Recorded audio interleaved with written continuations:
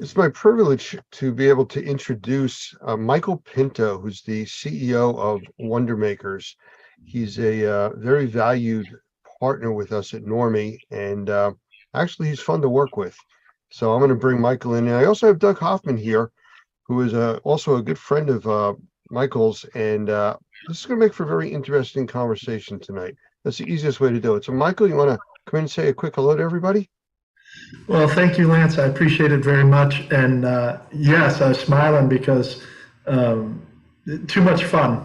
When we deal with Normie, I know we get a lot of work done and everything, but it's just good people to work with, and certainly count you in that, as well as Doug. And just very pleased to be here talking about the NCMP. Thank you, Michael. Doug, I don't know, you consider my team player with us?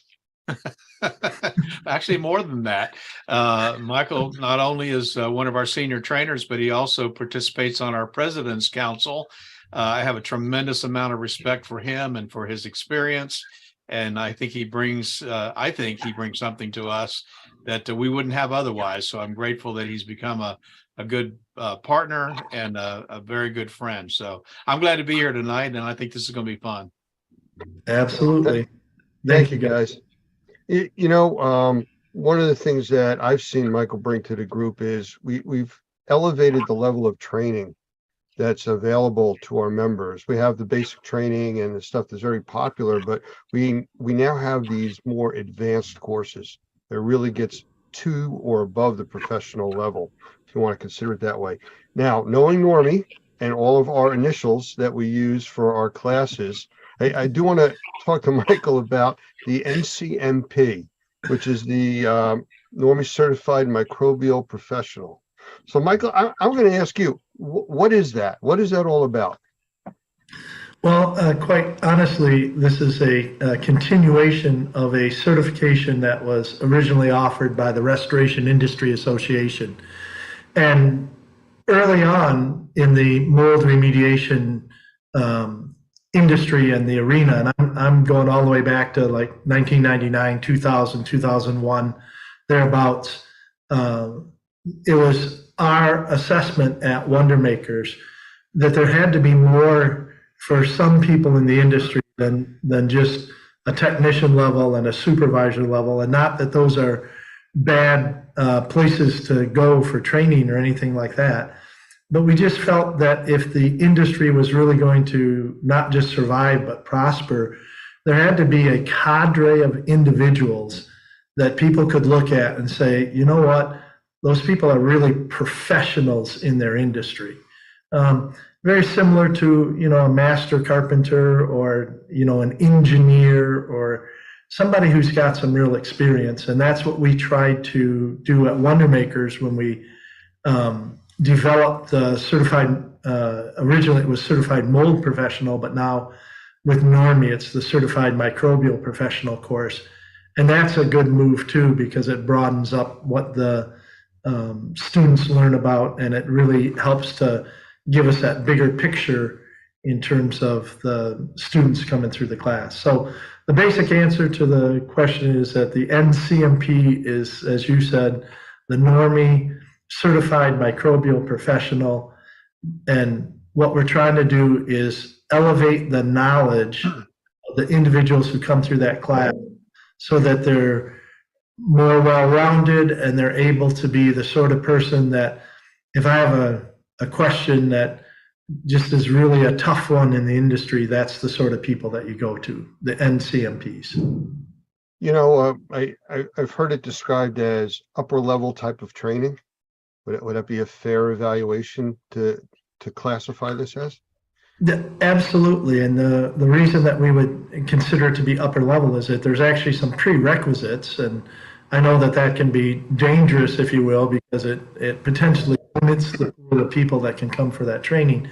But to even qualify for the training, a person has to go through either the Normie Certified Mold Remediator course or an equivalent. And depending on where that equivalency is, if it's from ACAC or IICRC, it may be that combination course, which is more of technician and a supervisor course. It could be, somebody who gets into the CMA, CMR, where they're learning a little bit about the assessor side as well as the remediator. But like I said, there's going to have to be some level of training and generally experience in the mold field or in the microbial field before somebody qualifies for this course. Now, since it's the NCMP, they also, which isn't a tough criteria, but they do have to go through the Normie Professional Practices course, and that's just so that they understand what they're dealing with. Again, if they're professional and we have professional practices, it's pretty bad if professionals don't know the professional practices they're supposed to be following. So that's a prerequisite to it. That's built into the emphasis of those professional practices is built into the NCMP course. So it is good that they know that before they get there. Doug, you and I have talked over the years about, people coming to even our remediator or assessment course that needing a basic knowledge of the industry. I mean, if you don't know how to take an air sample, how do you go through a course about remediation or assessment? I mean, to slow the class down to teach that makes it difficult. And that's what it sounds like here. Yeah, I think that's exactly right. We're old enough to know that there's some things that you just don't learn except by experience. And there are some things that are going to build on the foundation, the truths that you understand, the techniques that you understand. You've got to continually build on that if you're going to get better, and I think be a better asset for the public. Oftentimes, an entry-level course might get you into the business, might get you into the industry, it might get you a license. But one of the things that has always frustrated us, and I know Michael completely agrees with this, is there are some guys right now in Florida that are taking a one-day, quote unquote, refresher course to get licensed in the state of Florida. It's how in the world can you do that? We do a 3-day class, and in some ways I wish it was 5. So having an opportunity to really encourage our members to think in terms of developing their techniques and their processes and helping them better understand the industry is only going to provide better services, and I think more truthful services, frankly, to the public. And so, as we always say in our classes, if our members look good, we look good. And part of that is just making sure they're trained properly. Absolutely. I think I'm going to add to that, too. I'm going to jump in and add a little bit to that. The other thing that we've seen since I've become a Normie member a few years ago and really got involved with you guys is there is a desire that the people who are in Normie who really want to be the best in the industry, they want to go up a step. And you see it in the folks that show up on the Tuesday night for the continuing education credit. You see it in the folks that are jumping around to the different tracks to pick up, information that's related information so that they can just be more well-rounded and everything. And I believe we see it in terms of the people that want this, as you put it, Lance, upper level training so that they can better understand how everything ties together and, be a real resource for both clients and their company.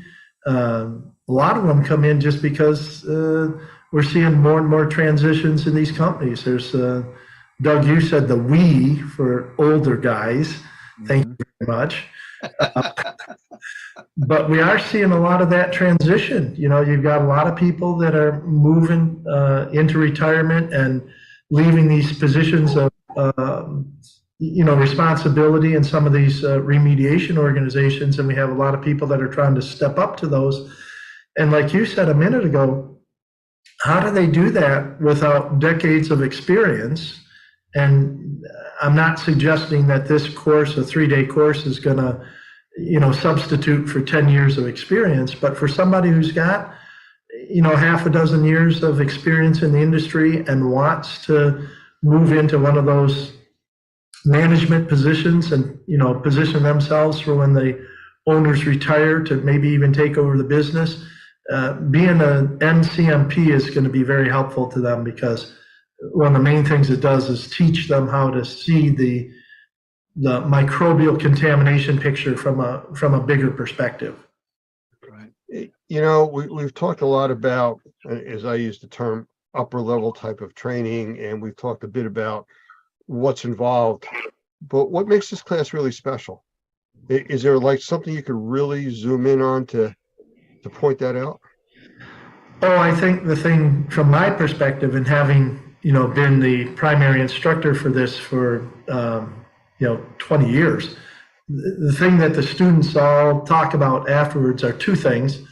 One, it's a combination of learning and learning together. So there's a big emphasis on case study, and we get the students in the class, whether they're even participating online or live in the classroom. We get people working through these different case study scenarios, and honestly, at the end of the class, we hear every class where people say, and quite bluntly, what we learned from you, Michael, and the slides and everything was interesting, but what really made a difference in terms of this class resonating and us feeling more confident to go out and deal with some of these projects was working it through the case studies, because they're not simple.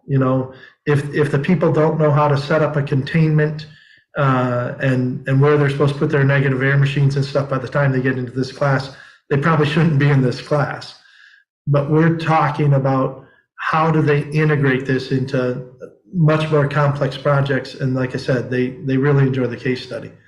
The other thing that makes the class special or unique or different is that it doesn't just end with a class. And I know this can be scary for people to hear that there's a post-class requirement, but that is, if you're going to be considered a professional in the industry, you have to demonstrate that somehow. And so we do have a post-class requirement.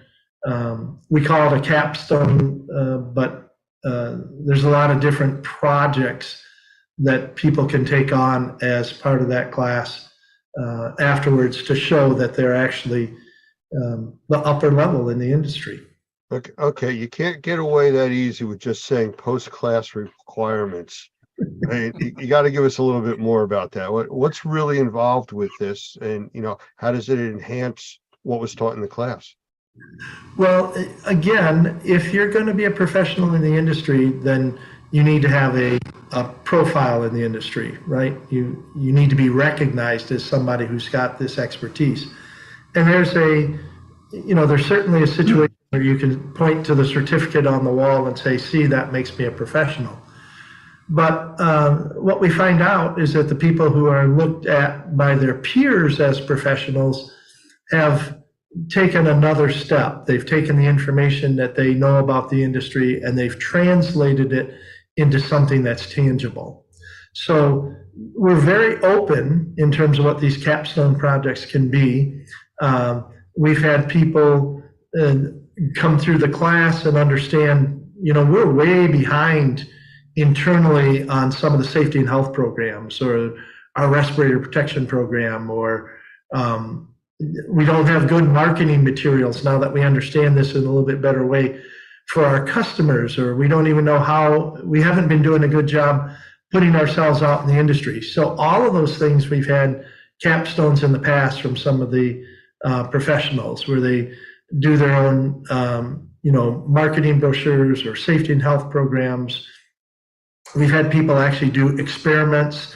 They come into class and they've kind of had what I call a burning question. And this one gentleman just was totally fixated on the whole idea of the 10 square foot rule, which came from the New York City guidelines.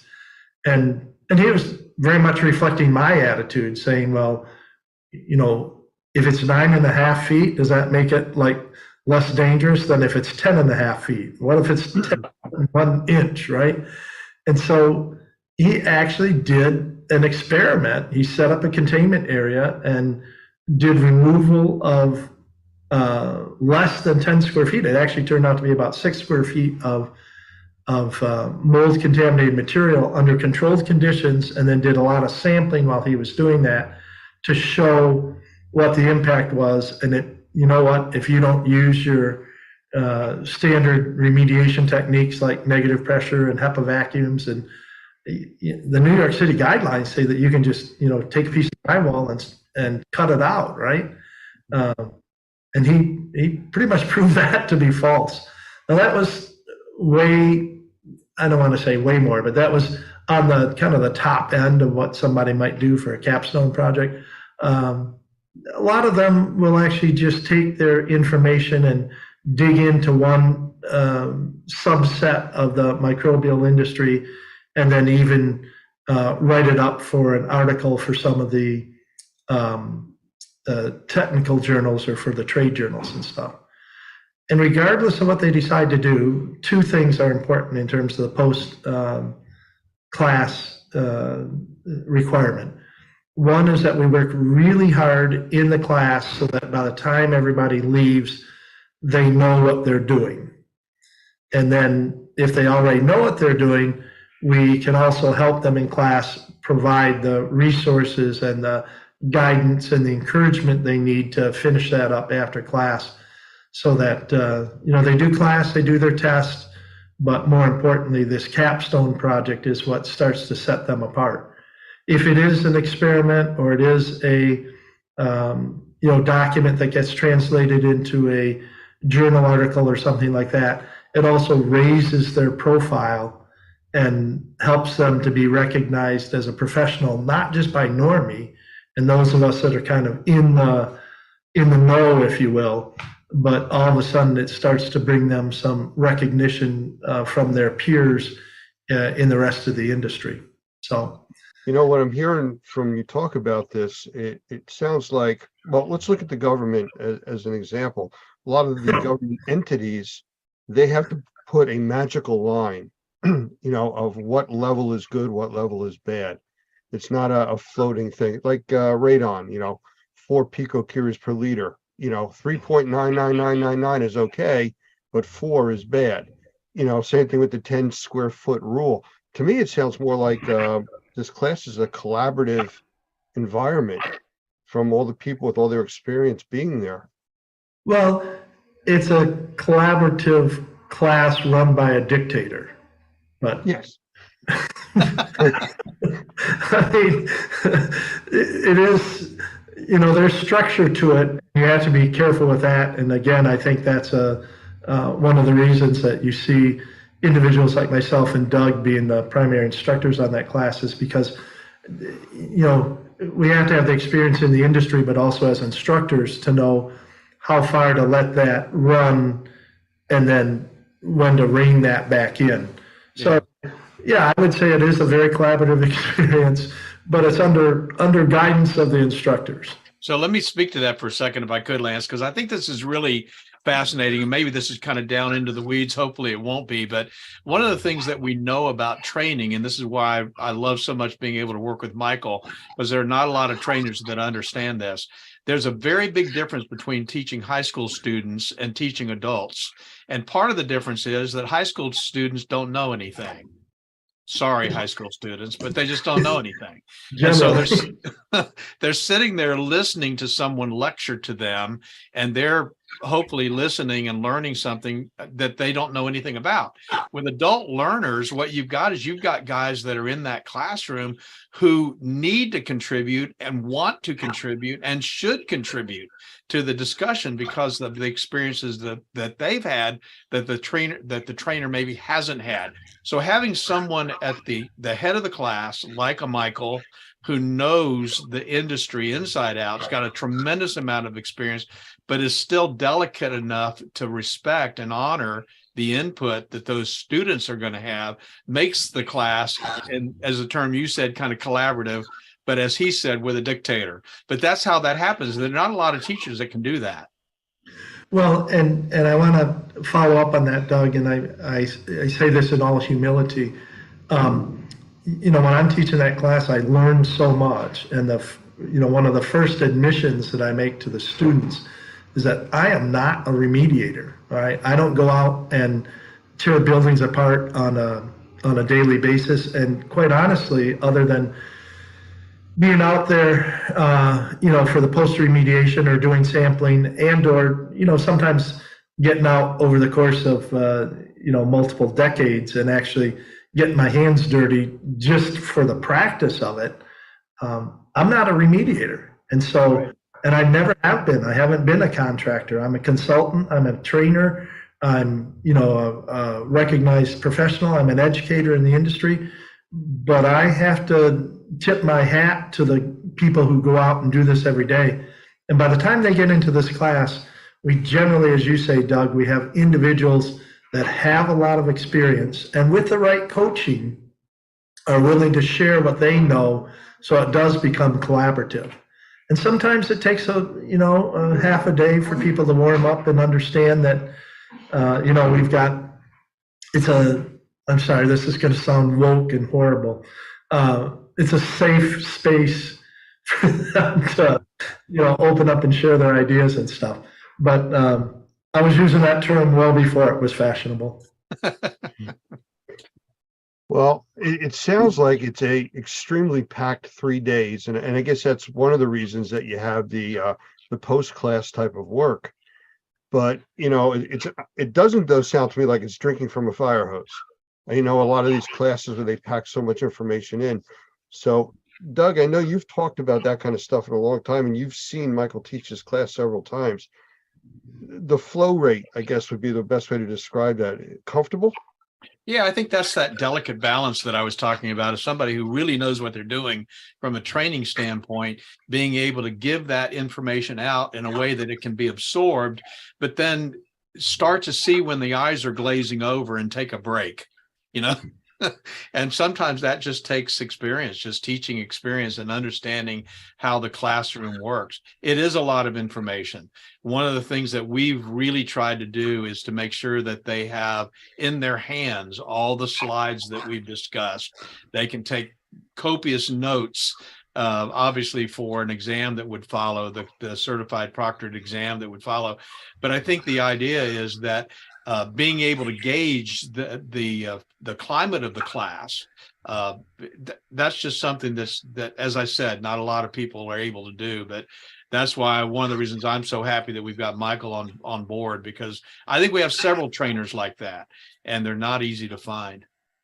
Well, thank you for the compliment. What I will say is that it's real work to teach that class too. I mean, to be an active listener, it takes as much energy as to be an active speaker. And each class is different, more so than the mold technician class or even the sensitized individual classes that I teach. The NCMP class is different because I have, as a lead instructor, I have a little bit more tendency to let some of that collaborative discussion run, and then have figured out how to bring it back, or how to, if I have to trim a little bit from some of the, subject matter that we're going to talk about. Like you said, they have all the slides there so that they're not necessarily losing any of the critical information, but we may, speed up going through some of that in class in order to give more time for the discussion, depending on where the discussion's going. Or sometimes, depending on who's in the class and the whole dynamics of it, or just toward the end of the class, a lot of times they're just tired. And so, a lot of times it reverts back toward the last afternoon of the class where I do a little bit more of the lecture style presentation than throughout the rest of it, just because if they've really been at it kind of hammer and tongs for 2.5 days, it can be wearing on the students as well. Doug, as executive director of Normie, how do you see the NPMC course really, or CMP, affecting the Normie structure? What does it actually bring to us? Well, I think this is a good time for me to talk about the Normie Pro designation, which I think is so significant. And that Normie Pro designation, which, oh, by the way, no one has yet, which not even Lance nor Doug nor Michael has this designation yet, was actually born. The Normie Pro designation was really born out of a need, as many good ideas are, to provide to the public a professional who could handle virtually any kind of issue, any kind of problem that they might face. And it was born out of this need when you and I, Lance, got a call from BP Oil, and they said, we need somebody to go offshore and do an assessment on one of our deep water oil rigs. And we both looked at each other and went, do we really have a Normie member who's qualified to do this? Somebody who has the safety training, someone who has the security clearances, there's somebody who has the experience in the background. Because when you get out on an oil rig, deep water oil rig, there's only one way out and one way back, and it's a helicopter. And there's not a lot of discussion or being able to, run to Lowe's and get something. So we decided, well, this is something that we should do. And so we did that. But out of that was born this idea of how do we get our guys to a master level? I think everybody's very familiar with what that terminology is. ICRC talks about that, and others. How do we get our guys to the level where they can handle even those kinds of jobs? And so our dream was, and our goal was, which is now coming to fruition, was to have enough advanced training where we could have the designation Normie Pro, and we could give that to individual in the Normie membership who had the training on sensitized individuals, regular CMA, CMR, understood how to deal with formaldehyde, understood building sciences enough to be able to deal with air infiltration issues, knows what a blower door test is, knows how to spell a manual J, has had the advanced microbial professional classes. How do we put all of that together and say, this guy, this lady, we're going to give this designation to Normie Pro? And then when we get those kinds of calls, that's the person that we can send on that kind of project. So the Normie Pro designation, which again, I say nobody has, we're still working on that. We're hoping that by the end of the year, with the help of the President's Council, we'll have some very specific criteria so that folks can get there and get that designation. And we have some now that I think we could get pretty close, may already be there, to be able to have that designation. That's where Normie is headed. We're going to set the standard for the highest level of professional training that's in the market today. And I frankly just don't believe anybody else has been doing that like we intend to. And with Michael's help, with the President's Council help, I think we're going to create something that this industry has needed for a long time. And again, I just love jumping in on what Doug lays out as the foundation here. Truly, this NCMP class, one of the main ideas behind it is to help people see microbial contamination from a much broader perspective. And that was some of the stuff that you were talking about, Doug. There's great pieces of equipment and there's good things that we can steal, if you will, from the radon industry, like Lance had referred to earlier. And there's things on the asbestos side, there's things in the safety arena, there's things from all these different industries, general indoor air quality. And the more we can get people to think about it in terms of concepts and how these similar concepts can be applied to a project, but when we're faced with a potential problem, we don't have to be restricted to trying to find a mold piece of equipment or something, right? We can see it from a bigger perspective and reach out and realize that, hey, there's things from the indoor air quality arena that we may want to put in here. A great example, just if I can be a little bit, suck up just a little bit, is the ionizer for the the tail of the negative air machine that's available, the PRVK, right? That's not really a mold remediation piece of equipment, or that's not an idea that really came from the mold remediation arena. But it's an idea that fits the mold remediation arena really well as asbestos abatement and lead and just air cleansing, air washing when you're doing whole house cleaning. It's a technology that we're bringing over from somewhere else, and people need to understand a little bit about how that interacts and can be used in so many different arenas. So I'll give you one, if I can, Lance, I'll give you one insight into some of the things that are going to be different in this particular class and some of the other classes that we're doing. In fact, at the new CMA CMR class that we're going to teach next week, we're going to introduce the concept of air washing, low pressure air washing, which is something we've never done in our training before, but it's brand new, 2023 for us. It's not new to Michael. Michael knew what it was. In fact, he helped me helped me understand how we could fit it into our training program. But I think the point that I'm making is that our classes hopefully will stay up with the industry, and in some cases maybe stay ahead of the industry. And that's why they're constantly changing. You come to a CMA CMR class that we do today, it's not the same class that we did before COVID. It's just not. And the NCMP class that we're going to do next is going to be different than the one that we did before. Yeah. And the other thing I would share there, Doug, and building on that, is that the only way we stay at and above where the industry is to rely on the people that are working in it every day. That's right.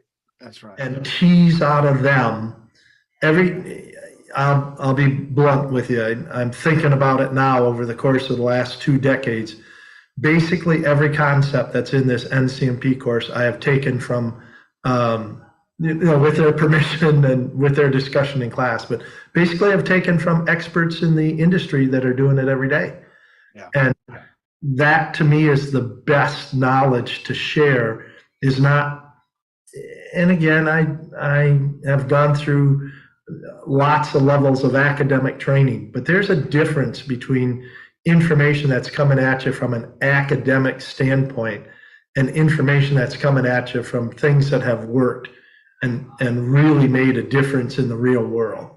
So, Michael, that's so important on so many levels. I mean, we teach in our classes about, for people that are becoming supervisors, to ask the people doing the work that have the working knowledge, how to improve their conditions, improve the technologies, give them what they need. And that's exactly what it sounds like you're talking about. Well, the other thing I would add to that, Lance, is that it's important for the professionals to look and listen and learn. As I said, the more advanced I get and the more little buttons and designations and all the stuff I have, quite honestly, the humbler I'm getting, because I just am figuring out how much I don't know in all these different areas that I probably should know to pull together. And I'm honored, quite honestly, it truly is. I think about it, I'm honored to be an instructor in this class, because I'm sharing ideas. And, you may have heard the term, I'm sure a lot of people have heard this term, standing on the shoulders of giants. And the crazy thing about that is that a lot of the giants whose shoulders we're standing on for this class are peoples whose names are not necessarily household names or even really well known in the industry, quite honestly. They're just individuals who go to work every day, do a really good job, and are creative as how they do it, and we're kind enough to share some of that in that collaborative portion of the class that then we can build on and use for the next one. I knew the word collaborative was going to come back in there someplace. Well, I had to for your benefit, Lance. Thank you. Anything else about the class either of you would want to say? Well, yes, I'll just say that I think this class, whenever it happens, we're looking at dates coming up in the next couple of months. But whenever this class actually happens, I'm really highly encouraged by the guys that have been taking our CMA, CMR class.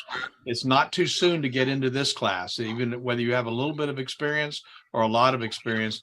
I think if you've been trained by Normie and you have that basic foundation CMA, CMR class, this would be a very, very good class for you to take.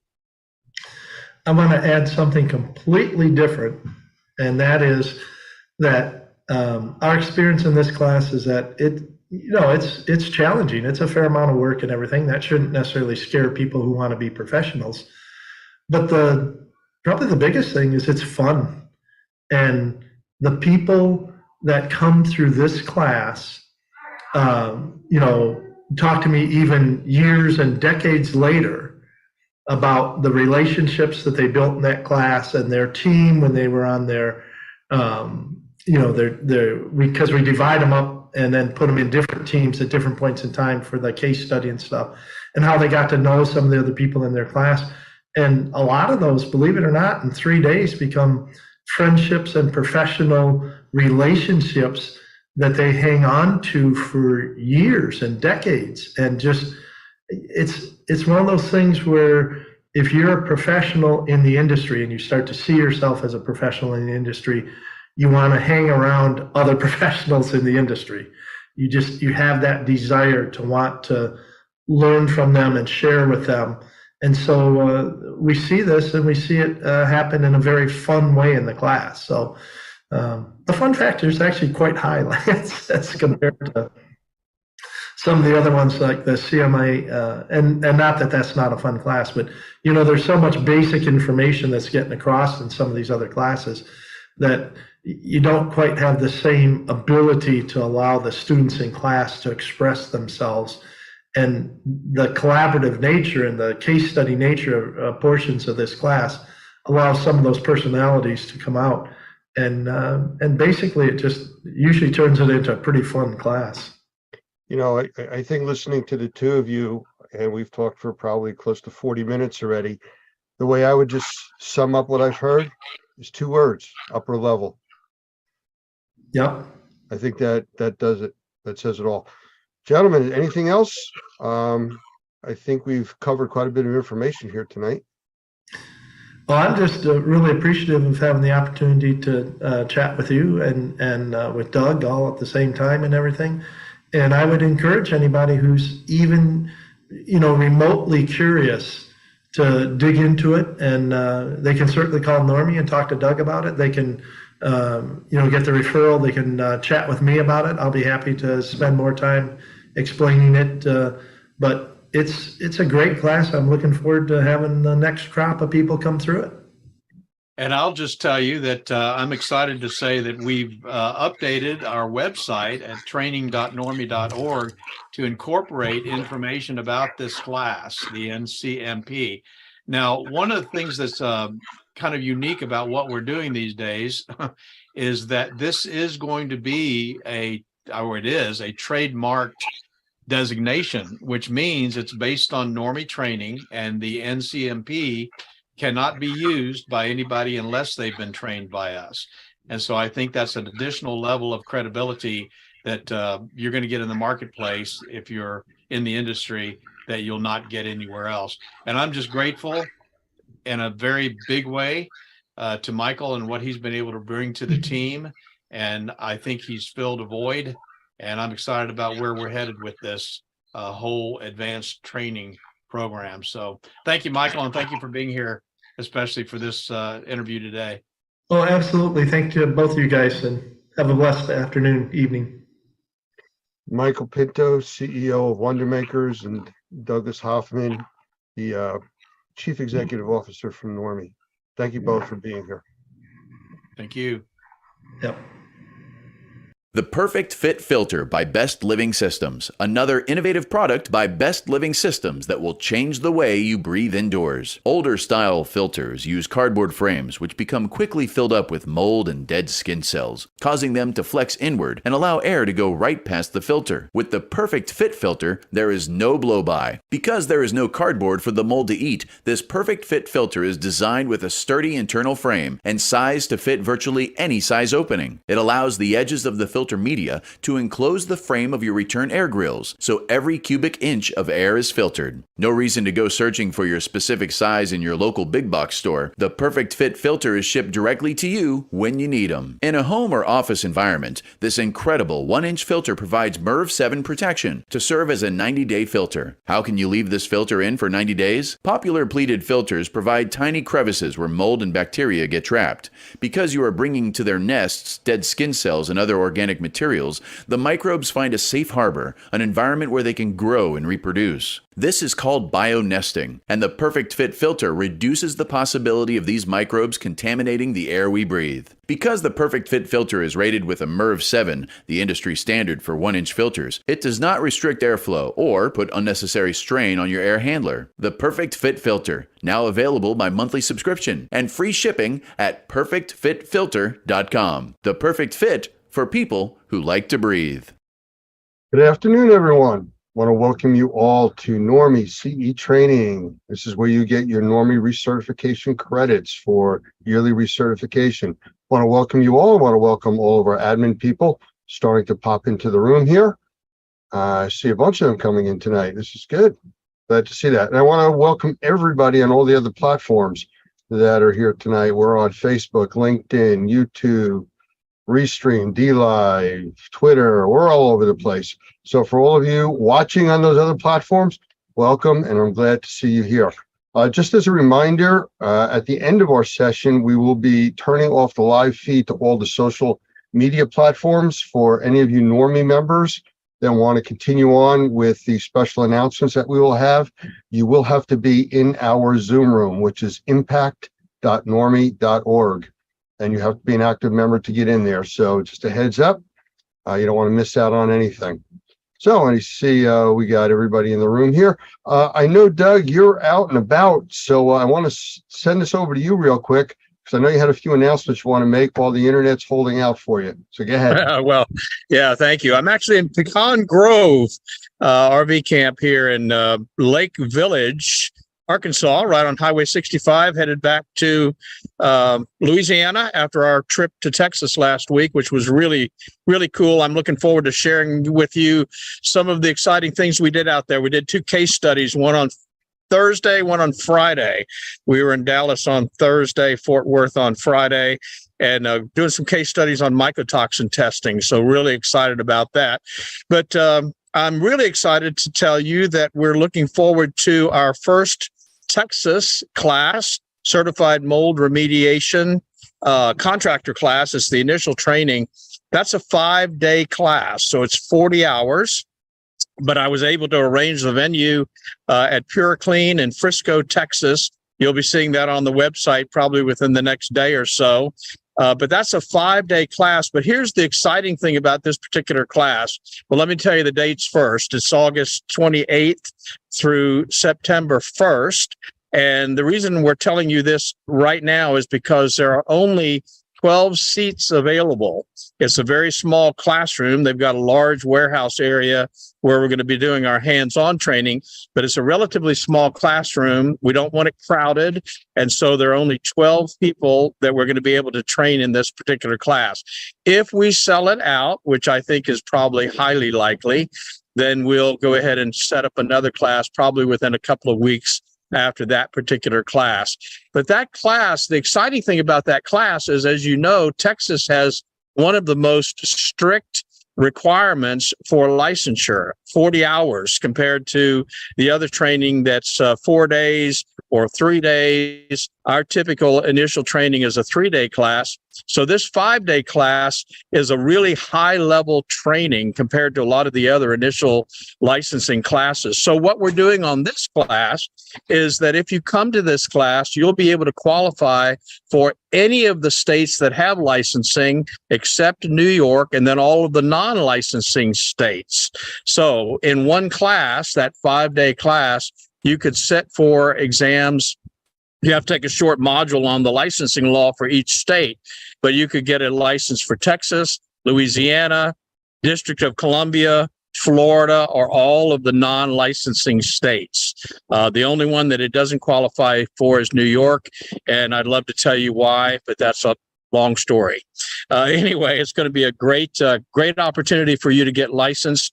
If you need a license in any of those states, or if you just want a license, DC license is incredibly easy to get.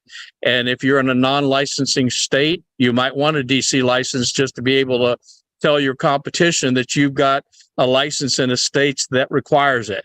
So that's going to be August 28th through September 1st. And I just wanted to share that information with you. Thank you, Doug. And I know you're traveling, and we're going to be talking about the Normie Pro Environmental Task Force tonight. And that's kind of part of what you're traveling with today. Any chance you can swing a camera around or get Norma on the screen? For sure. As most of you know, a year and a half ago, or almost 2 years ago now, we purchased a motorhome, and we affectionately called her Norma. And I'll just show you, she's parked right over here. That's her right there. And I'm taking her back to Louisiana, where we've got a place where we can store her inside and get her ready for some major event that might happen, where we can go out and start giving information out to the public. We're not interested in doing disaster recovery work. What we're interested in is going into the field and being able to give folks information they need about cleaning for health, for the insurance needs that they might have, what FEMA can and can't do for them, those sorts of things. Maybe even we've got a command center, so we can provide an opportunity for them to charge their phones if they need to. We'll have phones there, so if they may want to make some phone calls to some friends. Anyway, it's just going to be a great opportunity for us to help folks that are in need. And so that's why I'm in Pecan Grove RV in Lake Village. I'm on my way back to Louisiana earlier today. All right. taking What Norma. happened to the clothes you wore? All right, very earlier good. We got today? somebody's mic on someplace. I'm not quite sure whose that is. Then the only other thing I wanted to share is I didn't want anybody to forget about the class in 2 weeks, 3 weeks in Fort Lauderdale with the CMR class, June 6th through the 8th. And then also, if you'll go to training.normie.org, if you go to events.normie.org, you'll see the Cleaning for Health schedule. And we want to encourage everybody to take that OSHA training that we've been working on. Absolutely free class. Gavin does a phenomenal job. Does he have the stories or what?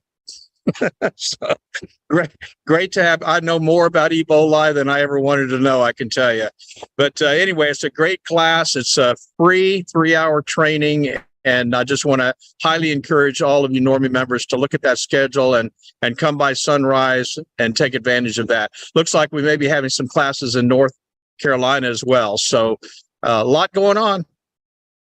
Well, thank you, Doug, and I appreciate you pulling over at the rest stop there so you can get on the call with us. We appreciate I'm spending that. the night, and it's not a rest stop. Well, you know what I meant. It looks cozy. All right. Well, this is, I think, a good segue to get into what we're going to be talking about tonight. I just want to acknowledge, we have quite a few of our staff members here tonight. Roger just jumped off the screen. Jenner's here. Tim is here. Mike is here. And we have Gavin in the room from ISSA and GBAC, who's going to be helping us out here tonight with some of the talk that we're going to have, because he's very familiar with what we're doing. And we've been in close contact for a while now, going over some of the particulars about what we're trying to do with the task force and with his Cleaning for Health and all the other things that come together. So with that said, I think we should get started here. And Doug, you may want to just check me on the dates, but I believe the task force came into existence in 2014. I think that's right. Because I know we had phone systems were set up then for regional FEMA calling, which I'll talk about in a little bit. But we started back in 2014, and we were involved in quite a few different projects back then, going back to even Hurricane Sandy, which is what hit the Northeast, New York, New Jersey, pretty devastating up here. Not as powerful as a lot of the storms that hit the South, but we are definitely not prepared for storms of any size up in the Northeast. I mean, there's parts of New Jersey where I'm from where almost 60% of the area is either asphalt or cement. There's no place for water to go. So even the small storms can be devastating up here. So we were involved with a lot of what they call long-term recovery groups, where we met with the health department, the state health agencies. We were out to different community areas and different parts that were really affected. I was involved with 3 different counties with the recovery group. So we actually went and we spoke, we talked, and we helped people out. Just absolutely amazing, the things that we learned about how as prepared people are when you take it off of tabletop prep and you put it out in the real world, how much of it doesn't really work. I mean, they were all excited talking about some company donated a warehouse filled with mattresses for people that had lost places even to sleep. And they took all these mattresses in and stored them in a metal building, non-conditioned. They were no longer usable. The intention was good, but it was a lesson learned. You can't store things in a moldy environment. So in any case, these are the lessons that were learned that we were able to help out with correcting them going forward. Other things that we did a lot of work with military families. We were approached by some of our active members that were working with military families that were really, really struggling. And as a 501c3 nonprofit public charity, which is what the task force is, we were able to take in donations and help provide them with equipment, technology, and support to help improve their living conditions. So that was definitely a feel-good thing for us, and it absolutely helped them. They were kind of stuck and didn't have any place to go. So those are some of the things that we get involved with. Unfortunately, a few years ago, I'm sure you've all heard, unless you've really been hiding under those rocks, about something called COVID that kind of hit the world and shut down a lot of programs that were out there trying to do good because of social distancing and not being able to be in any kind of groups or gather. So the task force kind of took a back seat for a little while, basically because it had to. And we just kept moving on in the background, meaning we started striking up alliances. Gavin's here as one of our strong alliances with GBAC, the Global Biorisk Advisory Council, and ISSA. Great supporters of us, Normie and the Environmental Task Force. We're big supporters of them, and they are helping out with a lot of our training and grant work. Gavin, I'll have you in a moment. Just give me 1 second. Just want to get through 1 or 2 more things. So the program was on hold, but we haven't stopped. And we've gotten to the point now as we approach the 2023 hurricane season. It's time to really start stretching our wings with being available, seeing what resources are still going to be available from what we had, and to take on new people. There are a ton of people that we have trained over the last several years since COVID hit, and we haven't really been able to give them the opportunity to take part in the task force. That is what we're talking about tonight.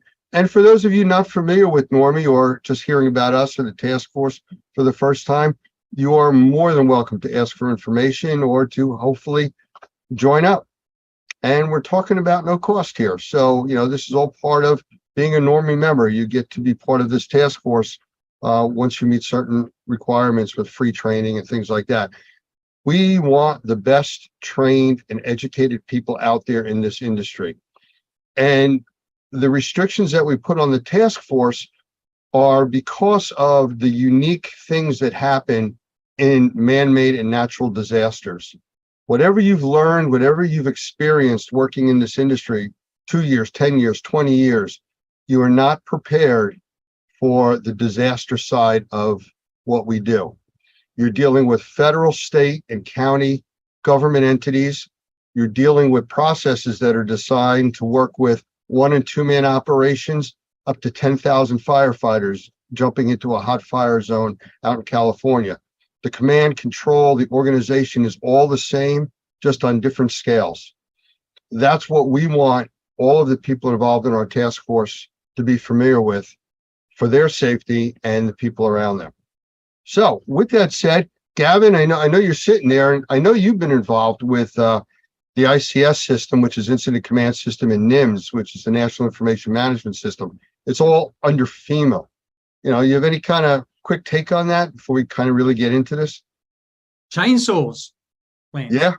Let's start with, so it's really interesting because, my background is 12 years in the military.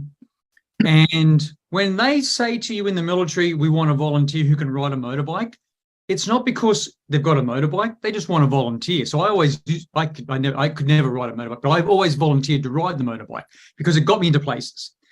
When you look at the emergency management and the disaster response systems here in the US, if there's one thing I would recommend to everyone to do, and this is, I've never paid for this, but this is what I've done, over the last 30 years, I went and got my chainsaw license. And the reason I did that, Lance, was it was like volunteering. Whenever they do a tabletop exercise or they do a drill or they want someone to deploy, and I was a doctor, they went, gosh, have we got any guys who can use a chainsaw? And I went, yeah, I've got my chainsaw license. So I got to go to all these disasters on the premise that I was going to use a chainsaw, which I never did, because I had a chainsaw license. And it sort of segues nicely, Lance, into what we're talking about. There are things you can do for no money or low cost to become part of the emergency management disaster response community. Yeah, you're absolutely right. And I'm going to get into that in a few minutes, where I'm going to talk about some of the basic requirements of ICS and NIMS, which is really the whole framework of how all of this starts, exactly what you're talking about. But before we get into that, some of the other things that you bring to the table here are access to grants. I mean, right now you're providing training for the essential personnel. We have grants from other companies, which we'll talk about too in a little bit, for more training. It's all about training, and we want to get the best training to all of our members, Normie members, Normie Task Force members. As much of it as possible is free. And that's the majority of this emergency management stuff. And I'm not saying let's all go run and do emergency management, but if you're going to work in any of these zones as a remediator, assessor, a drying company, a home inspector, you need to know the rules. You need to know the boundaries and the safety things that happen in those environments. You don't just walk in and say, okay, I'm here. They're going to send you 10 miles away to meet with a branch organization that's going to coordinate what's going on at that scene. And if you don't have the right credentials, you're not going back there. They're going to stop you. You're not going to be allowed into these areas. They need to keep them under control for safety, at the very least, and then security and everything else. So with that, you bring the whole training about essential personnel, and you're the senior director of GBAC, the Global Biorisk Advisory Council. That opens up a whole nother area of things that you are able to help us deal with, from infectious outbreaks to just knowing how to decon ambulances and vehicles and work trucks. I mean, that's a whole nother side to this industry that people really don't train on. No, you've got a really good point there, Lance. For the years that I've done emergency management, or I would say more precisely disaster medicine response, before the disaster occurs, you've got to get on the list. So whether it's a national deployment to a state or it's an international deployment, when we sit there and we know we're about to deploy, we go down and go, who do we know? Who does this? Who does that? Hang on, I need one of these. And that short list is people who are on the list. So there is a way to get on the list where you live locally, where you work, through your emergency management agency. A lot of communities have what's called the CERT, the Community Emergency Response Team, which is a volunteer of just local folks who get together and they'll practice, they'll drill, they'll talk about emergency, but that gets you on the list. You can actually just reach out to the local emergency management agency where you live and ask, what do I need to know? How do I get on the list? And it's called the list. So, and I'll tell you why, Lance, and if you sort of live in the world that I live in, I just got a notice now that Guam is a territory of the US. We have an Air Force base there, very important Air Force base. We have 2 naval bases. We have the Guam National Guard. Guam is about to get hit tonight at 9 o'clock with a super typhoon, Category 5 hurricane. It's called Mawar, M-A-W-A-R. It is the strongest storm that we have seen since 1962 in that region. And when a similar storm hit Guam in 1962, it wiped out over 95% of the buildings. And then a storm that wasn't as strong hit in 2002. And if I just check my notes here from this morning's briefing, it did it was 144 mile per hour winds, and it caused $700 million of damage in Guam. The storm that's expected to hit tonight, its last measurement was 155 miles per hour. We're calling for a storm surge of 25 feet and 20 inches of rain on Guam tonight. And they're the sort of situations we have addressed right now. Think about, what do we need? Okay, we know the military's there, but they're going to be destroyed. They're going to be devastated. They're going to be victims of the storm. What will the US be deploying tomorrow morning after the storm passes, and what things do we need? And a lot of that comes down to discussions that we've had with Doug and yourself about how we can do much better.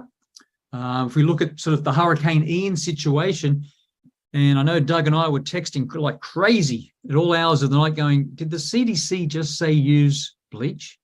Because we don't do that. And so it's really important that we look at the science, the evidence that we have within our industry, and we bring those best practices by being on the team, making the list. You know, you're absolutely right. And you mentioned tabletops before, and that's what I was talking about. You know, the tabletops are where the basics come from. But then from there, when you get out into the field, you need people from all different vocations to look at what's really going on and say, wait a minute, you can't do that. It doesn't make sense in the real world. But that's the whole point of us getting all these people with all these specialty talents. But everybody still needs the same basic framework. The classes that we were talking about from ICS, the basic classes that are recommended are ICS 100, 200, 700, and possibly 800. And what they are, 100 is what's called Intro to Incident Command. Now, you're talking about a Cat 5 plus hurricane hitting Guam. It's a massive, devastating event. But the same principles and concepts that are going to be deployed there already, that are being deployed there, are what would happen for a local brook overflowing its banks and flooding a neighborhood, just on a smaller scale. Yeah, so this is a good point. All of my students at Penn State, where I teach disaster medicine, public health preparedness for both natural disasters and terrorist emergencies at Penn State College of Medicine, I tell them, if you want to make the list, there are 3 courses you must do. That's ICS 100, ICS 700, which the ICS 100 is the introduction to the incident command system. And interesting, everyone should understand, Lance, the incident command system is something that was invented in the US. And it was invented by, with the forest fires back in the 70s. And we have taken that system of decision-making, that system of allocating resources that are limited, there's, of space, staff, and stuff to make it work in a disaster. It's about a 2-hour course. I'm going to talk about how to really do these courses properly. ICS 700 is the National Incident Management System, which will, when you make the team, you'll hear this acronym NIMS. It's the National Incident Management System. That's about a 3.5-hour course. And ICS 800 is the National Response Framework, which is the NRF. You must know the National Response Framework just at that high 50,000 foot level. And then ICS 200, I would do 4th. I would do 100, 700, 800, and then the 4th course I would go back and do ICS 200 because you now understand what's going on because ICS 200 covers basic incident command systems for initial responses. But each of these courses are freelance and they give you a certificate. And Exactly.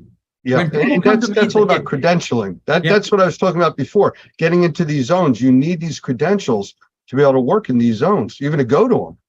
Yeah, so when people come to me and say, I want to come with you, Gavin, on the next tornado, hurricane, ice storm, forest fire, and I'll go, have you got the certificates? Before I even ask for their name. If you've got the certificates, at least I can start having an intellectual conversation with them. What are your skill sets? What are your core competencies? What can you do? What can't you do?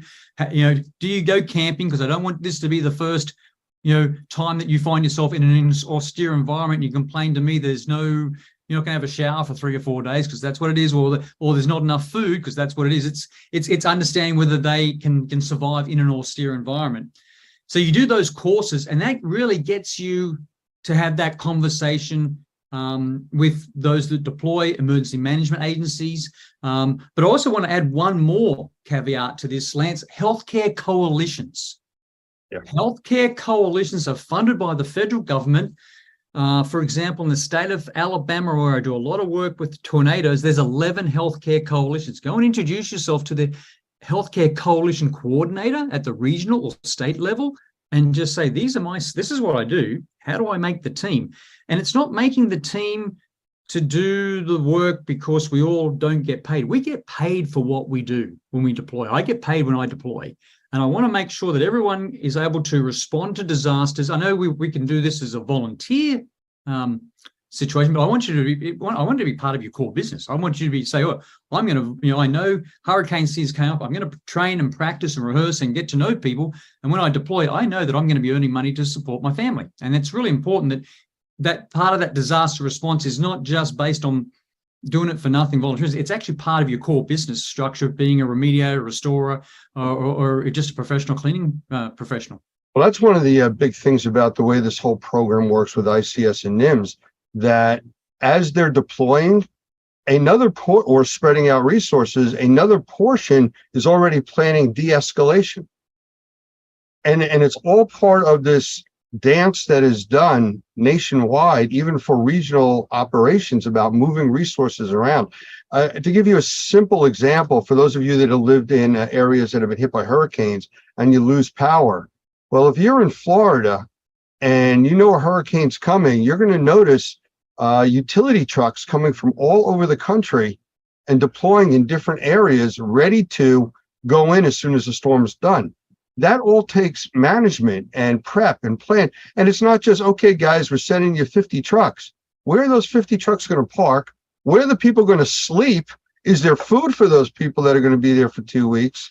So this is all part of this management system. You can't just walk into a disaster and say, okay, I'm here. Because, 6 hours later, when you're hungry and there's nothing to eat for 50 miles around, that's all part of this planning and this management system. So I know Gavin had said about talking to your regional coordinators and things like that.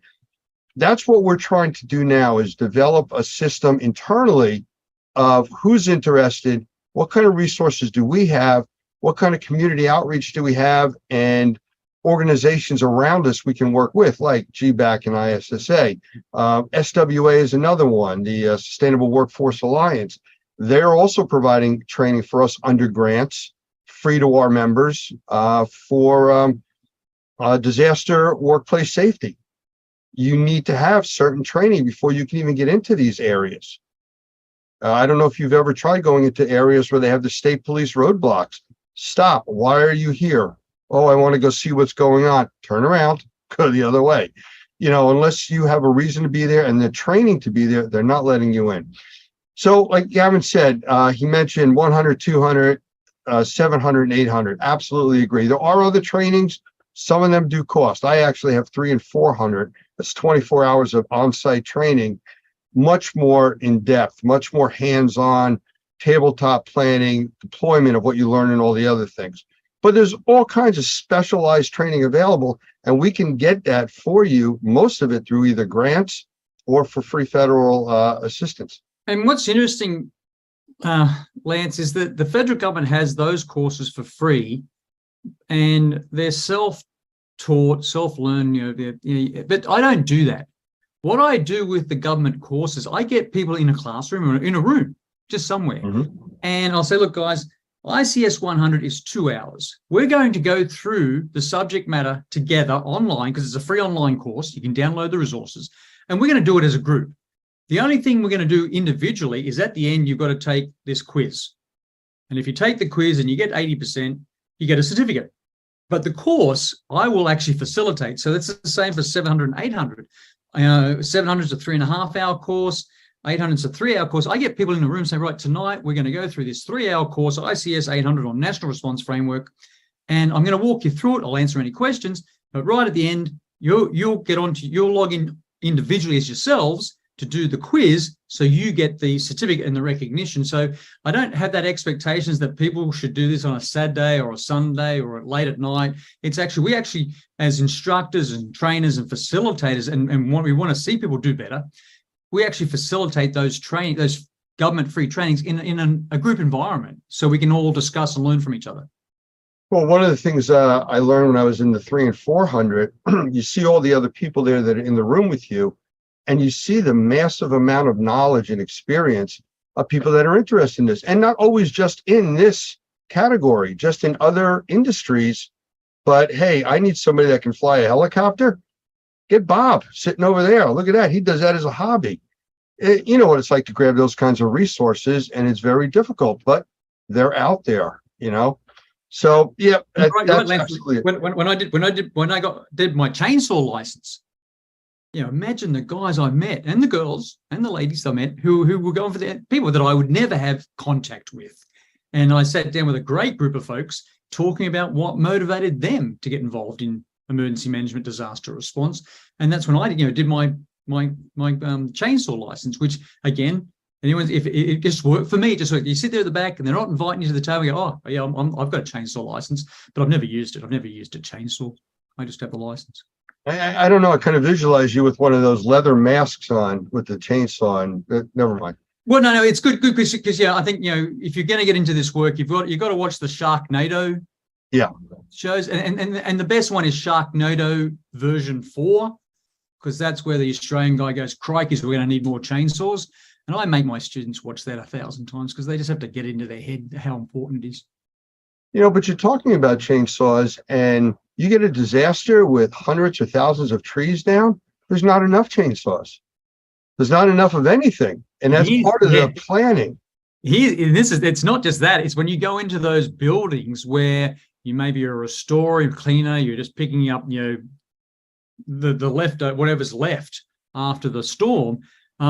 The chainsaw really comes in handy. There's, you know, walls, dry walls down, collapsed buildings, collapsed doorways, garages, the walls, the whole lot. Yeah, it really does come in. But the point is that you show your versatility, that you're useful. You've got a few skills. As you've correctly said, Lance, 100, 700, 800. I would start with that. I then at the fourth I do 200. And then, but we do it as a group. We do all this learning as a group. But then we also can help facilitate, engagement with those that make the decisions, both at the emergency management, both at the local agency level, the state agency level, the federal government agency level, and then there's other organisations like the healthcare coalitions, which we want to get you plugged into as well.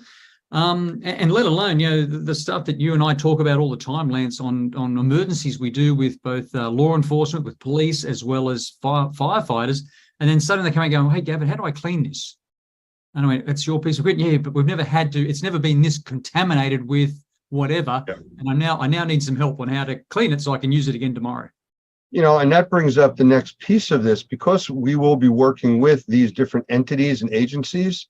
When they have problems on the more personal level, a very localized side, who are they going to go to for help? People that worked with them during these disasters.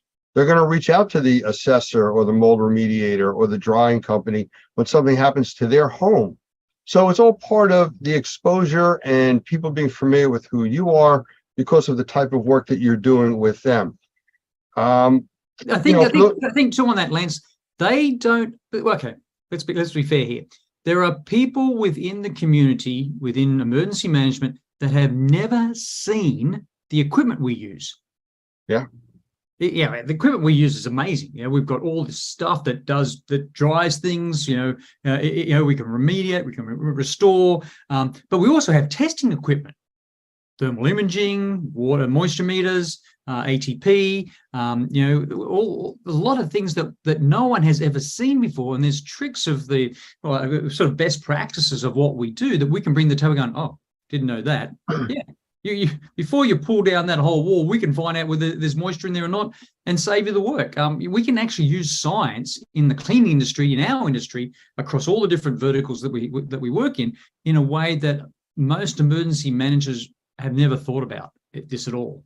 Because we know we were working with local Americans here at the local level, and if we can't help them, they're going to wait on insurance money that's going to take a very long time to come, or they're going to wait on a government or state grant, which will not be sufficient enough for them to survive on. So we want to ensure that when we respond based on evidence and science, that we can help them rebuild, restore, recover in a way that helps them. It saves money, saves lives. And this is an area of emergency management disaster response that I think is a huge opportunity for all of us.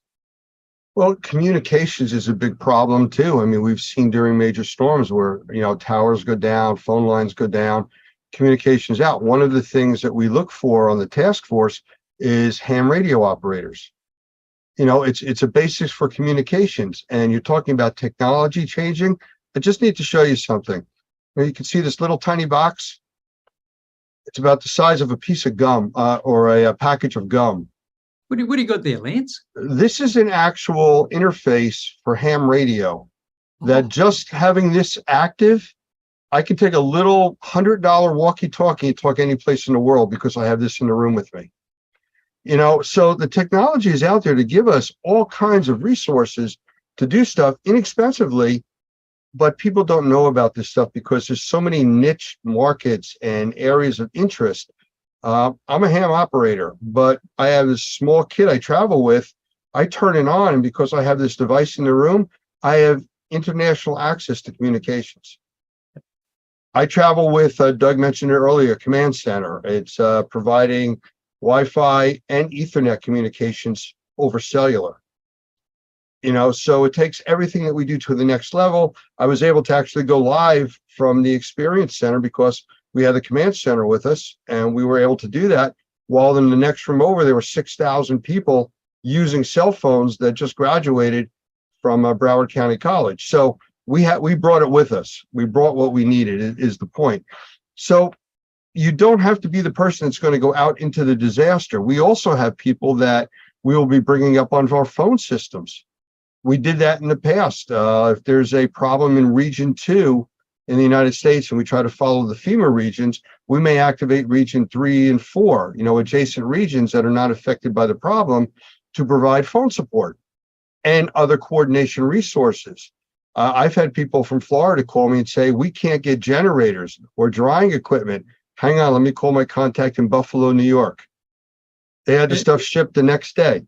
And that's a really good point, Lance. The number of disasters that I've deployed to, in my career it's a big number. But the fact that we've tried in certain circumstances, especially when it comes to water damage, to procure equipment, and it's just blown our budgets. It's been unrealistic.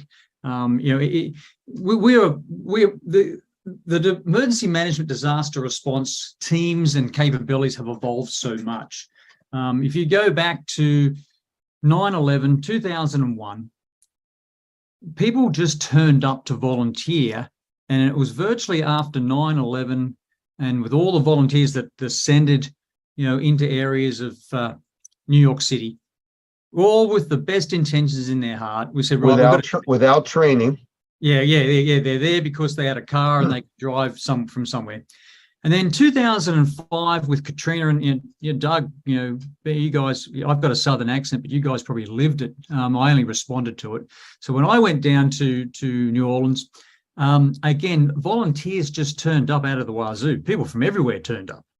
And it wasn't, and so what we've tried to do, and with these FEMA courses now, it's trying to control the volunteers and get some sort of formalization coordination. So when I work with my students, the people I work with on deployments, those 4 courses that we talked about, they are the basic fun. That's how I can separate those that just volunteer because they've got good hearts, those that have volunteered that really know that we're going to an austere environment. It's going to be tough, and there's going to be lots of work to do because they've taken the time to do at least 10 or 12 hours of a FEMA course.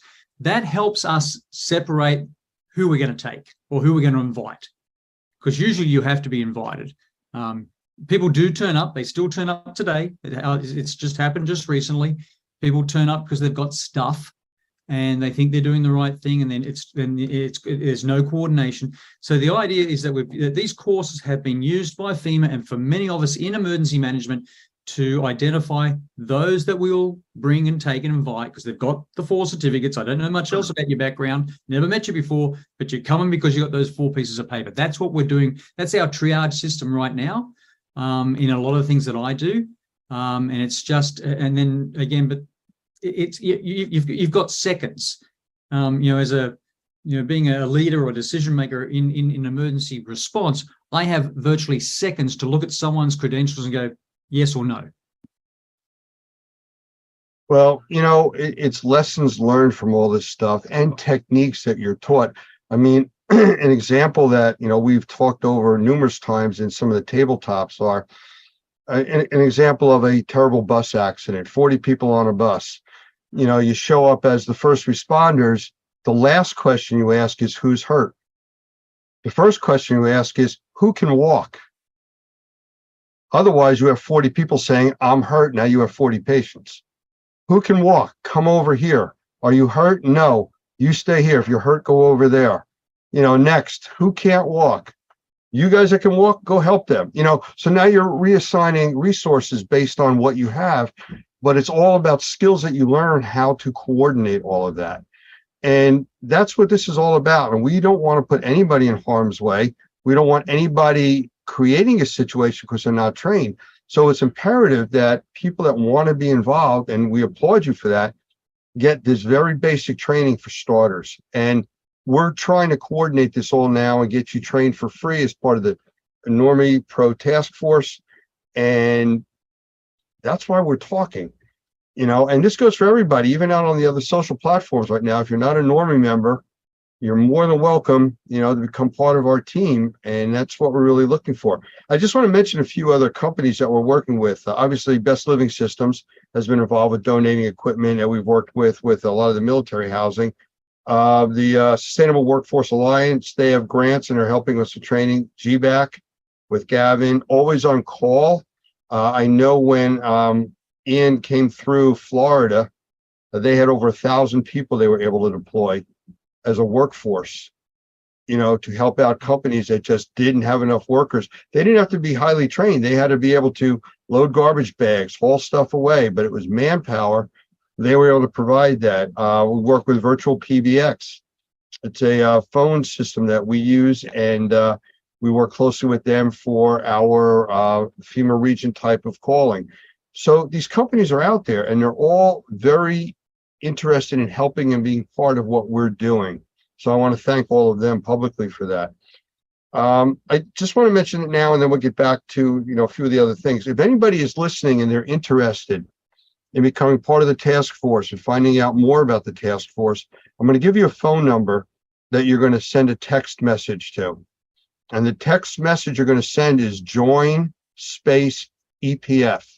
The space is not the word space, it's just a space in letters. So it's JOIN space ETF. And you're going to text that to 877-251-2296. And we will gather that information and reach out to you with more information. Doug, I see you popped in the room there for a moment. I did. Yeah, I did. I just wanted to say just a moment about what we're going to be doing at the experience, because we're going to actually be building some training around the task force.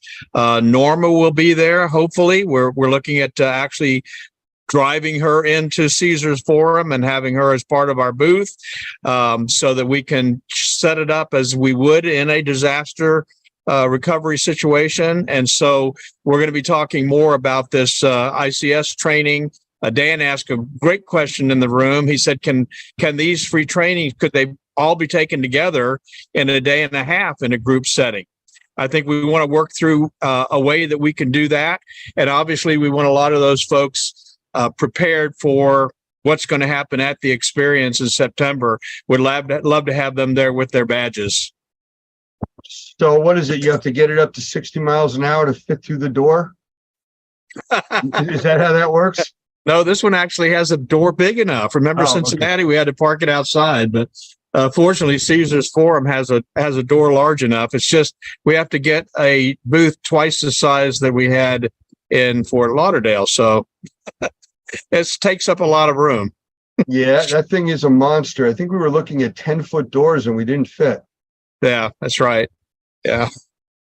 And here's another thing that people should be, should know about, Lance. When you deploy in responding to a disaster and you think you know what you're going to do, that's not how it always pans out. And if you you think, oh, I've got this piece of equipment. I've got, they know me for this. This is what I do in my day-to-day normal life. And I'm deploying to help because they want me to help with this. And then suddenly if I'm the incident commander or I'm leading a team, I'll go, hang on, I need guys to go do this. And I've had people say to me in the middle of a disaster, really bad situation, we didn't come here to do that. I went, yeah, you did. You came in to do whatever I told you to do. So we have, and you can't do that. You really have to be part of the team. If the team leader says, I need this to be done, then he's saying it for a reason. And it may not be what you think you deployed for, but it's definitely what needs to be done. And so many people, when they deploy, you won't see the big picture. You won't see all the moving parts. You won't see everything that's going on. You will fit into a little team or a team somewhere in a certain geographical area, and you'll be told to do this work. As we go through that initial response, as we move into recovery, then it becomes a little bit more defined, less chaotic, and you'll start to then go and do your remediation, restoration type work, your drying work. That will happen, but that's not going to happen in the first week or two with a hurricane, a flood, or a tornado. No way in the world. Right. And so it's really important for people to understand that when you deploy, just say yes. Just when they ask you to do something, just say yes, because that means you're coming back. You're going to get invited back, and you're going to get paid for it, and you're going to get to stay there longer, and you can do really well from a business perspective, on these disasters, because they're not just hours or days; they last for weeks and months. One of the things that I've seen at a lot of emergency sites that I've been to, the piece of equipment that is probably the most welcome there is what they refer to as the canteen, the food trucks that pull in. So. Yeah, it's interesting, Lance, that in, was it 2004? I got deployed to Indonesia after the earthquake and the tsunami, and I got deployed for 9 weeks. I lost 20 pounds on that deployment. But I remember I lived in a house with 26 other guys, and we got there on day 4 after the earthquake and the tsunami had hit Banda Aceh in Indonesia. So 160,000 dead, 210,000 survived. And I found a chicken, and I followed this chicken, and it laid an egg. And I came back into this house because we were eating boiled rice at that stage with ketchup and anything else we could find as a condiment to spice it up. We had boiled rice. And I had this egg, and I fried this egg, and I put it on top of my boiled rice. And I've never, ever in my life had to share an egg with 26 other people. But I did. And the point is, they wanted to go out and kill the chicken, but I protected that chicken for a number of weeks just so I could collect an egg from it every day. It was pretty special. Yes, you are. We'll go with that. Well, we've talked about a lot of this high level stuff and, disasters and the type of work and running with chainsaws and stuff like that. But we're talking about remediators, assessors, drying specialists, home inspectors, structural engineers, insurance agents. All of these people belong on this team. They all have a specialty. They all have a reason and a need to be there. And that's really what this is all about. We're trying to coordinate it on our level to work with these bigger entities and to be able to provide help and service. And it does come back, like Gavin says, to help you out with your businesses too. Really, really good point you just made, Lance. Be able to tell what you do precisely and succinctly. As an incident commander, I do not have the time with my team, with what we're doing, to sit there and listen to someone say, I do this, this, and this. I want to know exactly what you do and how you do it, and then you'll be assigned to go do what you need to do. So it's, if you haven't started practicing that, if you're asked let's just say it's a flooding event after a hurricane, with a lot of debris around, and you come up to the incident commander and he'll say, what do you do? You should be able to say, I do this. And now's the time before the disaster to write your elevator pitch, write your half a page, to be able to just say, this is what I do. These are my skill sets, my core competencies. I can do this for you. So the incident commander go over there and start doing it. Because if you don't do that, you may wind up in the chainsaw division. Oh, look, I've had people try to haggle and bribe me and all. No, you don't do that. What can you actually do so I can get on with my business of running this disaster response and manage and keep everyone safe and get the job done, and know that I don't have to, because you're not going to get a lot of supervision in a disaster response. You're going to be told you've got this, and this, and that's the job to be done, and you're going to get it done this afternoon or today, whatever it takes. And then tonight, when you go to disasters, you often have like a 7 o'clock in the morning briefing and a 7 o'clock in the evening briefing. So you have a briefing. This is what we're doing today, everyone. And then we have a debrief at 7 o'clock at night around dinner time. How did it go? What else do you need? What have you run out of? Do I need to order more of this? Did anyone get hurt today? What else did you find while you're out there? We saw this and this. Okay. And then that night, the senior sort of decision makers, the managers of the disaster, then start sitting down and say, right, what's the task list for tomorrow?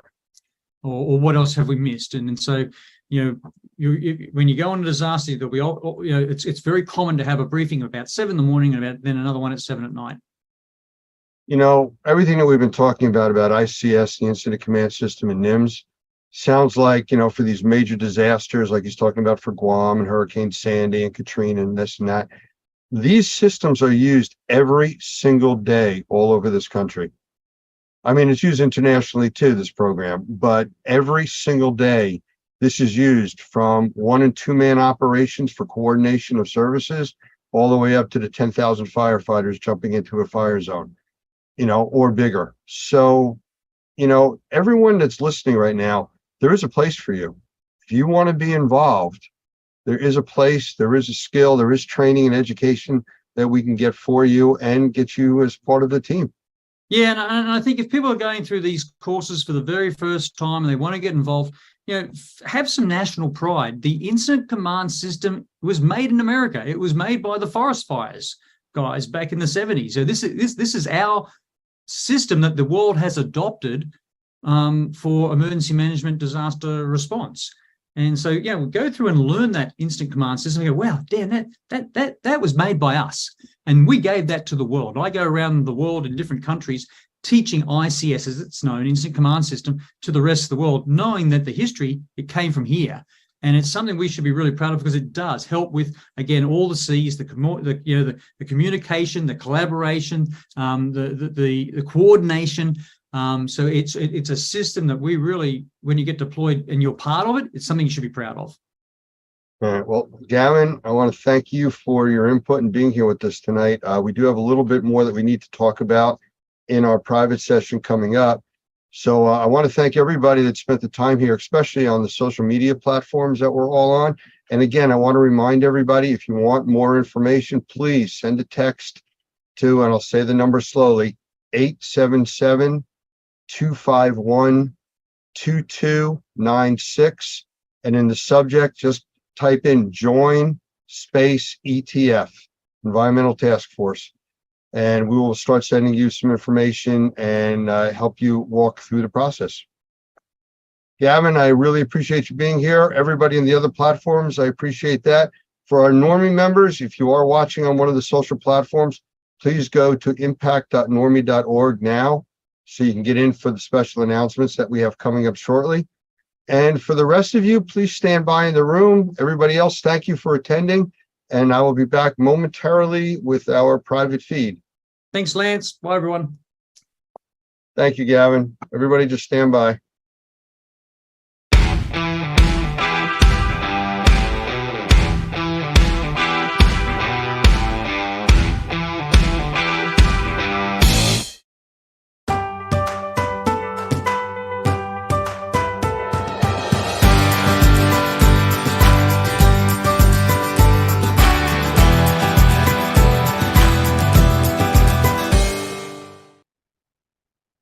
My name is Sandy Lazarovich. My company is Mastering the Art of Living Indoors, where I'm your indoor air doctor. I'm here to talk to you about an organization called Normie, the National Organization of Remediators and Mold Inspectors. They help take my business from a mere air purification technology provider to providing a holistic solution to your indoor air quality issues by defining and diagnosing indoor air quality problem, developing a range of solutions, and deploying and monitoring the effectiveness of those solutions, both short-term and long-term. Now, benefits to business owners of Normie is expanded my business offering from just technology to holistic solutions, bolster my presence among competitors, enhance my training and knowledge, develop me a network of diverse support throughout the IAQ industry.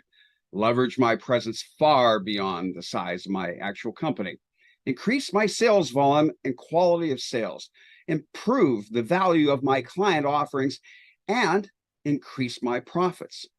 So if you're a business owner in the indoor air quality arena or sanitization, you need to join Normie now. Go to normie.org and check it out.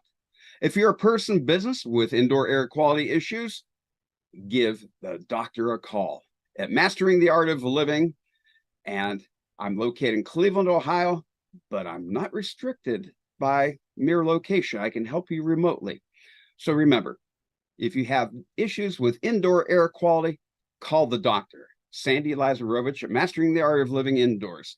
If you have a business that you want to grow and expand to be limits you couldn't believe of a few years ago, go to normie.org.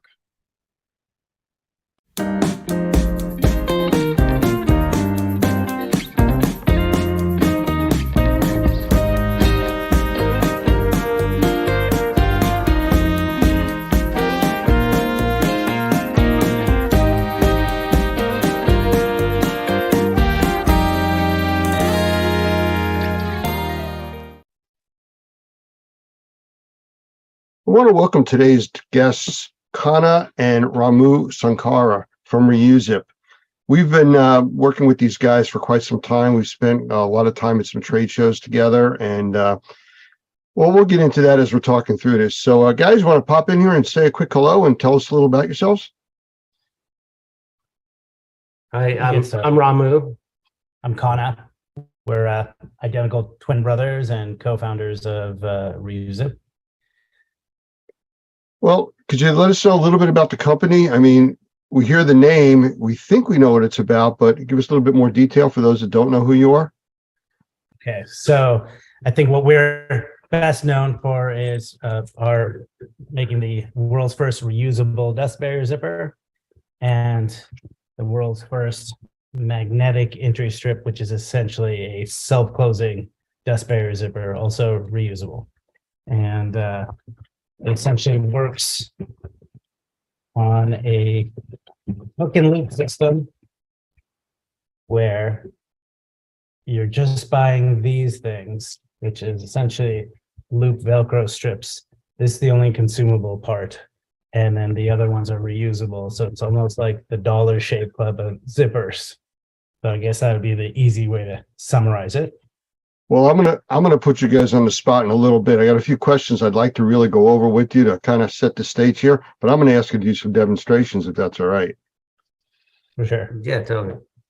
Okay, so I know getting in touch with you guys, I've had some issues because you're always traveling. I know you're at all the trade shows all over the place, and you're always someplace. It's kind of like, where are these guys? So, you know, how does it work out for you at the trade shows? Because I know I've seen you at quite a few of them. Oh, I mean, it's almost like we need a triplet, because it's like we're always slammed at all these things. It's which is great. I'm not complaining, but we're exhausted after these things because there's always like lines and we're demoing this thing over and over. And we're very grateful that it's something that's very that people care about. I know it's a small thing like a zipper, but we know on the job site they're interacting with this part of the containment all the time, and we're happy that we can provide some value there. Well, I know at the experience show and some of the other shows we've been at, you've actually been with us in our booth, and we've set up walls and demonstrated containment with your equipment, which has always been a big draw. Like you said, there's a lot of people there with a lot of interest. Well, I can say in the very, very beginning, we went to an experience and we're just, we didn't know what we're doing. You guys saw our product, and actually you're probably one of our first supporters. You took our magnetic strip and put it on your flood booth, and which was awesome of you guys. So we'll always be grateful for that. So thank you. And thank you for having me. Well, you're welcome. And you know what? It was a real good add-on because we were demonstrating containment and all the different ways that you can do that, and you have to access containment, and it was just a natural fit with what you do. Matter of fact, in our CMA and CMR classes, we demonstrate the Reuzip systems, I'm going to call it, or products, because you have several different ways of doing stuff, and there's no one size completely fits all. So we show your stuff, we do show a few other types of processes, and then pros and cons. And, you know, having that in there for the students to get their hands on it, touch it, use it, see it, experience it, makes all the difference in the world. So I'm going to thank you for allowing us to use that in our classes, because it does make a big difference. Well, obviously, we're yeah. Thank you. Well- but well, I should. We mentioned what we make, and I think I should say why we made the zipper and what makes it different, because people Sure. think, oh, well, there's dozens of other options like it. What we believe is that the entire restoration industry simply adopted what was around, and what was around was, we believe, remodeling and general dust containment zippers.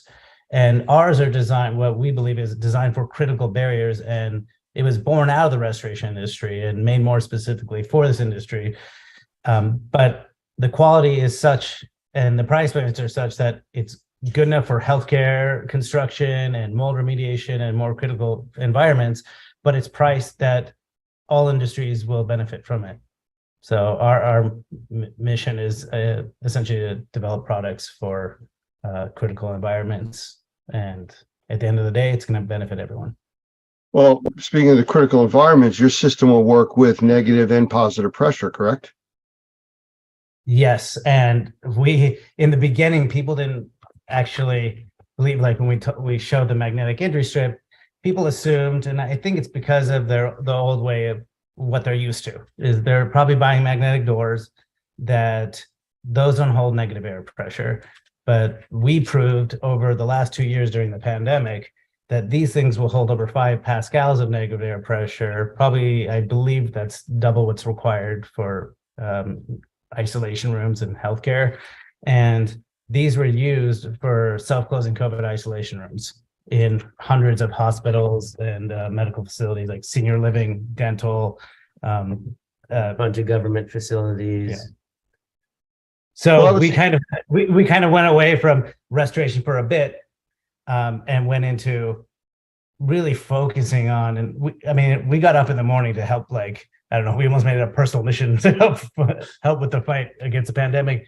And because we knew we had the only product that can remove, not just hold negative air pressure, but works in open concept, because you can position this thing, anything on a barrier, and it works with any size barrier. So all the barrier constraints are eliminated. But it was great to be able to partner with the restoration companies that would listen, because we actually enabled them to get jobs, like lots of jobs, because they would just use their containment skills to build barriers of all kinds of shapes and sizes, and then just install our product. So it was kind of a big win-win. Leftovers. Yeah. And oh yeah, totally forgot about that. One problem that we're happy to have solved is when we put these on, and we'll show you the demo later, but we would solve the self-closing access through isolation rooms. And we were happy we were able to get the doctors and nurses away from using the zippers, but they had brought up, well, one problem we have is gurney access.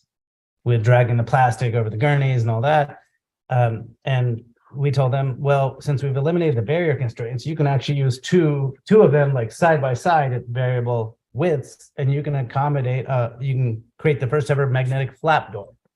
So now we're doing flap doors and double flap doors, and our products open up all kinds of different containment techniques. And then there's several from even one feature. Oh, you got it. They can go over the benefits and pros and cons. Yeah, even the simplest thing like this, which is we added a grommet at the bottom of our zippers, so you can do lockout, tag out by overlaying here and putting a cable lock through here. And people were doing that in facilities where they were fumigating, was it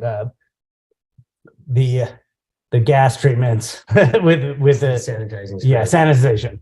And they would put the zipper on, lock it out, and let it sit for an hour. And then with our system, you can actually peel off the zipper and put the magnet in its place. The zipper and magnetic strip are interchangeable. On the same mounting strip.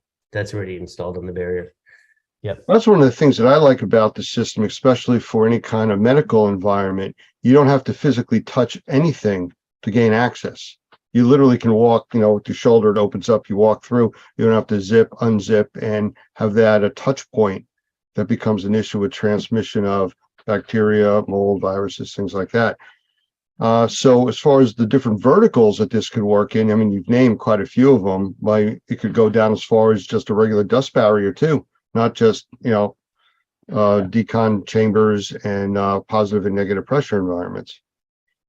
Yeah, I mean, it's almost countless. Every day we're getting different industries buying from us, from grow rooms, so that might be like mushroom farms and cannabis facilities, to people doing HVAC thermal control inside of trailers and RVs and retail facilities and food facilities.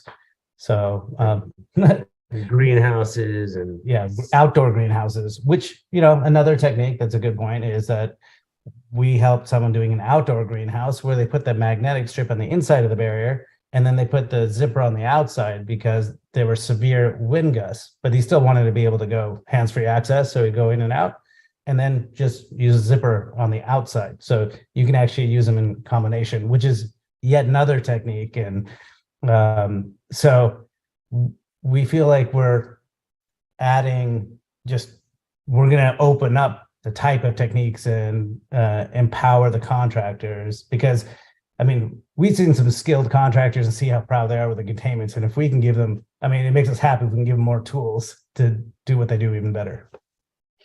So I was surfing around your website earlier. I just want to see if there's anything new since the last time I was out there. And what comes to mind is it's 4 terms, but you've answered some of it. I just want you to expand on it a little bit more. The words I found were reusable, reliable seal, cost-effective, and versatile. I know you've talked about versatile already. Can you touch on some of the others? I'll give them to you again. We talked about reusable. So you're only replacing the bottom piece? All right. So let me just do a quick breakdown of the entire zipper. yeah, right down the Okay. zipper, the points, what we saw with the reusability. Okay. So with traditional disposable dust barrier zippers, the complaints that we see all the time are the zippers jamming, breaking, and separating from the barrier. And, people having to use additional adhesive to keep it on there. We've eliminated all three of those because with this, for break resistance, we have a 7-gauge zipper versus a standard 5-gauge. So it's higher break resistance. There we go. The 2-layer system. So this is the peel and stick mounting strip. This will be added on. The two layers are too thick to get stuck in the zipper head. So they're essentially jam proof. And you don't need a special knife that cuts a gap or anything to create that jam resistance. You just use a regular utility knife down this cut guide, and it is the poly sheeting is not going to get stuck in there and stuck in the zipper head. So jam resistance. And then if you look at the back of this mounting strip, it's 100% high grade adhesive. You're not going to have to put on additional tape and, to prevent the zipper from coming down. We've heard about people who literally sent their technicians out to check their zippers to make sure the barriers haven't, failed or the zippers aren't coming down. The other great thing is replaceability. In the worst case scenario, the zipper breaks. Well, with other containments, you have to redo the entire containment. With ours, peel it off, just replace the zipper, and you're good to go. This zipper is probably the same, if not less, in cost than a disposable zipper anyway. And then the mounting strip is about a third of the cost of a zipper. So continual use will actually help you continue to save money. I mean, people essentially make money off of our zippers if they're using it more than once. And if they use it only once, it's not like you're out of pocket, like extra or anything, because it's comparable in price to a heavy duty zipper. All right, one last question before I ask you to show us a little bit about how these things work. I see you have a setup behind you. Pressure and strength. As far as how much pressure can they really handle? Has it been measured? You have documentation on that? We would say we had it field tested. We don't have it documented, but it's essentially been used in the field measuring over 5 pascals. We hit 7. Some people got it to hold like 11 pascals. I believe at one of the trade shows, just to test the disposable zipper strength and versus our reusable, I think we did hit over 30 pascals, and some of the other disposable zippers started separating from the poly and ours didn't. Yeah, that's ripping down the containment before our zipper's even coming off. Okay. With the Velcro, it's I can't say Velcro, it's hook and loop. There's a little bit of give that you don't, and adjustability that you get that you won't get with the disposables. Okay. Well, I see, I mentioned it before, you have a setup behind you. Could you give us a demo on how this works? Yeah.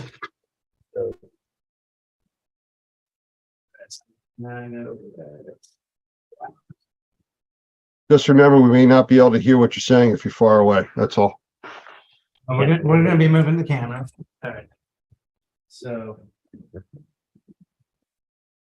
in the interest of time, we already put up the mounting strip.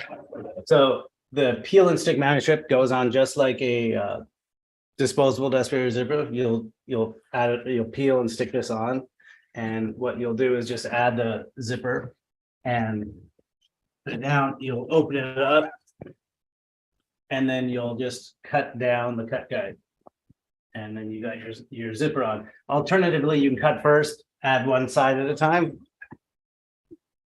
And once you've got it on, you also got this feature, which that's where you can either put a cable lock through the front or pierce through here and do it all the way through. And then you've got the lockout tag out with the zipper.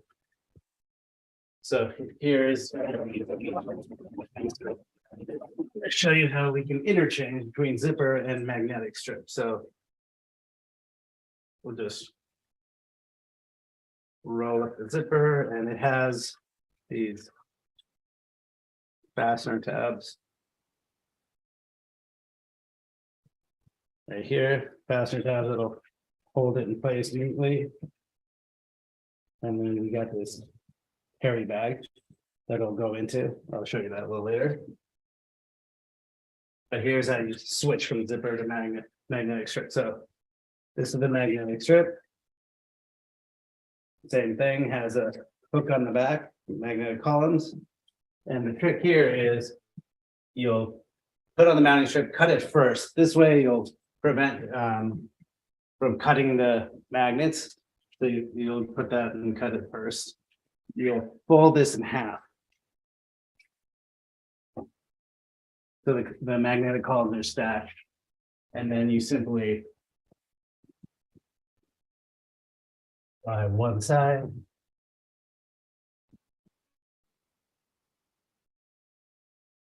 Come down.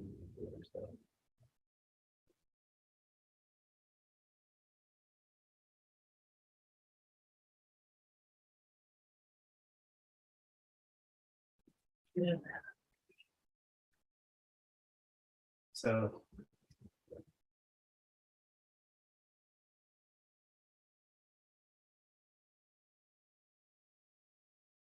yeah, and then this is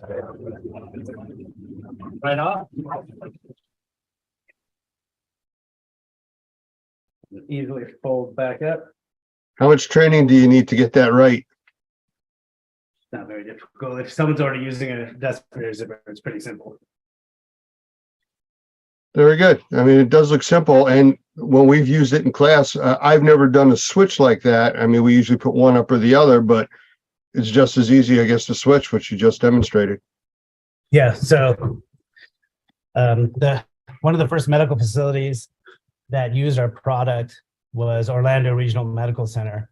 And there, I believe there's a board of people that were discussing our product, looking for a solution because they couldn't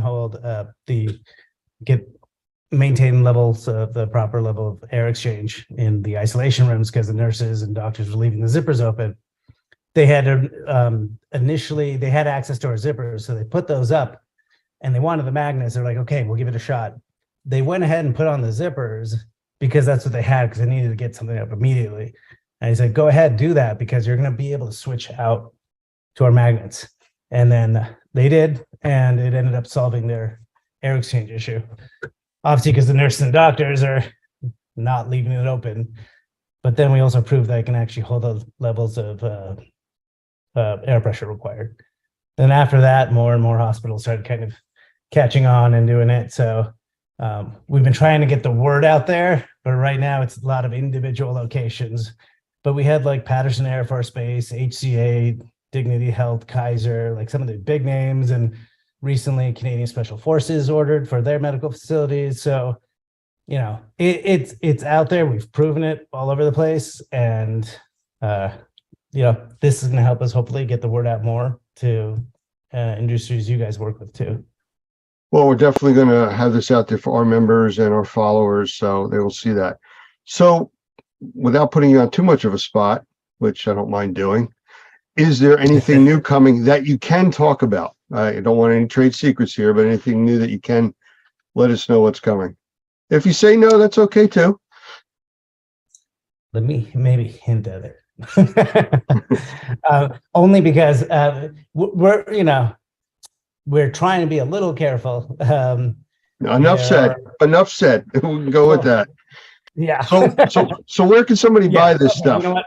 Better to cut me off. Yes, there Yeah. are going to be things, and I'll just say there are going to be things coming out. They're going to they're going to add even more containment techniques, and it's like we're excited about it. It's coming soon, but Yeah, you'll see it real soon. Okay. So where can somebody purchase this stuff? Is it in the big box stores, to distributors, from you guys? You know, where do people go to get the reusable systems? So we sell it directly online and on Amazon, but we also just recently, actually as of yesterday, just launched with Wesco Hazmasters Connie Safety. So that's in Hazmasters in Canada, Connie Safety's in the US. There are several locations of Aramco that have started carrying it. So we believe it will start going more system wide. And we have several big distributors testing this out right now. And so hopefully it's going to be everywhere soon. No big box yet, but we have companies like HD Supply and people like that reaching out to us to test it. So, And we're in some locations in UK and Australia, and we're starting to spread. So But that's good to hear, because we've also recently been doing stuff in Australia, the UK, South Africa. So we're definitely having an impact in a lot of different locations too. And for us, it makes it easier when we refer to a system or a product, or at least a type of technology, people are familiar with it, especially when we're going outside the US. So that makes a big difference. So that's a good thing. All right. How about contact info for you? What's your website for people to go to? www.reuzip.com. You can contact us at email at info@reuzip.com. All right. Any last question here? Any upcoming trade shows we can find you at? I think next one we'll be at ServPro's trade show, their big one in Tampa Bay in June. That's their Okay. national conference. That might be more exclusive to them, but yeah, nothing on the schedule just yet. We've been focusing a lot this year on the new products that we got coming out, but we'll be back in the circuit again probably next year. Okay. Well, I appreciate you spending the time with us. I know it's a big time difference. I'm on the East Coast, you're on the West Coast, but I do appreciate you being here. And we'll do this again when you can tell us about some of the other super secret stuff that's coming out. No, we'd love that. We appreciate it, guys. Thank you very much. Thank you. Thanks, Lance.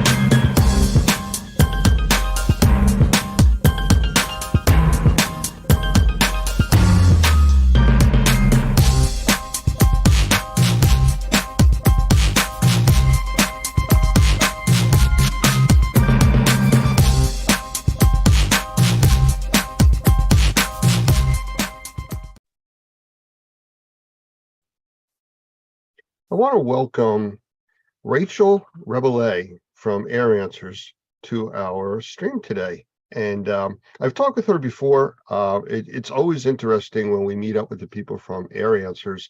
They're always coming up with something new and more high tech into the industry of indoor air quality, allergens, and some really cool scientific stuff. So, Rachel, how about a quick hello, and we'll start chatting. Hi. Well, thanks for having me, Lance. Really happy to be here. And hello to everyone out there in the normie universe.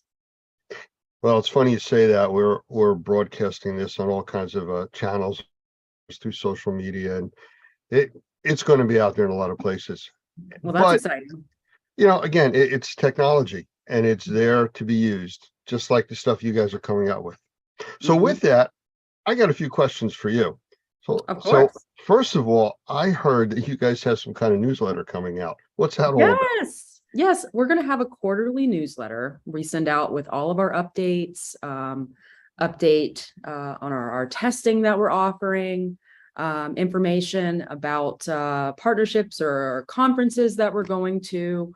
And there'll be a link on there to set up a consultation with us. It'll be a short 15-minute free consultation to learn more about the technology.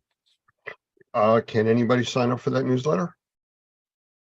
The newsletter goes out to all of our customers, all normie members. So yeah, I mean, anyone who's interested in it, go to our website and fill out the contact us for more information link, and we'll provide you with a newsletter. That's what I was looking for. So yes, okay. Because I know a lot of our members, even if they're not using your services as yet, and may still want to get that newsletter. Oh yeah, great, sure. Okay, I'm just curious, what prompted that? I mean, because you haven't done that in the past. Well, we thought it would just be, we always have so much going on, and we don't feel sometimes that we're getting that information out there. And this time around, we've decided we really wanted people to know what we're doing, new things that we're adding, things that would be potentially more interesting to different businesses. And, we just want people to know what's going on. Okay, very good. Well, I'll be signing up for that because I don't think I'm getting it yet. And No. I just found out that you're doing that. So, No. Oh, you'll get one. okay. It's important to stay up to date. And just so you know, I just want to segue into this really quick. I am using the official Air Answers coffee mug that I got at the last convention with you guys. It's an amazing coffee cup. I'll talk about that later. It's the best coffee cup. Yes, it is. All right. So as far as technology, and the coffee cup is a lot of technology because it keeps stuff warm for hours. Exactly. I know you have new tests coming up. I mean, we've talked quite a bit recently, and you keep describing new processes that are coming. Can you talk about some of the newer ones and the old ones too, but definitely the newer ones? Okay. Well, one of the things that we have coming out this week for anyone who's working with, cannabis grow facilities, we're adding botrytis onto our menu. We have powdery mildew, and then we're going to be adding botrytis to that. That is going to come out by the end of this week. It's going to be available for purchase. I know from what we've done in the IAQ industry, the grow houses are really concerned about the different powdery funguses and stuff. Oh yeah. And I'm assuming that's what you're talking about here. I didn't know the specific name before, but I know that they have to submit samples to different government entities for testing purposes, and that's one of the things they're really concerned about, because they could lose an entire crop if that's out of control. Oh yeah, the whole crop can go because of botrytis or bud rot and powdery mildew issues. But also for people who are working with those cannabis growers, one of the state requirements for a lot of different places is aspergillus. So we do have that aspergillus option as part of our mold genera testing as well, which could be helpful. And then we have one of our other panels, opportunistic fungal pathogen panel, There's two types, there's two species of Aspergillus on that one as well that could be helpful in this area, Aspergillus niger and Aspergillus fumigatus, which are two of the four Aspergillus species that are problematic for people who want to pass their state requirements. Are those the specific species that affect people with aspergillosis, I believe it's called? Yes, it's people who are immunocompromised, or Yeah. it makes perfect sense. I mean, if you're going to be inhaling something, or you're going to be using something for human consumption, you don't want them to inhale a bunch of different spores or kinds of molds that could potentially cause serious respiratory problems. Well, I know you've been expanding out all the different types of testing, and I know we've talked over the last 2 or 3 years about this, especially when COVID came out, because you do testing for COVID also. Oh, yeah. What else are you testing for, or can you let us know that you'll be testing for in the coming future? All right. Well, this is all new information, so I'll give you just like a little sneak peek, but we are going to be expanding our viral panel.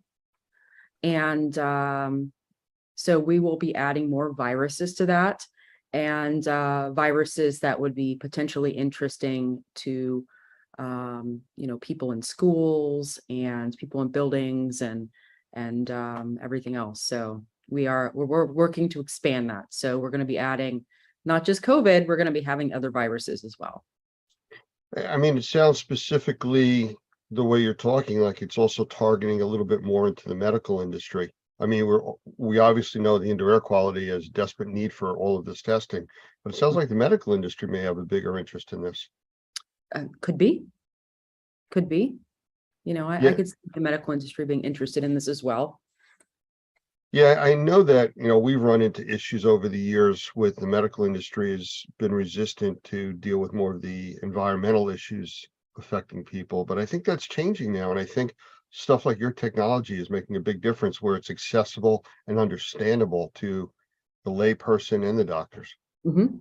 I completely agree. All right, cool. All right. Well, if you think of anything else while we're chatting here that's coming out that you can share with us, please do. That's what I have right now. All right, But, well, let's that see. one will be coming soon. I know we were at, I believe it was the ISSA convention. Was the Yeah. last time. Yeah. And I think you guys are going to be at the IAQA convention also.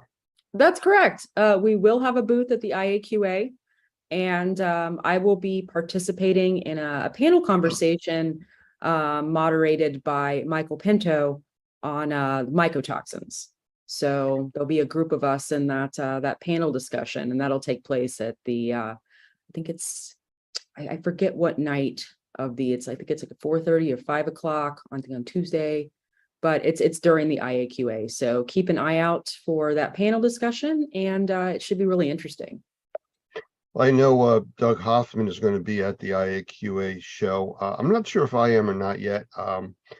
I have a few things coming up, so I may not be able to get there, but I know Doug is going to be there, so you'll be probably chatting with him. Oh yeah.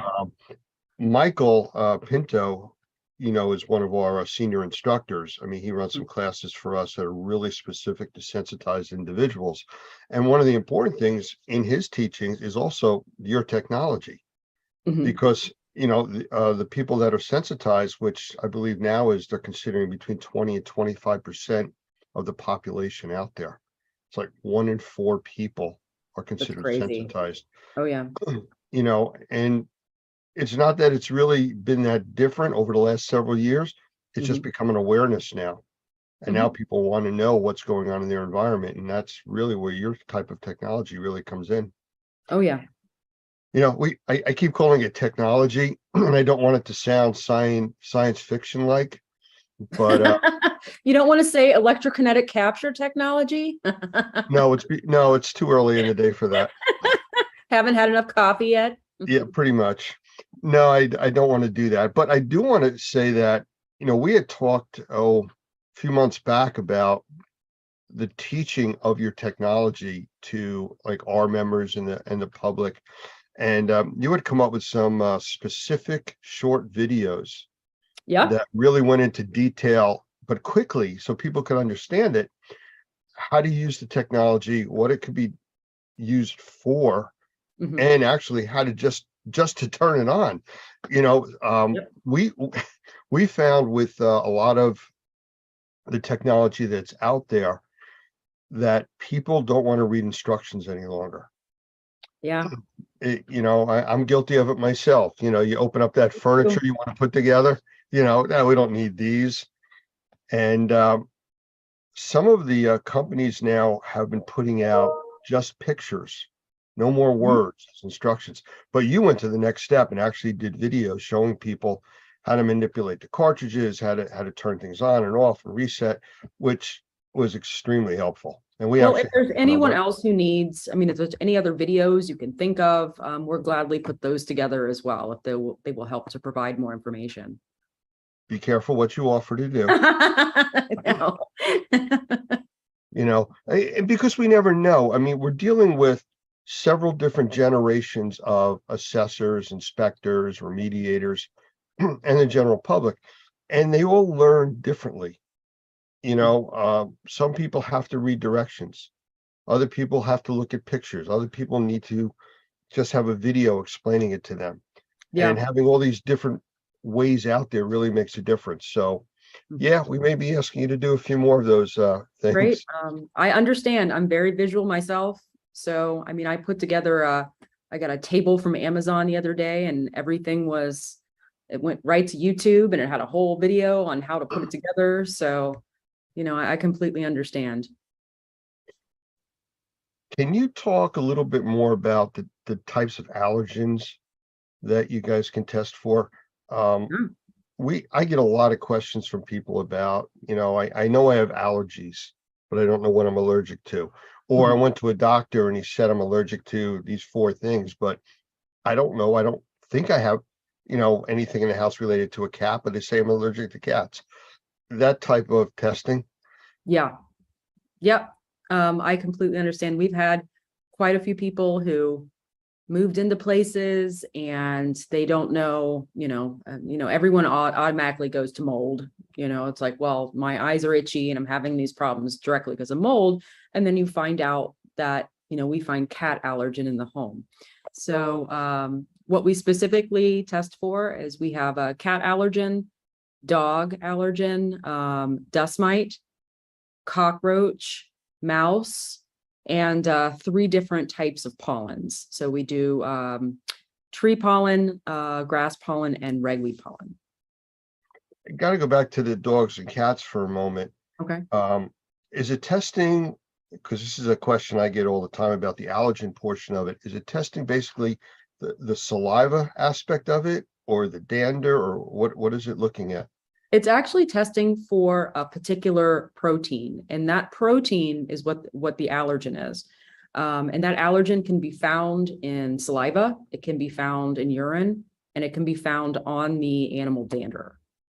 So it can be in any of those things. So we're specifically targeting the actual allergen. That's interesting because when I've talked with people that have dog allergies, cat allergies, they're always worried about the fur and the dander that's all over the place. That's what they think they're allergic to, but it's basically the proteins. It's the that exist proteins. on that, Mhm. you know, from them licking themselves or whatever. And that's what we found with, people think, oh, I got a hypoallergenic dog or hypoallergenic pet.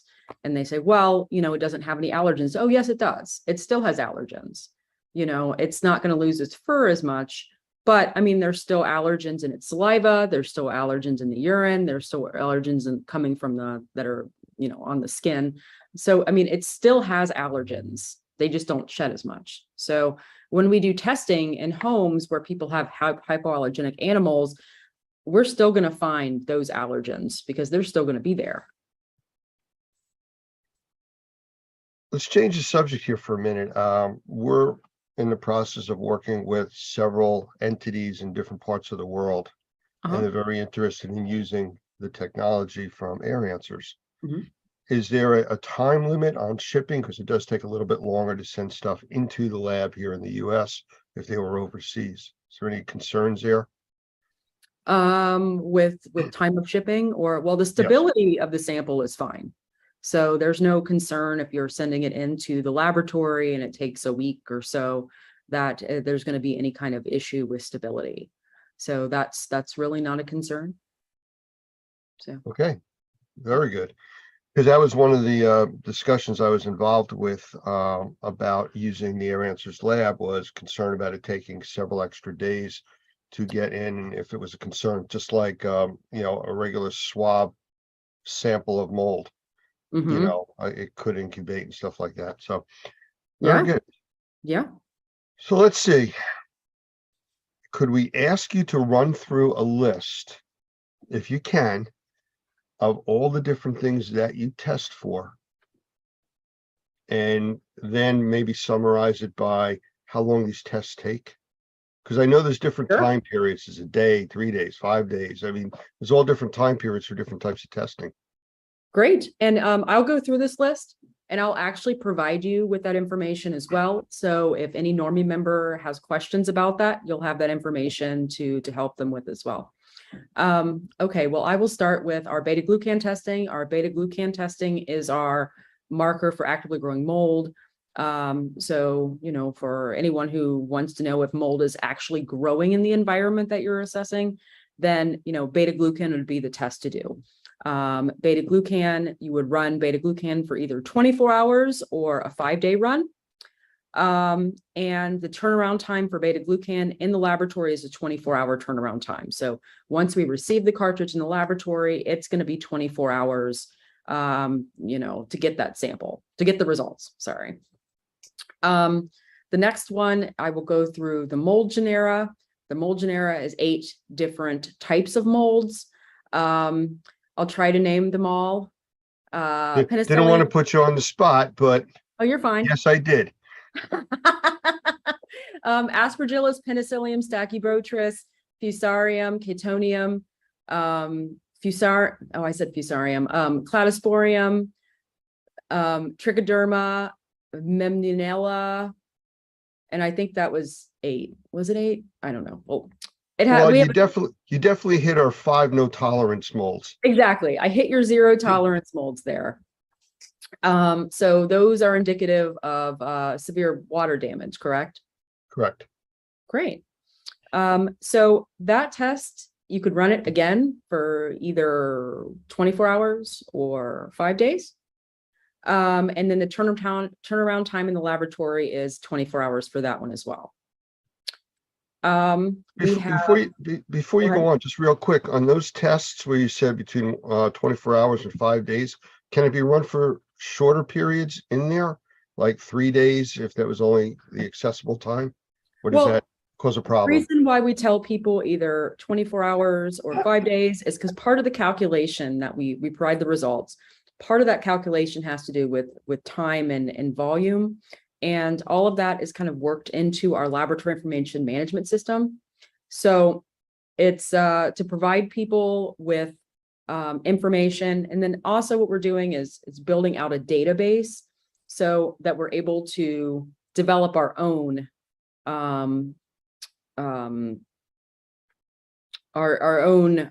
levels of these different things in the air, since there's really nothing to compare it to. So part of that is why we recommend just 24 hours or 5 days, so that we can provide people with accurate concentrations and then track those. So Okay, that's why I was curious, because I was asked that by somebody and I didn't have the real answer, but now I do. now you do. Now you have a bunch of information I just provided. Hopefully you can sort through my my ramblings. Not a problem. All right. And what next? Mycotoxin testing.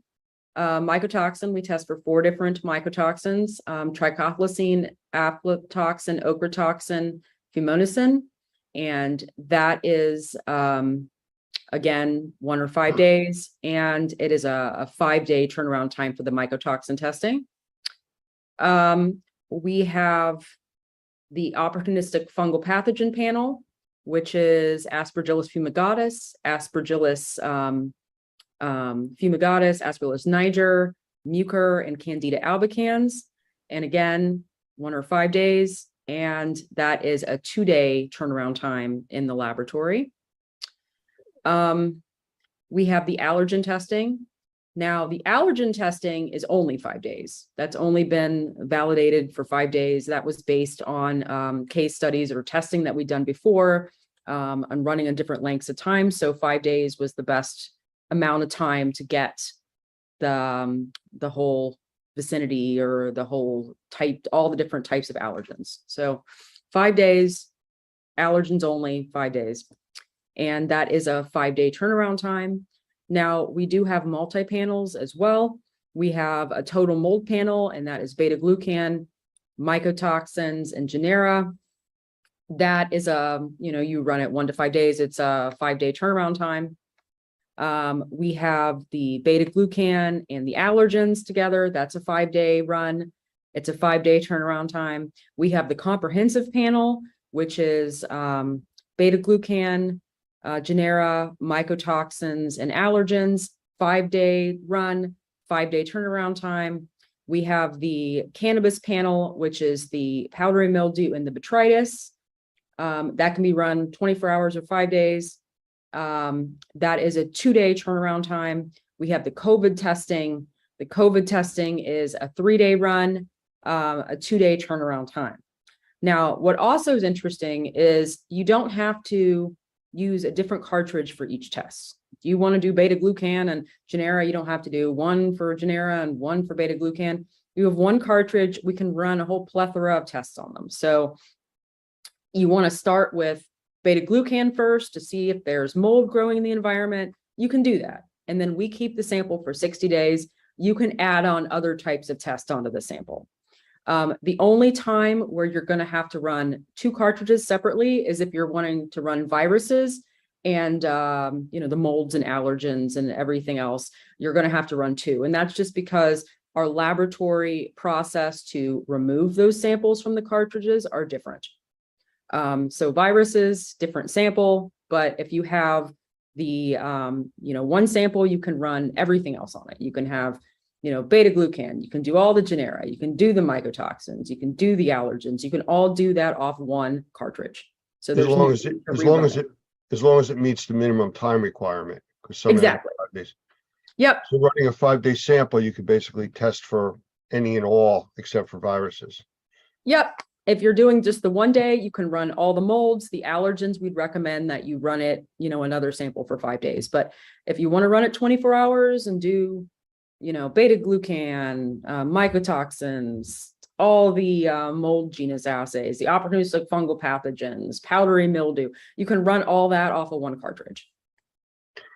There's a lot of options there, and it sounds like you can mix and match and do everything. But, for the people watching, it's really about testing for what your specific concerns are, or what the assessor or remediator considers the concerns. Yep. And it's getting you data. It's getting you information to help you come up with a plan. Yep, definitely is. So we do provide a lot of different options. One of the other things is we love to hear what customers want to test for, because with the molecular type testing we do in our laboratory, we can build out our menu quite a bit. So if there's anything that we aren't offering right now that we could potentially offer in the future, please just let us know. Well, you know that we use the Air Answers device in the training for our NCEAA program, which is the normally certified environmental allergen testing and assessment program.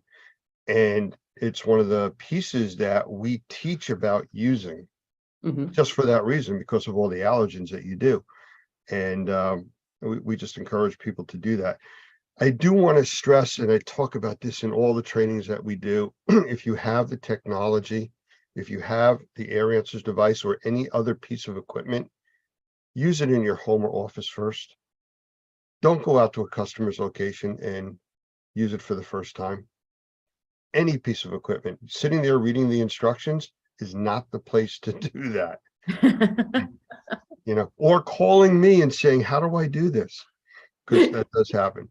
So please, I always say, please use it in your own home. Find out what's in your environment. Become a believer in the technology.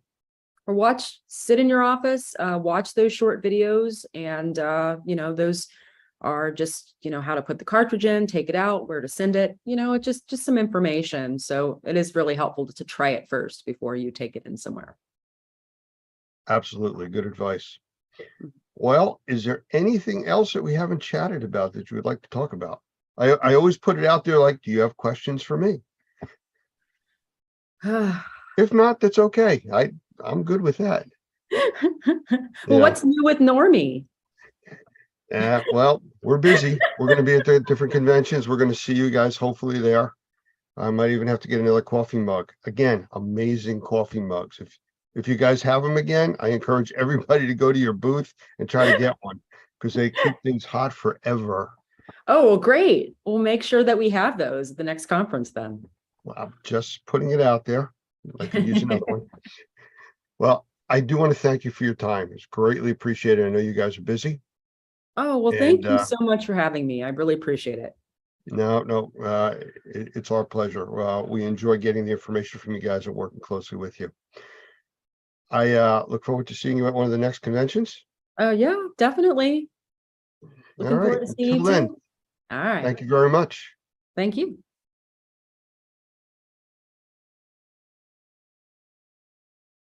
Hi, my name is Doug Hoffman. I'm with Normie, and this is kind of a public service announcement for home inspectors who think they can't do mold sampling. In the state of Florida and other licensing states, they have a threshold for mold sampling, and if it's below that threshold, you're allowed to do it as a home inspector. And our class coming up in August, the Certified Mold Screener, is designed specifically for home inspectors who are asked that question when they're doing a home inspection. And truth is, even the board in Florida has agreed that home inspectors can do mold inspections as long as it's below the 10-foot threshold. And so the Certified Mold Screener will give you the opportunity to answer the question for your customer and give them 3 options: a do-it-yourself option, a recommendation to a certified mold assessor licensed in the state if necessary, or you can take the samples yourself. You don't even have to write a report. Our class, the Certified Mold Screener, is designed specifically for home inspectors. We've had a lot of success already in New York with this and other places across the country. We're inviting you to our class. Go to training.normie.org or contact the Home Inspectors Association of South Florida, and they'll be able to give you information about this class. Coming up in August, hope to see you there.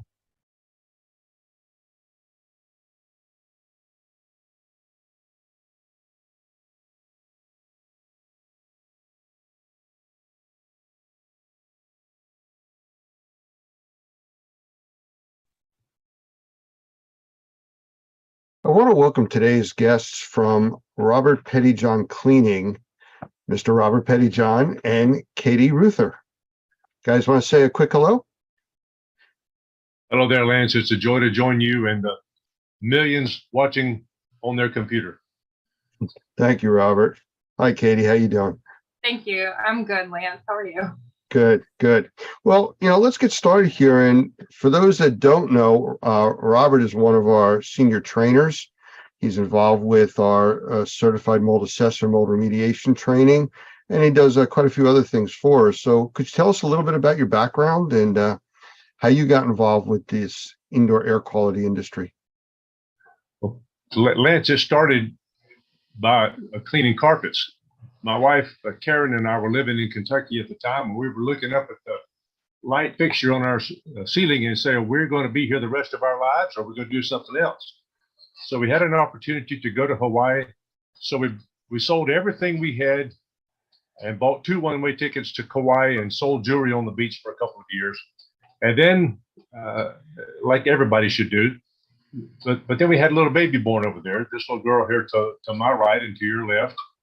Little Katie was born over there on Kauai, and we couldn't imagine raising her far away from my mom and daddy or Karen's mom and daddy, Mr. and Miss Chapman, in Easley, South Carolina. So we came back to South Carolina, and I did a few odd jobs, and one thing led to another, and I felt the Lord lead me to come up here to Southeastern Seminary to get a PhD in world religions. But he obviously had other things in mind because we were stone cold broke when we got up here. I said, Lord, what are we going to do? I answered an ad in the newspaper that said, clean carpets, make $800 to $1,000 a week.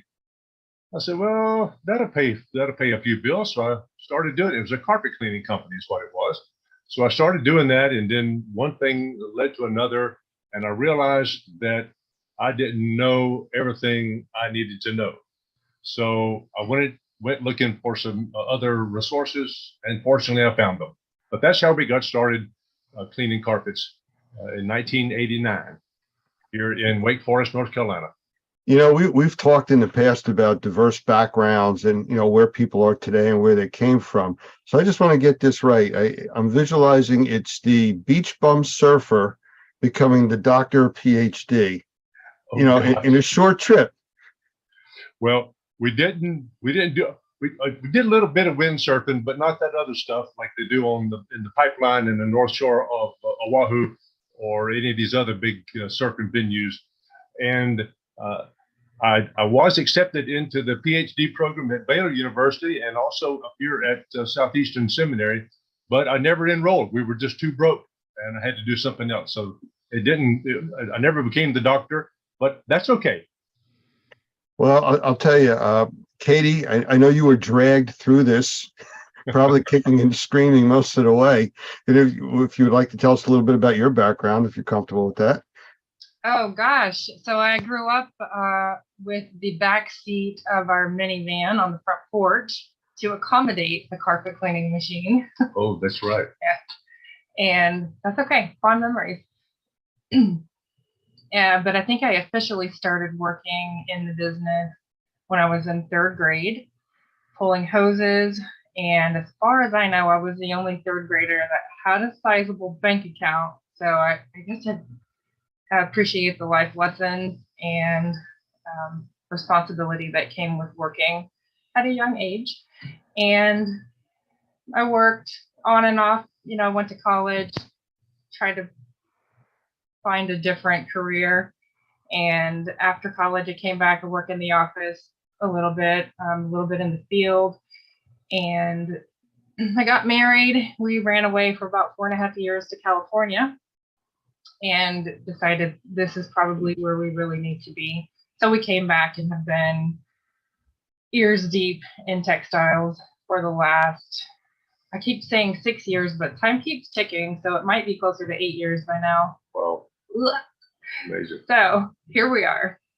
Not at all what you plan for your life, but somehow, you know, you're doing what you're supposed to be doing. All right. Very cool. Well, you know, I like to know a little bit more about the backgrounds, and a lot of our viewers, you know, want to know who the people are that we're talking to. So thank you both for that. So let's get down to it. I know what you do is fairly technical as far as the technology that's used, the methodology for cleaning. It's not just spraying a chemical on something and cleaning it. So how did you figure out how to do this? Did you take training, or did you just reinvent the wheel, or how'd you wind up doing what you're doing? Well, we got started in our training because I had done some work. The guys at the shop figured I was the smartest one, so they sent me the worst, most difficult cases. And at this time, I went and bleached the guy's carpet and made a big mess. And that was $650 that Petty John's did not have. But we had to max out our credit cards in order for that to happen. So we did it. So I figured I better get some training. And as a result, I asked around a couple of places and found out that there was a class at Sunbelt Cleaning Supply House here in Raleigh. And the great Lee Pemberton from McKeesport, Pennsylvania, was the one who was teaching the class. And thankfully, I got the right teacher at the right time. And he told me everything I needed to do and to know in order to get started properly. And I could not be any more thankful for that. So absolutely, training and education, there is no substitute whatsoever for that unless you have a bottomless bank account that can handle all your screw ups. Okay. Well, with that, in the world of indoor air quality, which is where we all work under, I know there's a lot of trade organizations and support groups and things like that. Did you ever try, or are you still working with those types of groups, trade associations, organizations that helped you through this?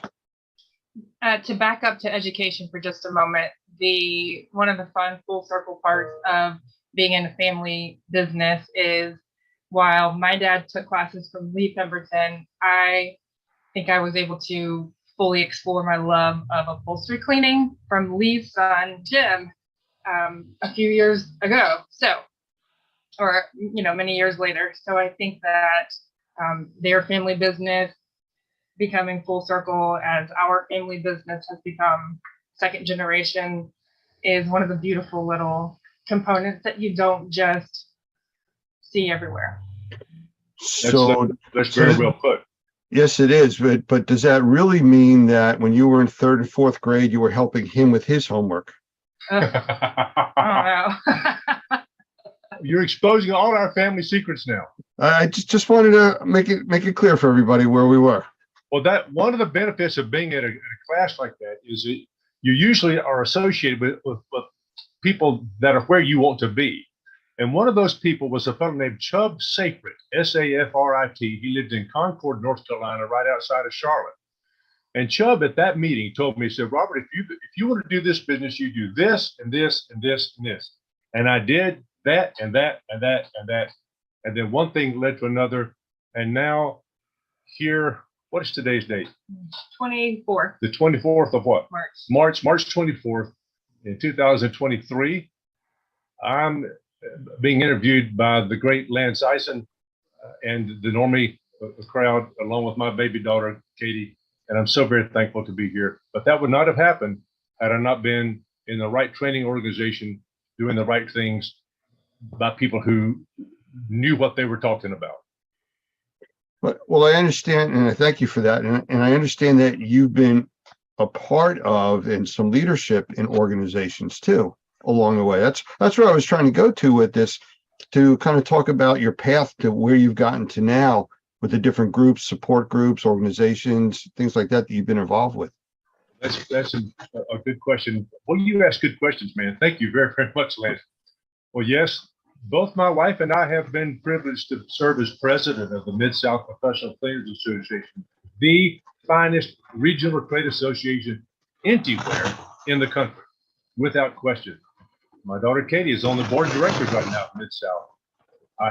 We were the founding members of the Association of Drug Care Specialists that is headquartered in Dallas, Texas.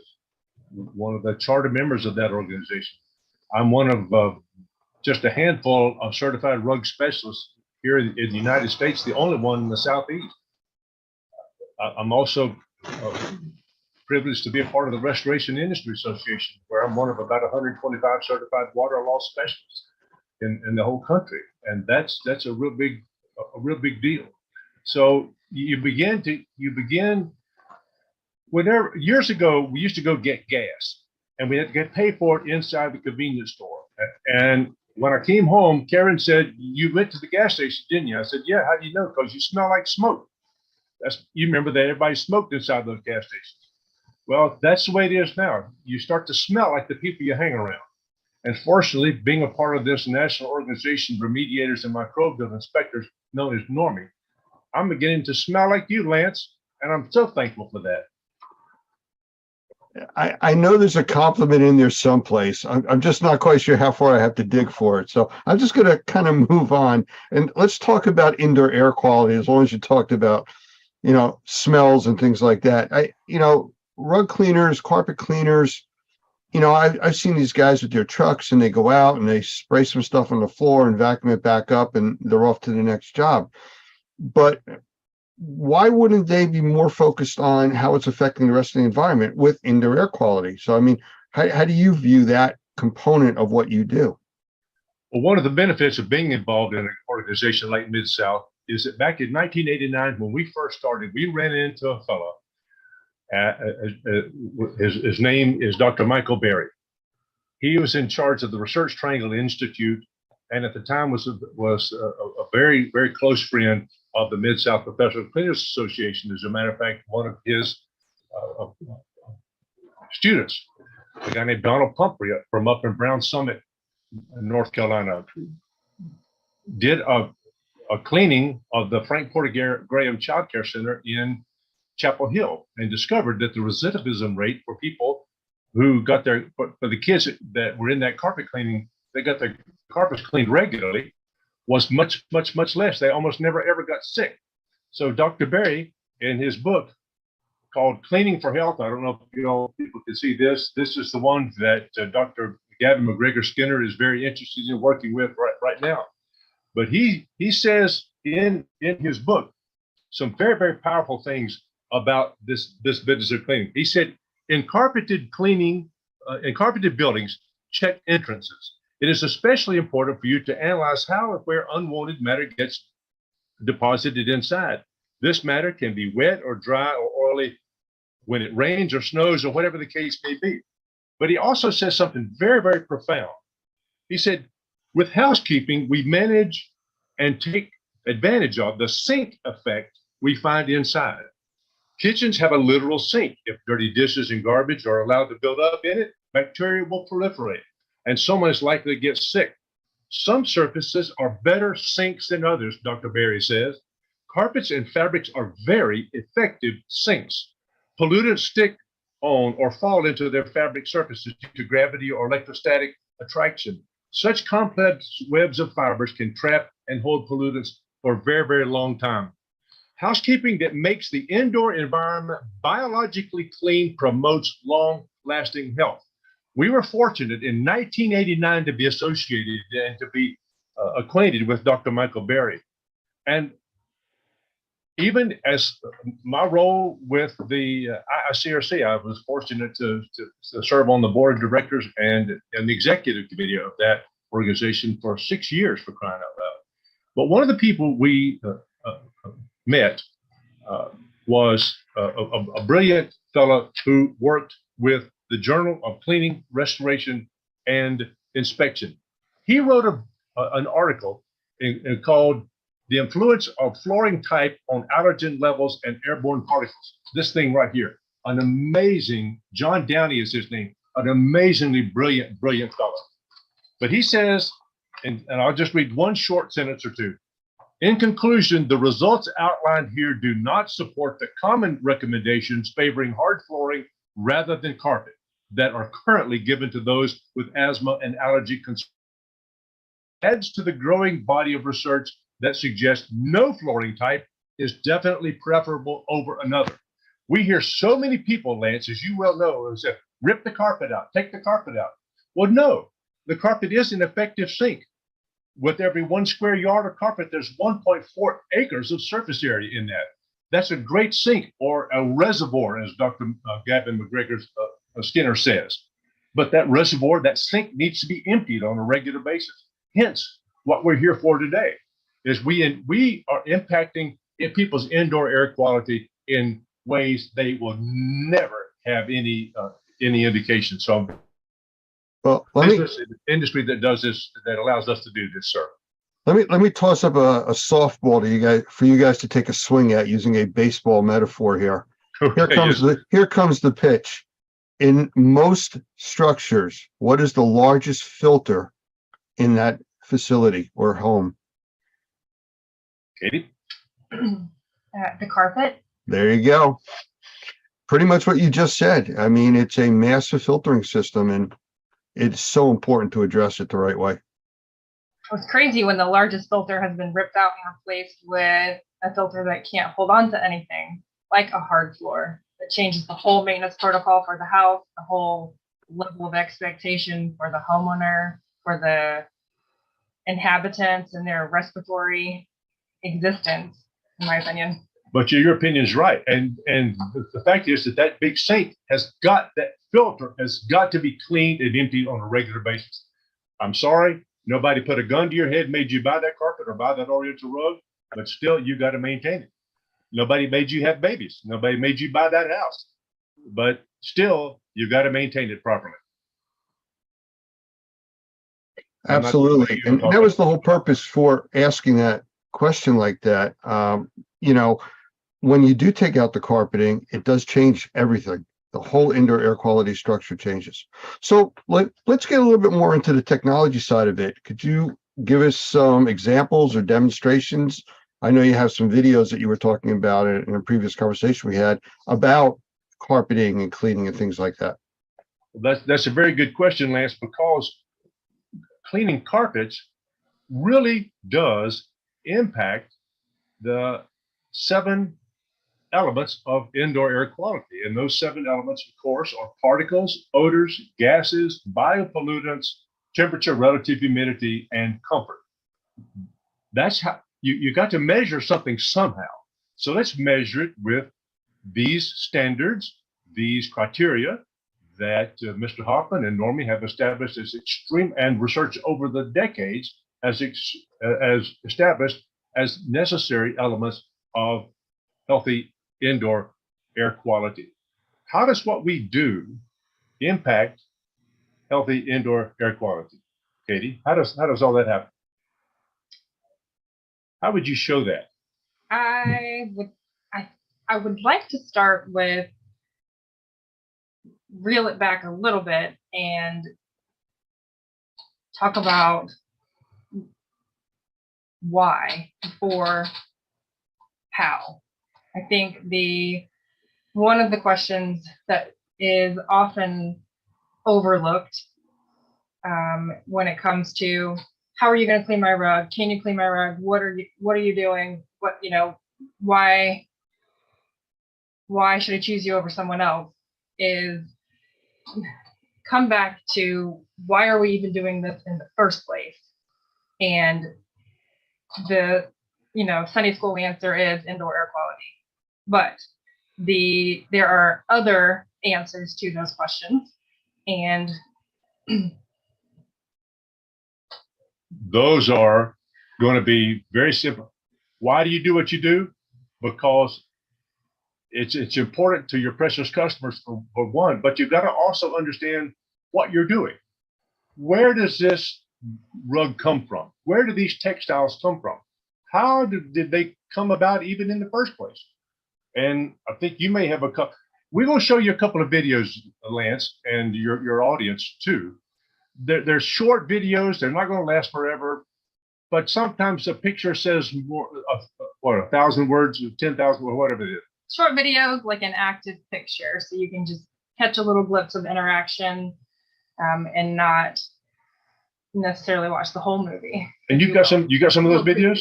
I think I've got a few set Oh, that's aside great. that'll Let's be do it. helpful. Okay, we'll go for it. Good. All right.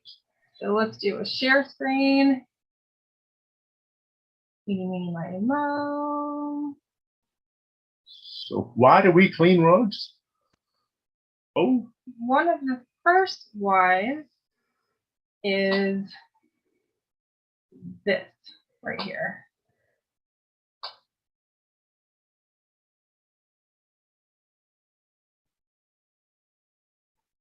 can you see that, Lance? Yeah, absolutely. And being a grandparent, I mean, that speaks volumes to me. All right, that little bugger is my nephew. And clearly, oh, there's my niece. And this is one of the primary reasons I clean things, is because I've got little kids and nieces and nephews that are crawling on my floor. And I've got a dog at home, and I know what the dog has done. I know what my kids have done to my floor. And while they're not this young anymore, literally eating the carpet as they pull themselves along, it's still shoes in my house. I know what's this close to their face. And it's important to keep the little people in my life safe. Plus, their respiratory systems are much less developed than the rest of us. And there's that bell curve of life that from the very beginning, you're more sensitive, and then at the very end, you're more sensitive too. So not only for babies, but for seniors in their homes, for people who are having elective surgery, for people who are bringing children home from freshly been born. Oh gosh, there's all kinds of reasons. But this is why we do what we do, dadgummit, is because there's people lives that are dependent on what we're doing. We're cleaning for health, my friend.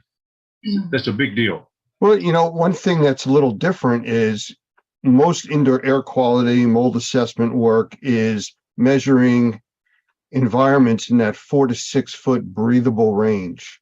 That's kind of the standard that most industrial hygienists look at, and testing is done at, because most people exist in that area breathing wise. The children that we're looking at, they don't fall into that range. They are way below it. They're down in the more humid area. They're down where the bigger particles are collecting because they're heavier. So they're more exposed to more, and the carpeting. So I agree with you completely. And if people don't take their shoes off when they come in their house, that's the single most important thing you can do to maintain your carpets, by the way. We clean for a lot of Asians, and they're accustomed to taking their shoes off and their slippers, they call them. We lived in Hawaii, and everybody would take their slippers off when they came into the house. Well, these people that we clean for from the Philippines and from other Asian places, their carpets, I said, what are we here for? And they said to clean your carpets. Well, they look fantastic. Why? Because they don't walk on them with their dadgum shoes. They take the shoes off before. It makes a huge difference. Okay, let's look at some more videos. Let's have some fun today. Okay, Kate? All right. So as a company, Petty John's, we do a lot of Oriental rug washing, area rug cleaning, loose rugs, not to differentiate between installed carpeting. And matter of fact, there's a rug on the back right behind us in the screenshot. That is an Afghan war rug with the tanks. Yep, the tanks and all that.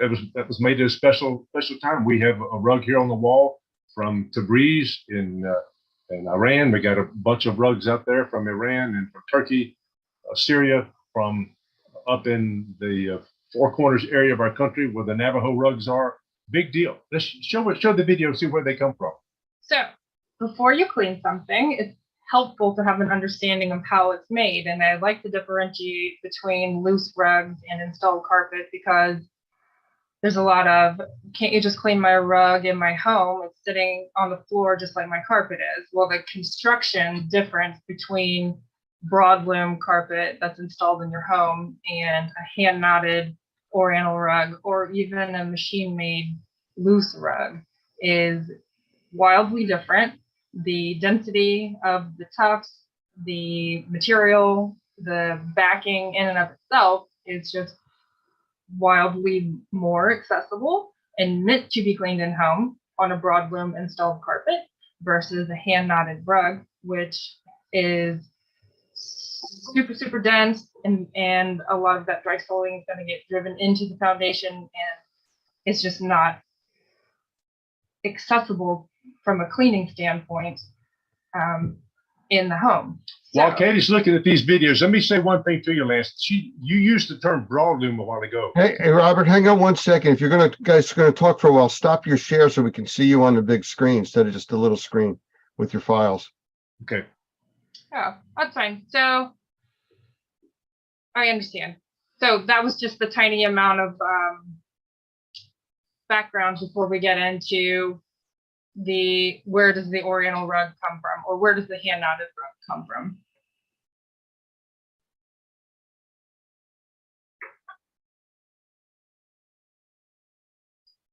Oh my, this is taken in the Luri area of Iran. There are two major nomadic tribes there, the Luris and the Kashka'is.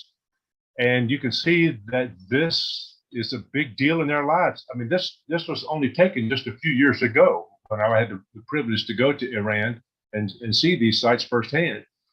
This is something that you just don't see very much at all in our society, particularly in America, but gosh, almost anywhere. And then look who's bringing up the rear, being sure that the job's done right. Two women, by George. Isn't that fascinating? Wow. So we start the journey with the sheep walking on the dusty road, and we are going to go to the sheep have got to be shorn, and the wool's cut off. It's got a very high lanolin content in it, so it's got to be washed first. Once it's washed, it can be put into a dye vat and dyed almost any color imaginable. And these guys that do this, these dye masters, using all kind of natural vegetal dyes, are some of the most incredibly brilliant people on earth. They are the most highly respected anywhere along this rug chain. Is those people who know how to match colors and to get them exactly what the customer's looking for. Those are really huge. And I've had the privilege of getting to know some of these folks and to watch how hard they work. Man, you just never see them taking breaks. So one of the questions we pose to ourselves before we clean a rug or anything in reality, what's it made of, what's happened to it, and what's the value? We're going to dig into the what's it made of portion right now as we've been. And so people may find this awful pedantic or something kind of, why you show me all these things like this? Well, there's got to be an entertainment value to what we're seeing. You're seeing some stuff that you've probably never ever seen before. We're lifting up the sheets, and now you can see what's going on in between. And it's a beautiful story of what all has been happening over the years, and to see that this. By the way, the oldest Oriental rug discovered was in the Pizric Mountains of Russia. It dates back to 5000 BC. It is constructed exactly the way that Persian or Iranian rugs are constructed today. Amazing, amazing. This here, you're seeing a lady in the Luri tribe. She is spinning the wool that's been cut off of the sheep, and it's all been cleaned up, and now they get big old skeins of this stuff, and it's got to be spun now into a yarn that can be used in a rug. But just look at all the times that this is being held by the human hand. Look, all the oils, look at the soil that's on the ground. I mean, these things, you'll see how this is taken care of down the road. This is a beautiful process. And whether you're washing upholstery, whether you're cleaning dishes, whether you're cleaning up a television set or whatever, you got to know how things are constructed. And look at these incredible ladies there in the Koshka-E tribe that are actually weaving a rug on the ground. These are nomadic tribes, much like you read about in the Old Testament. And these girls are all dressed up, ready to meet their husband should he come by. And it is, I mean, literally, that's the truth. And just look at what they're doing on the ground, for crying out loud. Wow. If this doesn't want to make you want to preserve the investment, we're, as Ron Toney says, who's the IICRC #1 certification, by the way. Ron Toney says we are able to preserve time spent. Oh, what other job can you do that can preserve time that's already been spent? I've got 2 daughters, and a lot of these people who are making rugs, as you'll see in the videos, they're all women. Men are out there smoking cigars and drinking tea and trying to sell something. But no, these ladies are the ones working. And while washing a rug properly, we're preserving the time that they spend on it. Just look at the incredible dexterity that these ladies have got in their hands. They're taking 2 or 3 of these yarns together, and this lady is cutting this yarn off as she goes. Those knives are unbelievably sharp, but her fingers, no slices whatsoever. Just a beautiful, beautiful context of why we do what we do.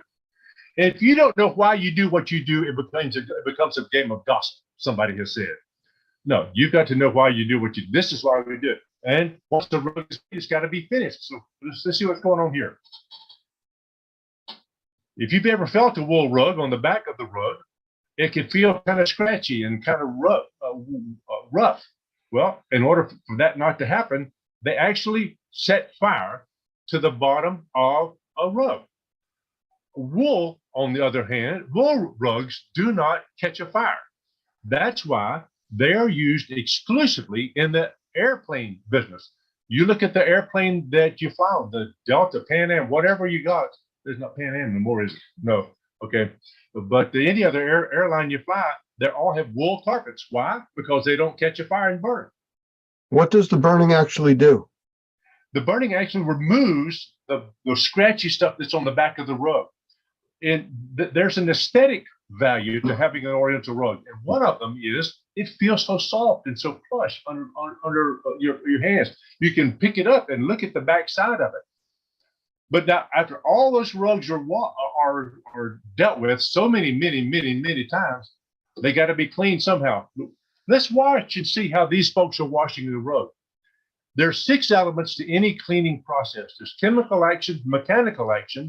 This is where you're brushing your teeth or your hair or your dishes or whatever. Chemical action, mechanical action, dwell time, temperature, rinse, or dry. Those 6 elements. You can see that they're wetting this thing down. They're actually using laundry detergent to wash these rugs out on. And they want to wash them and get them as clean as possible before they. But you just look. Are they rinsing them out completely? Are they really getting those things completely clean and rinsed out? There's a question about that. Let's continue. Now, once you wash something, you got to dry it up. This is Mr. Reza Zolanbari, one of the most brilliant and compassionate men you'll ever meet.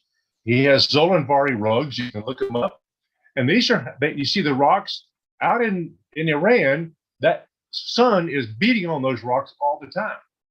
And they've taken these rugs, they've turned them face up, and the rugs, the bottom of it, what Mr. Zolanbari is explaining is that these rugs are drying from the bottom and from the top with the sunshine and a little bit of air. There's not very much air movement. Temperature, air movement, and dehumidification are the 3 factors that influence drying anything, whether you have a flood in your house or you're drying wet rugs. Temperature, air movement, and dehumidification. You're seeing that process. Plus, they're being exposed to the UV light, which is helping to deepen the colors in these yarns. They thought of everything over the thousands and thousands of years that they've been doing this. It's in the book of Judges. You can read it. But when you make a rug, you got to sell it. So here they are, flipping rugs. It's called flipping rugs to the public. Here's what that looks like. And this was taken in Iran or Persia, whatever you want to call it, by some of the most careful, beautiful human beings. Just look at these textiles.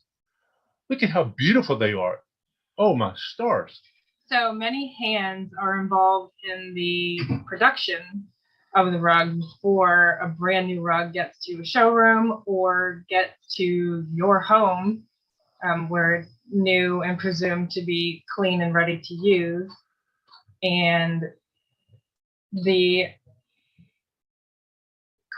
concept of clean, the definitive clean, it's kind of vague because, hold on just 1 second, you'll see in this video, it's about 2 seconds away. You're going to see that has just potentially touched a brand new item that you're going to bring into your home and your child's going to crawl across, or you're going to drop a little crumb and you're going to pick it up and eat it because that was a really good blueberry muffin and you just bought the rug so it's clean. So this is actually the very first rug I ever bought. It's actually a grain bag. I bought this at the Grand Bazaar in Istanbul, Turkey.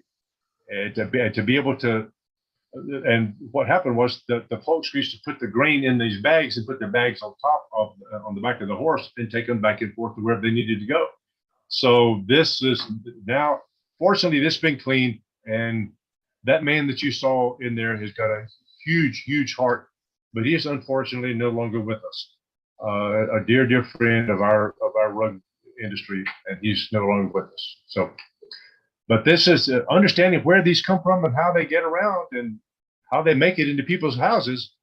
There's a story behind every one of these rugs. There may not be a story behind a carpet, but there's almost always a story behind an Oriental rug. We bought this rug in Ephesus on our honeymoon when we were on the Mediterranean Sea. We bought this, the very first purchase we bought, we went downtown and bought it at the rug shop. And now this is the first thing we ever bought as a married couple, somebody would say. Or I don't want to start crying or nothing, but my granddaddy taught me how to dance on this rug. Or this is when my brother and I used to play the Hot Wheels around the outside edges of the guard border on these rugs. All kind of stories behind them. And you just mentioned one about your mama a while ago. There's stories behind them all. And these are very, very real. A lady brought a rug into us the other day, about 6 or 8, 9 years ago, something like that. And it was a polypropylene, tore up and all that. And I said, ma'am, if you'd prefer, we could just go ahead and put it up back there. And I was pointing to the dumpster. She said, oh, no. This is the only thing my mother ever gave me. I can point to you in our shop right now where the two of us were crying, and we cleaned it just like we cleaned the governor's rugs, even better. This was a big deal to me. We made this just like it was. It belonged to Jesus himself. So that's just. You know, when you're talking about how the rugs were made, the care that goes into them and everything else, I mean, just like with anything that you would want to clean or repair or fix, you have to know what it's made of. You have to know how it's constructed. Otherwise, you're blindly going in there and possibly doing something to damage it, throwing bleach on it to get the dirt out. Well, that's going to take out the color, or using the wrong type of equipment to disassemble something. So it's really important to understand how things are constructed, which is what you just showed us. So thank you very much for that.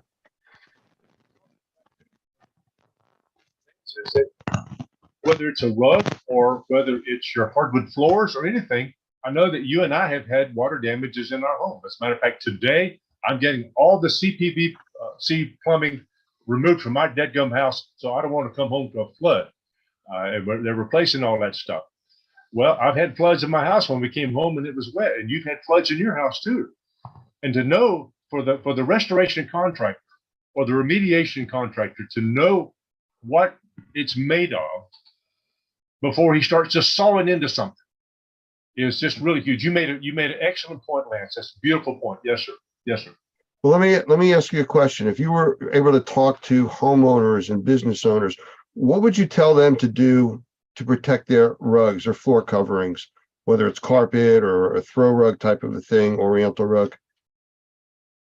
Oh, that is a great question. You should know the answer to some of that, Katie. How to protect your rug? Well, I like to kind of refer to the American healthcare standard on this one, and you can kind of go one of two ways. You can go preventative or you can go corrective. A lot of people find it easier to just go corrective. I'm going to eat this now, and if my pants don't fit, I'm either going to buy new pants, or if the doctor tells me to lose weight, I will. It's almost always easier and to your advantage to be preventative and cheaper. And cheaper, maybe a little more expensive in the short term, always cheaper in the long term to go preventative. That means taking your vitamins, get your butt out of bed in the morning and exercise, or do some sort of meditation or something and get yourself right for the day. Also, preventative is imagining in the future what's going to happen. Somebody's going to spill something. Somebody's going to find something you said so funny that their soda spews out of their nose. They're laughing so hard. Then you've got to deal with cleaning up. That's happened. That's why I said that. Well, and you're exactly right. We have the ability to think and to project ourselves into the future is really, really huge. Well, one of the components here that's so important is by showing people the reality of how things are done, how things are made, and how things should be. And now talking about the preventative compared to reactionary, that is a major issue with most people today. Nobody, and I say nobody, the governments particularly don't want to spend money preventatively. They don't budget for prevention. They budget only for reactionary. Unfortunately, a lot of people are exposed to that too. A lot of people are short on funds, so they're not going to spend money to fix something that isn't a problem as yet. What you're demonstrating to us is the risk to that, and how much more it costs down the road.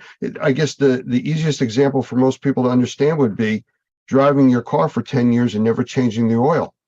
Well, it seems to be running fine. I'll leave it alone. Well, one day the engine seizes and that, $10 can of oil just cost you $5,000 for a new engine. So, it's taking care of it now before it becomes a problem is so important. Sure. I 100% agree. I highly recommend putting a protective coating on your textiles when they're new or freshly cleaned, because of the simple buy yourself some time in case of a spill. Make your vacuuming more effective. You're going to vacuum anyway. You floss your teeth regularly, and your dentist knows when you don't. Your rug cleaner knows when you're not vacuuming regularly. So put the protective coating on there. It makes it almost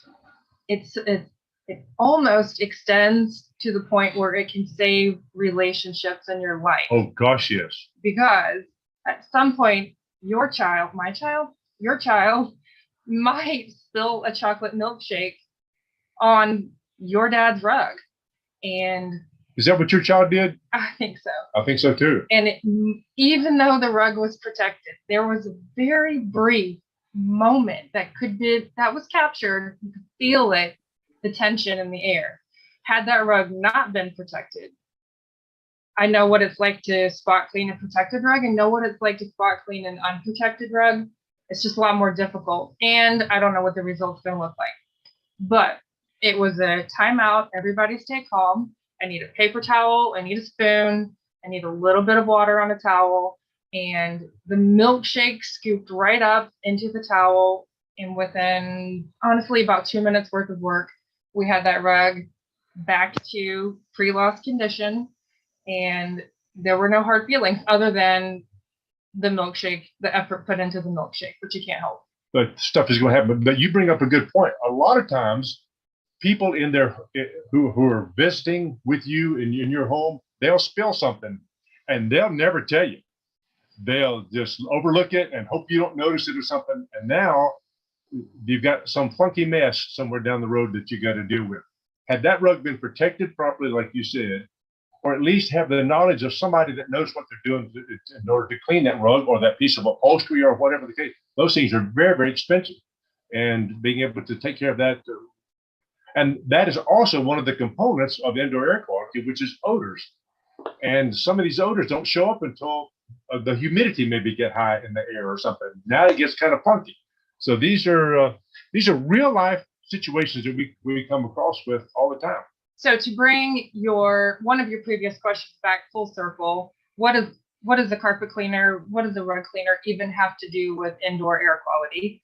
I have a video. I will share my screen again. A video that's going to kind of walk us through, now that we know what a rug is made of, how it's constructed, we can look at the entire rug cleaning process and see what is important about the rug cleaning process and how it is critical to the indoor environment. I can pause this as needed if we get chatty about something. So this in our shop here's another war rug. Clearly we have a theme in my household because my husband was in the military, and this is not a true Afghan war rug. It was made in Pakistan. And I do hate that. Let's go back. The first thing we do is inspect it just to be sure that we're all on the same page with the client, because no matter what kind of service you're providing, setting the expectation with your client on the front end always makes it easier to do your job right. That's the same way it is with mold remediation or anything we're doing at any company, whether we're doing mold remediation or carpet cleaning or upholstery cleaning, whatever. House painting, whatever it is. By the way, that's Andrew right there. That is my husband. By the way, this guy in this video is an Iraqi war veteran, a Purple Heart recipient, a man's man. He's not scared of nothing. And he happens to be my son-in-law, and I'm very, very thankful that he's part of the family. So the last little portion was the tumble duster, and this is compressed air, 125 CFM, 125, what else? PSI. PSI. man thing. That's okay. And this is the dry soil removal that is critical to the first step of the cleaning process. Because can you pause it just a second? Yep. Procter and Gamble back in the 70s did a study of what was in dirty carpets, and they did a dirty upholstery because they wanted to sell a product over the counter. And they discovered that about 78% of the soil that's in carpet is dry particle soil that can be vacuumed and taken away. The other 20% is a roughly 10% water soluble soil, and solvent soluble soil, the other 10.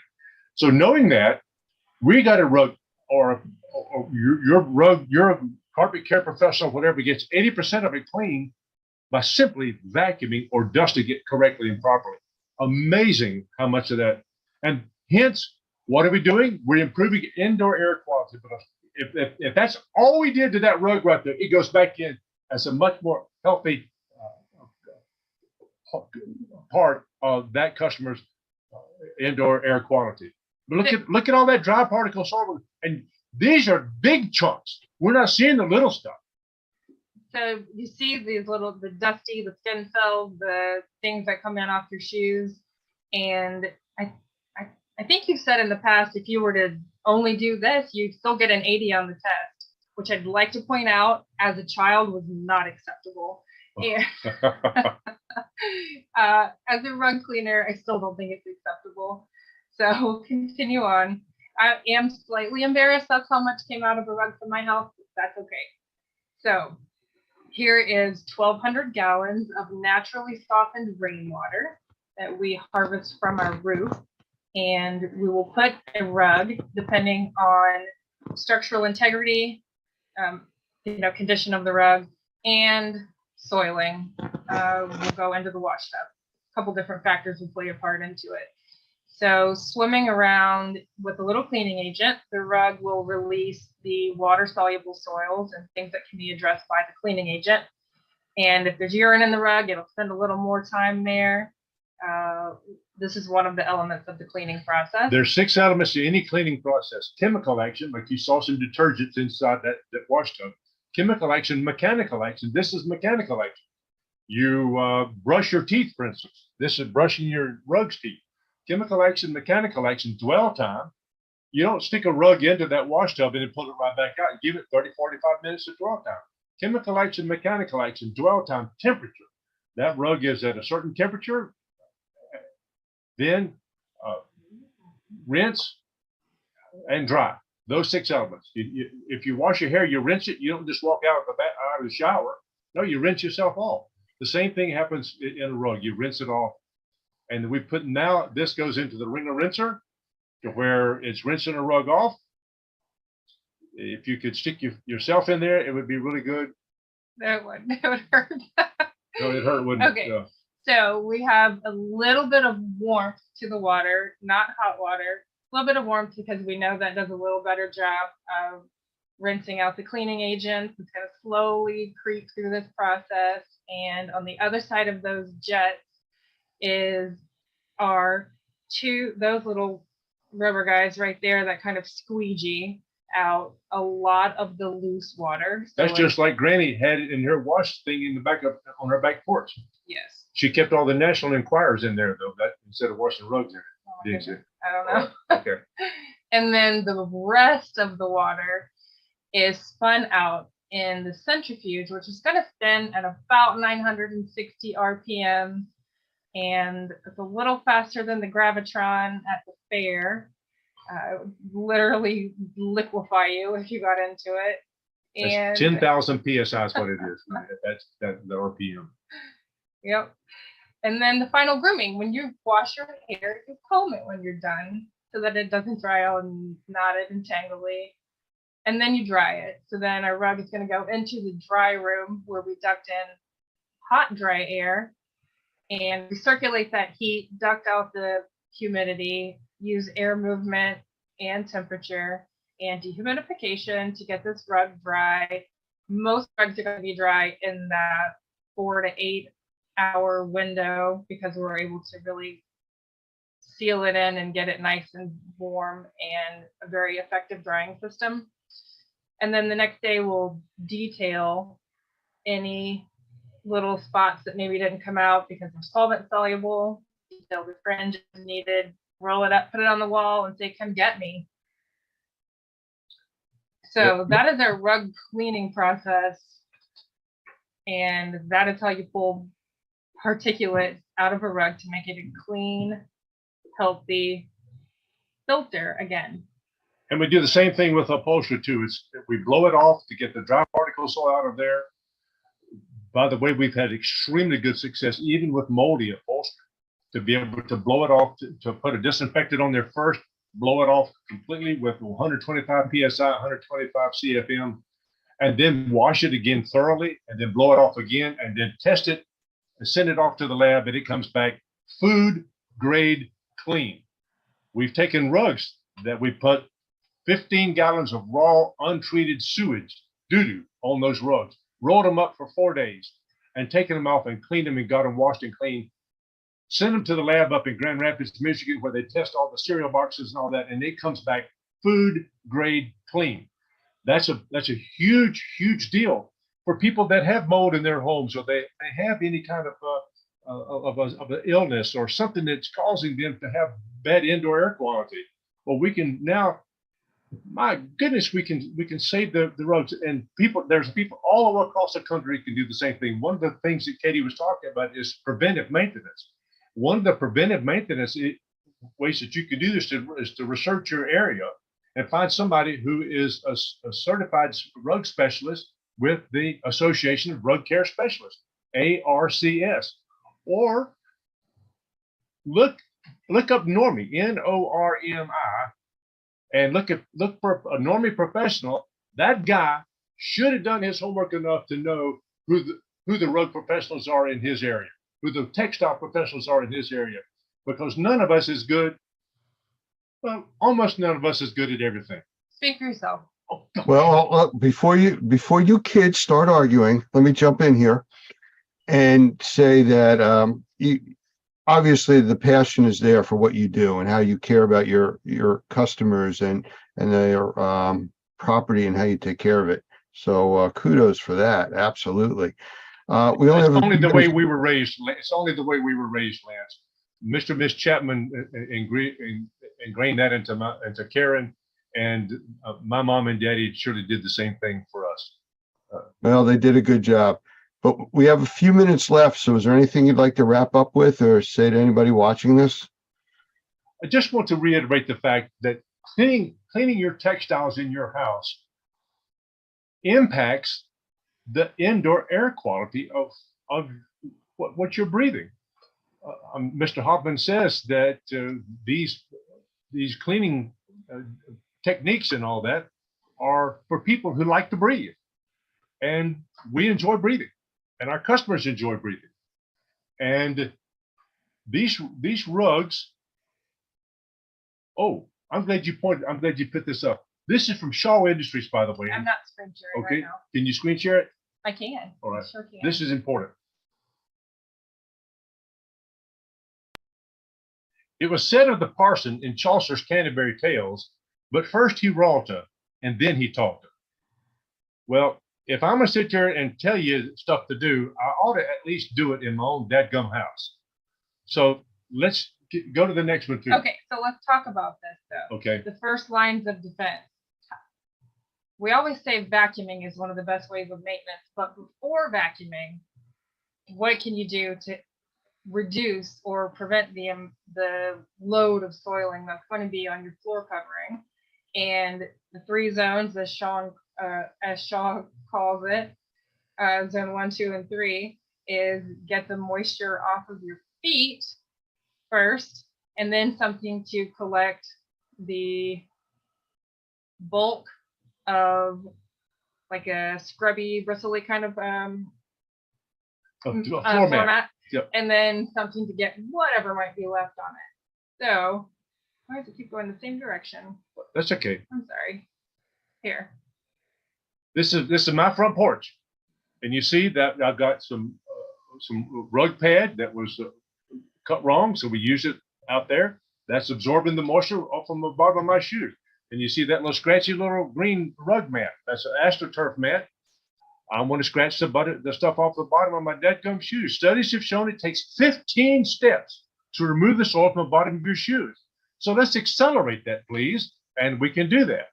And then another thing we do is we put a nylon walk-off mat there and put our shoes over to the side so that we're not traipsing that stuff all in our house.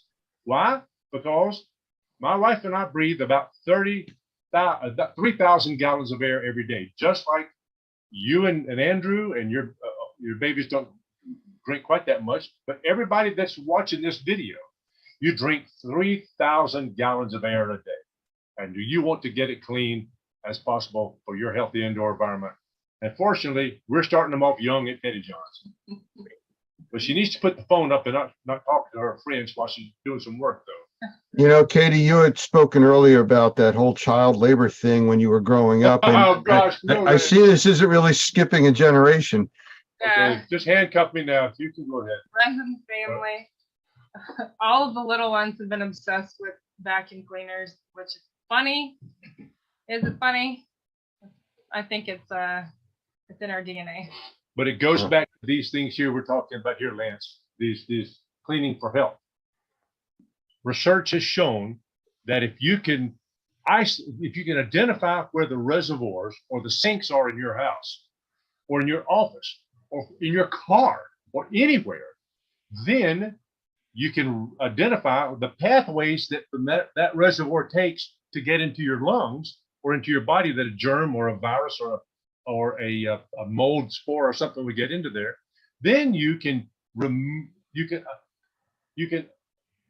interrupt that pathway and stop that from getting into your body. This is one of the beautiful things that Dr. Gavin McGregor Skinner is teaching people to become essential cleaning professionals. And by the way, during the corona, you remember we called some politician's office and told him that we cleaned the governor's rugs. And he said, okay, you're an assistant cleaning professional. So we got that designation early on. And how many times have we taken a rug and taken the ATP meter and before and after and seen the reduction in organic load almost non-existent? We had fun playing with that during COVID when everyone was hyper aware of ATP meters and organic load, and we tested a random rug out in our shop. I think it had urine in it, so we knew it was going to have a decent organic load to begin with. And when we were done cleaning it, literally right out of the centrifuge, we groomed it, we put it on the poles like you saw in the video, did another ATP swab on it, and did one of those cartoon eye rub things, did another swipe with another test, and it said 0. We were like, did you do it right? Unbelievable. No. Well, I'll tell you what, I want to interrupt you here because I think you're giving away all the secrets to part 2 of Petty John Cleaning here. So we're just about out of time for this segment. So if we can wrap this up, maybe we'll do another segment in the near future and go into some more detail on that. Well, fortunately, this business is in our blood. My granny lived at 25 Liley Street in Somerville, Georgia, right across from the Bigelow Sanford rug mill. And she babysitted all the children for the executives of that place. My uncle was a dolpher there. Both of my aunts worked in that rug plant. And my daddy's PhD is in organic chemistry, for crying out loud. And he worked at DuPont for 35 years as a senior research chemist with them, and developed a lot of different textiles that we use today, as a matter of fact. And fortunately, it's in our blood, but also a respect for the people who made this rug is in our blood, and respect for our precious customers is in our blood too. We're not here. John Donne says, no man is an island unto himself. We're not here by ourselves. No, we're part of the whole. And what we do impacts people's lives. And that's the beautiful thing about Normie, is that Mr. Hoffman and you, Lance, and Roger, and all those guys, and David, and all those guys out there are just are preaching this sermon over and over and over again. And it's taking. I think our society and our culture is really beginning to develop a huge appreciation for proper indoor air quality. And thank you, Lance, for what you've done and for allowing us to look under the sheets to see what's going on at Petty John's too. Well, Katie, Robert, I thank you very much for spending this time with us. Very educational, and maybe we'll do this again with the part 2. Well, that'd be fun. Thank you. Thank you so much, Lance. Thank you, Lance. Take care.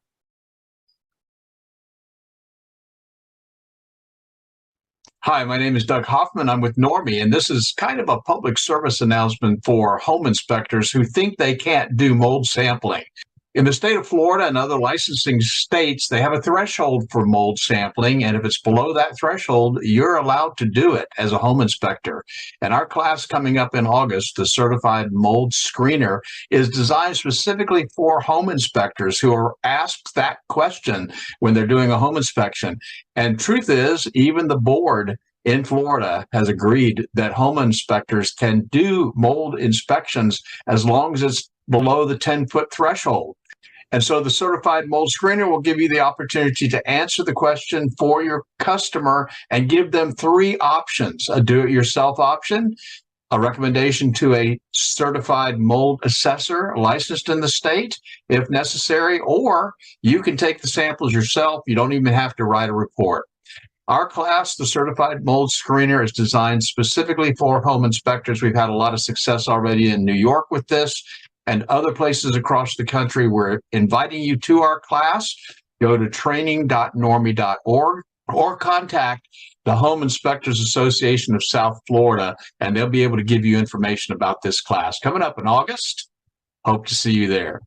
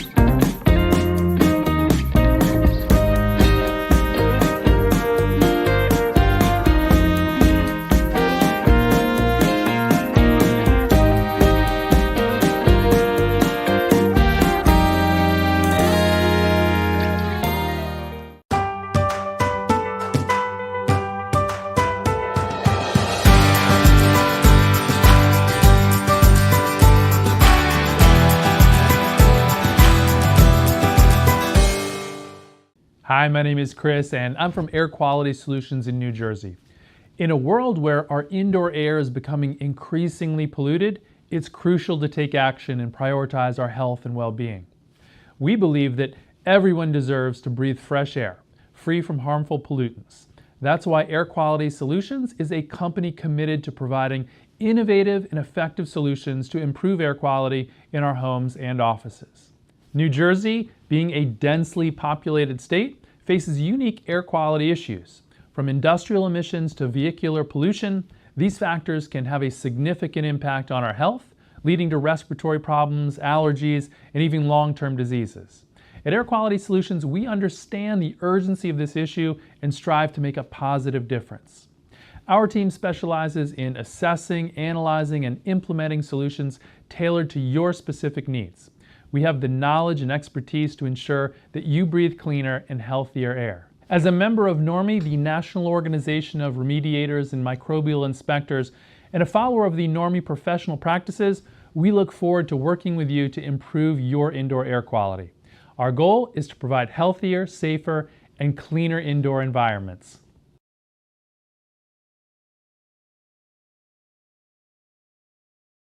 Hey there, my name's Doug Hoffman. I'm the Executive Director of NORMI, National Organization of Remediators and Mold Inspectors, and I'm so excited to be able to share with you information about our new certification, the Certified Remediator for Sensitized Individual. And this class is actually led by one of our new senior trainers, Michael Pinto, who's been in the sensitized individual field for many, many years. And I'm just going to turn it over to him and let him talk to you a little bit about why this class is so important for anybody that's in the industry. So, Michael, it's all yours. Thank you, Doug. I appreciate that very much. Just want everybody to know that the reality is that you're dealing with sensitized individuals, whether you know it or not. Anybody who's in the mold assessing and or remediation field, some of the people that you're coming across indicate that they've been made sick by mold, or they, as you do your occupant interviews to understand what's going on in the home, you may find out that they're talking about symptoms. Now, we are not doctors, but what we are professionals that are trying to help resolve some of these issues. So what this particular class does is three things very specifically. It helps turn you into a better remediator. There's absolutely no doubt about that. You can be a good remediator, you can be an average remediator, but this will help you be a better remediator, and that's just good across the board. The real issue, though, is that for sensitized individuals, it's a necessity. You can't miss the details. The second thing that the class does is expand upon some of the things that just get missed in a general sense in regards to following the IICRC S520, the mold standard. Most people know about conditions 1, 2, and 3, normal fungal ecology and visible fungal growth as condition 3. What gets missed is that whole condition 2, deposition of airborne spores. And that brings us to the third thing as well, is how much money are you leaving on the table when you're doing a partial remediation and focusing on removing the source material, but you're not even investigating or offering to do some of the whole house cleaning or the cleaning that is necessary to take the condition 2 parts of the office or the home and bring that all back to a normal fungal ecology, rather than just the area that you contained to remove the mold in the basement or the mold under the sink or the mold in the bathroom. So all of these things come into play in the NC RSI course, but the biggest thing is it makes you a better remediator across the board. And I'm excited to be one of the instructors, not the only instructor, but one of the instructors, and just share some of these tips and tricks over the course of the 2-day class. So we hope to see you there, and you can check the NORMI schedule and the best training system schedule for when the next course is. Looking forward to seeing you either online or in person. Thank you, Michael, and I'll look forward to seeing you at the next class. Absolutely, Doug. Bless you.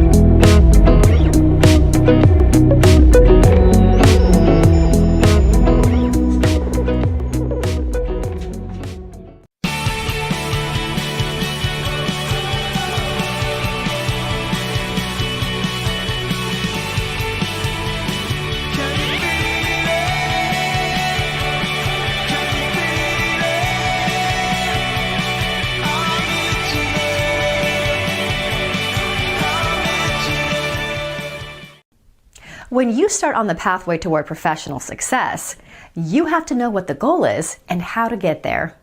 Normie exists to help in that process. It's not just about taking a class to get a license, but also about starting on a pathway to professional success. Whether you want to work for yourself or be the best qualified employee on the team, this path will take you there and help you succeed. Pick a track, click on the class, and get your journey started. Normie is here to support you all the way to become the Normie Pro professional you want to be.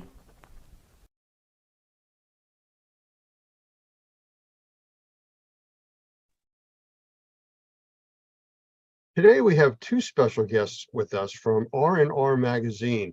And I'm going to introduce them separately just because their backgrounds are so large and different at the same time. I'd like them each to speak and let you know a little bit about them as we get started. So the first person is Mildred Ingram, who is the chief editor from R&R Magazine. So Mildred, welcome. I'm happy to be here. Thank you for having me. Hey, we appreciate you being here. So can you kind of tell us a little bit about yourself and your background to now become the chief editor for R&R Magazine? So my background is pretty interesting, but I do have a background generally in journalism. I was a reporter for a couple of years, and then I was a news producer for many years, morning shows, evening shows, overnight shows. And I've even been a technical writer. So that's pretty much the gist of my background. I have edited, especially being a technical writer. I've written ebooks, and in television, you edit all the time, especially as a producer. So it sounds like you did just about everything from the mailroom right up to chief editor and everything in between. Yes. Well, that definitely gives you some experience. I mean, it's wonderful when you have somebody that wants to get to that top position, has done the other jobs and actually knows what's required. So I applaud you for that. We do have another guest on here, and it's Michael Balzano. And Mike, I'm going to let you talk about who you really are, because I tried to keep everything in line here, and it was a little confusing as to what you actually don't do. If I had a nickel for every time you ask, what do you do? Who are you? So you're another one, Lance, but thank you very much. It's good to be here. You know, I am a group publisher with BNP Media, and I'm the manager of several properties, The Driller, a few others, but most importantly for this topic, R&R, restoration, remediation, and we now, of course, own The Experience, and we've merged to run that event as well. Okay, well, I guess we could like tag team this conversation, and Mildred, I'm going to talk with you, and Mike, please feel free to jump in here. So you're new to the industry as far as the restoration industry. Yes. So what do you see with a new pair of eyes looking into this funnel, if you want to call it that, of niche marketing and everything from people breathing down to cleaning rugs down to basic maintenance? So I will say just the past couple of trade shows that I've gotten to go to, I've learned so much and seen so much. They're all completely different, and they attract different people that potentially do the same things. But I will say, bridging the gap, there's so many different generations within this great industry, those who are the historians and who are, you know, the teachers that are mentoring a lot of these younger people, and just bridging the gap, and being able to bring both to the forefront is something that I see that I would love to see the industry just kind of move forward to. So you're talking about more or less generational education. Yes. So being that Mike and myself are so much younger than you, yes, I'm sure you see a difference in the philosophies that you've been dealing with since you're in this industry, the mindset of, I've been doing this for 20 years, nothing new is going to change. I mean, how do you approach that mindset of the older people compared to the ones just coming in with a new set of eyes and want to try everything new and technology enhanced? So you have to show them. So it's definitely of the generation, the younger generation, as you said, is you have to show them because they are used to physical work and physical proof of things. So you have to do it. and show them like a markup or something of the sort and walk them through the actual steps as to how it would work for within this new product, within this new way, within technology. You can't just spew it to them and say, hey, this is what we're thinking of doing, because they need the proof, the physical proof.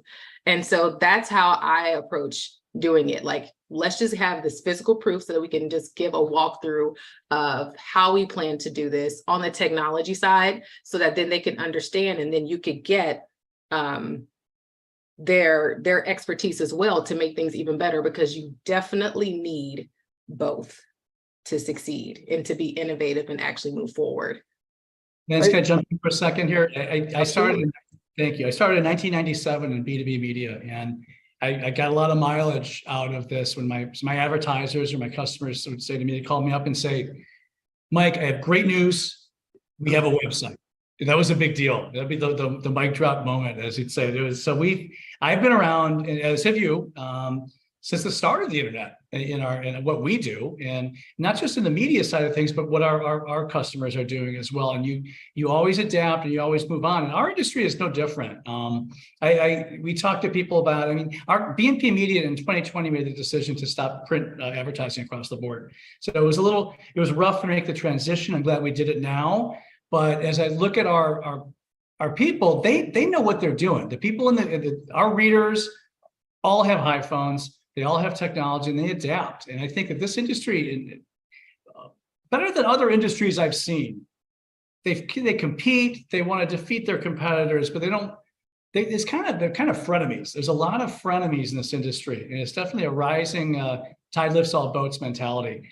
I found that as far as technology goes, they're learning the new game, they're adapting, and we just have to keep moving on and we'll be okay. Mildred, we talk about bridging the gap to the next generation. That's one way to do it. And I want to make sure people understand it's not forgetting about the leaders that we have. We always have to look at the bedrock leaders, many of which are speaking at the experience, which we'll talk about later. Keeping them on board, learning from them, but cultivating the next generation has to happen. It's funny because in the classes that we teach, we deal with the brand new people that are being sent there by the owners and bosses that they work for to get a remediation background. And we also get the people that want to go for licensing that are coming in and they have to take these classes. And we see such a tremendous change where you have the people that are new, they want to be the sponges and absorb everything that we're saying.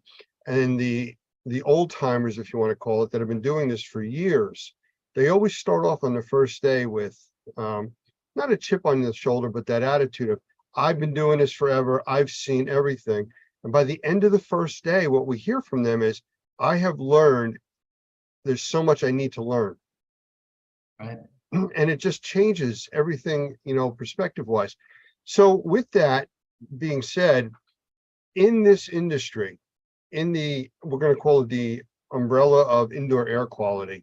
And truthfully, we've been talking indoor air quality for 15, 20 years, some people much longer than that. But until COVID hit, I guess people didn't realize breathing was a thing. You kind of need to do that. So now everybody's aware. And in your industry of marketing, how do you see that playing out? That there's such an awareness now of indoor health. Yeah, so I know we have, I know that Mike said we get to it a bit later, but I would say with the experience, they have a new initiative called Why Clean. And it really lends towards that topic because during COVID, of course, cleaning was everything. It was the most important thing ever. You had your mask, you hand sanitized yourself every 5 seconds, wash your hands every 2 seconds, whatever. And now that we're kind of towards the end of that, or it's gone, we've kind of forgotten it. And as we kind of touched on earlier, there's the outdoor air quality, but like indoor air quality, it's everything. It's what your chemicals you're using to clean. And you're thinking like, oh, cool, I'm spraying this stuff, cleaning it, and you're sometimes accidentally contaminating your air. It's just something that really does need to have more awareness brought to it, because I feel like sometimes people are contaminating things and are completely unaware that they are doing that. That's absolutely what we're finding in our assessments that we're doing now. People are calling up for quote, mold problems or sick building syndrome when it's an office environment. And when we get in there and actually start doing assessments of the environment, we're not finding mold and geese and things like that. We are finding that the environment from VOCs or volatile organic compounds, the chemistry in the air, it's toxic. It's really affecting people's health. Asthma is up. A lot of particulate issues now are affecting people, especially with the smoke coming out of the Canadian wildfires. Now, California has their smoke conditions anyways, and it's not new to them, but in the middle part of the country and the East Coast, this is something very new to us. And we're seeing a dramatic rise in asthma, eye infections, ear infections, just from people that were never affected before, because now they're being exposed to new, quote, toxins and things in the air, which is what we're dealing with indoor air quality, to your point. So yeah, that's something that has to absolutely be brought out in front of everybody. I do want to jump back though, and I'm sorry for jumping around here real quick. 1 second, Mike, I'll get right to you. When we were talking about the older knowledge compared to the new people coming in the industry, I've seen trainings that we do where we have the new people that are very energetic. They want to get in there and do things. And I've seen a group run into a problem that all the new training that they got didn't address. And one of the older guys in the class said, I can fix this. And instead of getting all the new technology and fancy things, he took the box that a roll of plastic came in and made a tube out of it and joined the two pieces that weren't working and fixed the problem. Because it's what he did 20 years ago. That's all they had. So that old time experience is invaluable. Yep. But you can't disregard the new stuff either. So I applaud you again for trying to bridge that gap. That's exactly right. I think that's a great point. Just because we have new technology doesn't mean, what we used to do doesn't work either. I think that looking back, gosh, so many times. Let me ask you, Lance, your internet goes out or something's wrong with your TV. What's the first thing you do?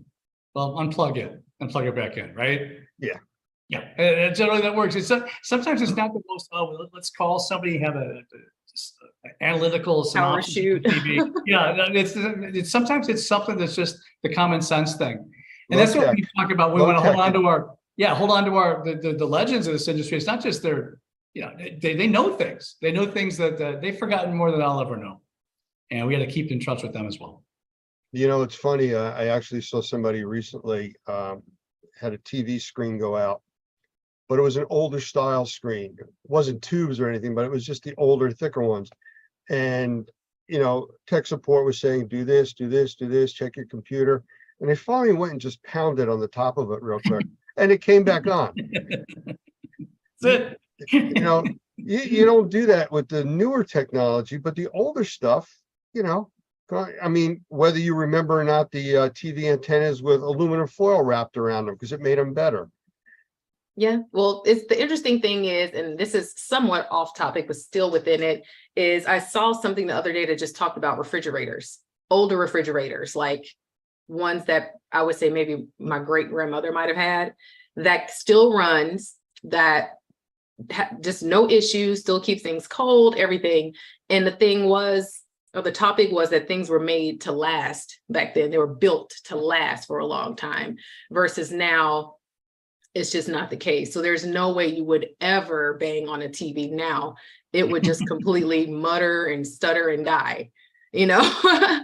So it's interesting. It's from the generation of people who are used to working with things that are built to last. So they have different tactics in fixing things that you really do need to know, because again, like you were saying, in bridging that gap, those are things that are still necessary even in today's technology society, because again, these are from the people that created the people who created technology, who had the ideas, and a lot of the ideas comes from a lot of the older tactics, is building upon it. And that's what we have to continue to build upon it, not forget things, but build upon it.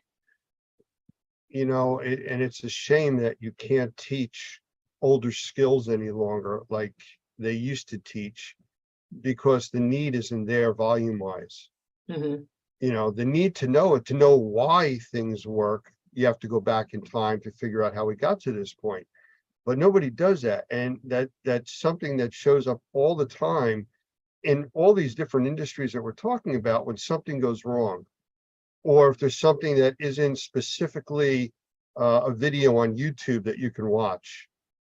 You know, that becomes an issue. I can tell you that I recently had to look at some videos about replacing a piece of technology. And I'm watching it and I'm on the computer on a separate screen following along. And since they made the video, all the software has changed. So you can't follow along any longer. The pages aren't there. The links don't go to the same place. And if you don't have a basic knowledge, you're completely lost. The videos that are designed to help you don't. It becomes frustrating.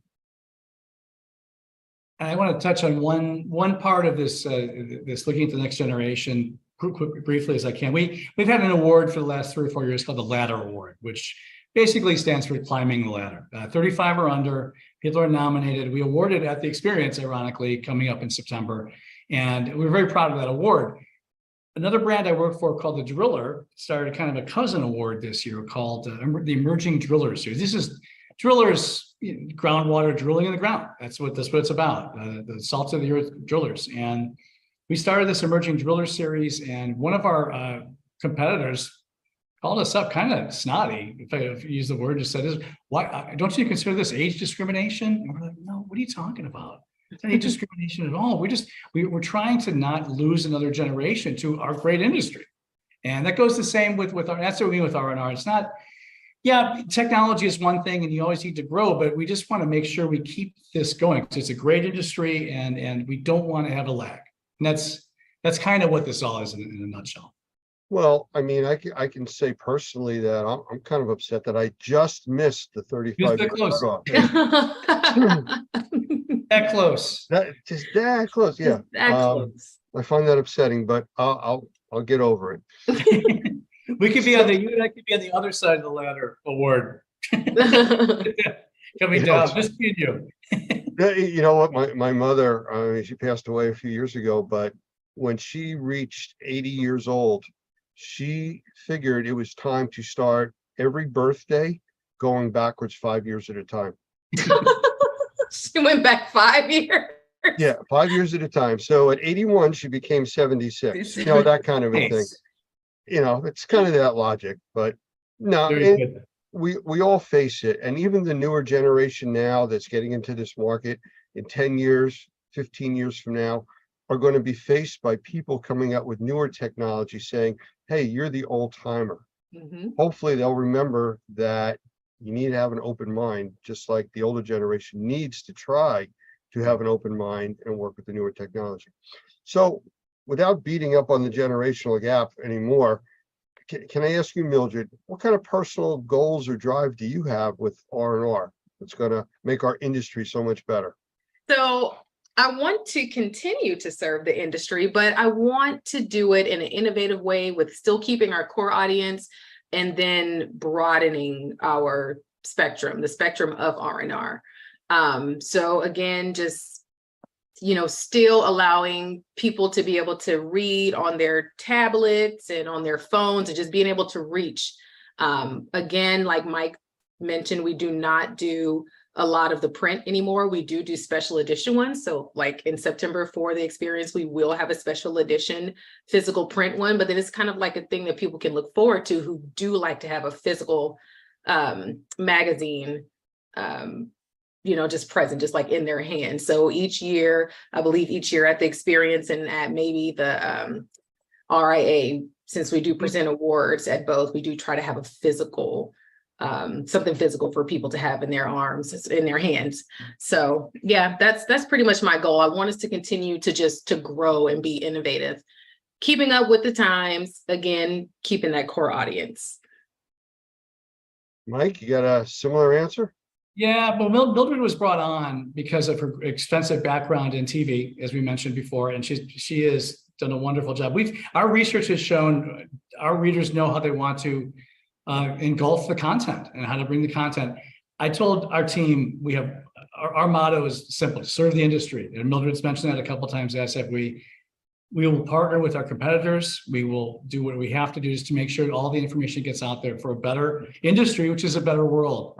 I think that what I'd like to do, jumping in, we had it's funny, my wife was the national sales manager for this magazine for 8 years, a while ago, and she left. So I know our former editor is now a competitor for about 8 years as well. So I feel like with my wife here, I feel like I have an unpaid consultant working with me. And so we're learning the industry nicely and just finding out the best ways and simplest ways to get the information to them. That's all we can do. We're a media brand. And we're not doing widgets. We're not making any products. We're just providing you with an outlet to get the best information out there. That's what we want to do. Mildred mentioned the Why Clean initiative a few minutes ago. I mean, we have some heavy, if I can put my reading glasses on for a second, we have some heavy hitters doing this. I mean, Mr. Cooper himself, of course, Dr. Gavin McGregor Skinner, the microbial warrior, Jeff Jones. There's going to be a lot of people talking about what an important thing that is in Las Vegas. And of course, Normie has a big role there too. And I'm dragging us over into the promotional side. We'll get back to Mildred in a second. But, can't help yourself, can you? We can't. We love it. And while we're there, I'd say I'll take 20 more seconds and I'll back off. And Les Cunningham, Doug Hoffman from Normie, Jim Manis from Shaw, Jeff Jones, Ed Cross, Michael Pinto, Howard Partridge. The list goes on and on. This is the bedrock of our industry. So when we talk about the next generation, I really want to make sure this stays where it's supposed to. We know who the leaders are. We just want to make sure this goes on. And that, I think, is my number one goal, continuing what was started by people 15, 20 years ago. Well, just to follow up with what you just said, Doug Hoffman, our executive director from Normie, whenever he talks about the experience, which we do constantly, he always puts the line in there: if you can only go to one trade show a year, this is the one you need to go to. And it's different. It's not walking in where people are just trying to sell you stuff. You know, it's here's stuff, but you get to play with it. Yes. Try it, learn about it. And that it's a tactile industry. You need to touch and learn this stuff. Hands-on demonstrations has been hammered into me by Larry and all the people we now work with. And until we went to I went to a couple experiences myself just briefly, but until we actually were part of the event last in Fort Lauderdale, I didn't get it. But people do love it, and it's super valuable. Hands-on experience, hands-on demonstrations. The Flood House, the famous Flood House. We're building two this time, by the way. We just found out at the last meeting. It's breaking news. That's going to be in Vegas, and just things like that are why. And that's really nice that he said that. Another advertiser of ours, their exhibitor, said to me very passionately, "You are the biggest event in this industry, and you got to stop being wimpy about that." And I said, "Of course. Well, let's make 100% sure we are before we get in trouble." But I think we are, and I was really thank you so much for you saying what you just did, because we're very proud to have it on our team now too. Yeah, the experience appeals to every learning style. And that is why I would say it's one of the best trade shows for sure. Just like you said, people get to play with it. You see it, it's not just lectures, but it's every single learning style. So if you want to lecture and you learn more that way, and you want to just ingest information, we have that. If you want to kind of touch things and play with it, we have that. If you're kind of more visual, just kind of like the Flood House, we have that. So it appeals to every learning style. So it's something that everybody can just enjoy. You know, if you look at it as down and dirty as it can be, just plain and simple, if you take the newer generation entering this industry and the older generation that's still in this industry and working, and you talk about media, and I know you said that you're going to do print media now every other month, I think it was, every 2-3 months, something like that. No, we're gonna have two print issues distributed one at the RIA convention, normally in April, and one at the Las Vegas experience in September. Oh, okay. I misunderstood. Sorry. But the big difference there is you get the older generation that looks at a cell phone and goes, "But how do I find the article? I don't know where this is." And then you get the younger generation that looks at the magazine and go, "Where's the power source? How does this work? You know, I put it in night mode. It's not working right. It's too bright." So there's such a big difference, and trying to bring it all together, I think is an exciting thing just on its own. My father's 87. He has an iPhone. I mean, we talk about that all the time with our advertisers too. I love magazines too. I love holding them. I got a million of them back in the other room, but the people who complained about us not having print, do it through Facebook or some social media or text me. And I want to say, I respect you, but do you see the irony in this? What you're doing? You're doing all this technology stuff. You complain You about. didn't write a letter and mail it Technology. into the office. Yeah. Having said that, I miss it too. But I mean, we're just we think that this is the best way to get the content out there, and people have proven that they're reading it that way more than we thought. So I get it. Okay. So now let's get into the super secret stuff. Yeah. Any kind of surprises coming up from R&R? See Well- who slips first. Yes, I will say we do have some really exciting video series coming very soon. I would say as soon as next month, and just to explore some of the topics, cleaning, which is something we are trying to grow more at R&R, that audience. We have like microbial ecology, drying, and large loss support. So that's just to name a few. So I would be on the lookout for that. Really exciting stuff. So yes, that's what we have so far.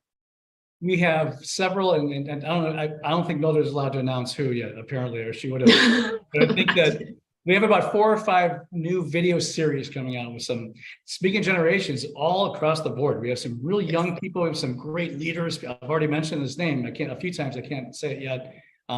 He's involved in microbial things though, and he's a warrior. But we live that way. He's going to do some great stuff with us, and also. But I mean, I think that, and we talked about this offline, Lance. I think looking at what Normie TV is about and what you've done is a great inspiration for us. I'm thinking that they know they have got their finger on the pulse of what needs to happen, and we're not going to copy what you're doing, but that's more along the lines of that. Let's keep some consistent content and video out there. And as Mildred touched on, that's what's coming up new pretty soon. Probably by the end of this month, we'll have some new stuff going. See, that's one of the things that I just kind of want to briefly touch on. Just like you were saying, we won't copy them, but as we all say, our competitors, well, really, we all do the same thing. We all strive to just serve the industry. And more than anything, instead of looking at someone as a competitor, I look at you and I get inspired. So taking what you're doing or seeing what you're doing, and I know, again, we did talk about this offline earlier, it's like, that's, some of the really amazing ideas, like, wow, how can we incorporate it and, in a way that isn't butting heads? And again, people choose who they want to ingest their information through, even if it is the exact same thing. They have their reasons. So you just keep doing what you're doing and just try to be the best in your own way. Well, there aren't really competitors in this space right now for what we're talking about, because people do have their preferences. Right. That's why we're on 11 different podcast channels, because some people like Chevy, some like Ford, some like Mercedes. But they're all cars. They all cars. They all get you to the grocery store to buy whatever you need and come home. Some a little more comfortable than others, but that's personal preference. It really is not a competition. I mean, we're really trying to serve an industry and the public.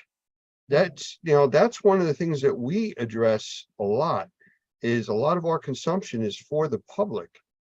We know there's a need out there, but does the public want it? And unless they're exposed to it, unless they learn about it, they're not going to have an interest. It won't be on their radar. And that's really what we're doing.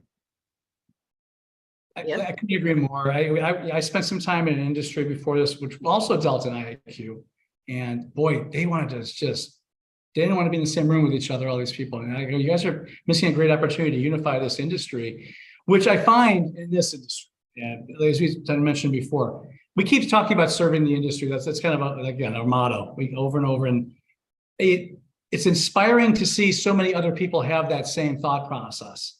Get the information out there. We're all going to be helped. We're all going to be helped if we work together and make this work. And on the business side, everyone will be fine. Yep. We're in a very niche market in this indoor air quality. And like Doug always likes to say, the only people that need our services are people that breathe. Yeah. So it's probably right around 8 billion right now across the planet. And it's just a matter of education. And, you know, you talk about the generational gap again, you talk to some of the old timers that are out there and you talk about mold. It's mold. It hasn't killed me yet. And then you have the younger generation that are walking around their inhalers because they're so sensitized to it. They can't breathe in an environment that has mold or any kind of yeast or contamination. So you got to get past that physical barrier. Yep. I live down in right now, mostly in South Florida with my wife. The heartbeat of the hurricanes and mold and things like that. Everybody's got a little mold problem. And you know, this winds back to about 20 minutes we were talking about, but kind of what you just said also. Our neighbor, the building next to it, they had a horrible mold issue last year, and they had to gut a lot of walls. It was bad. But we're talking to them, and they said, "What do you look past? Did you do this? Well, I had to clean the duct. Did you have any fans on for air circulation?" Like, well, no, we weren't here all summer. Why would we do that? Ooh. Education. Right, education, exactly. And that's why it's so important.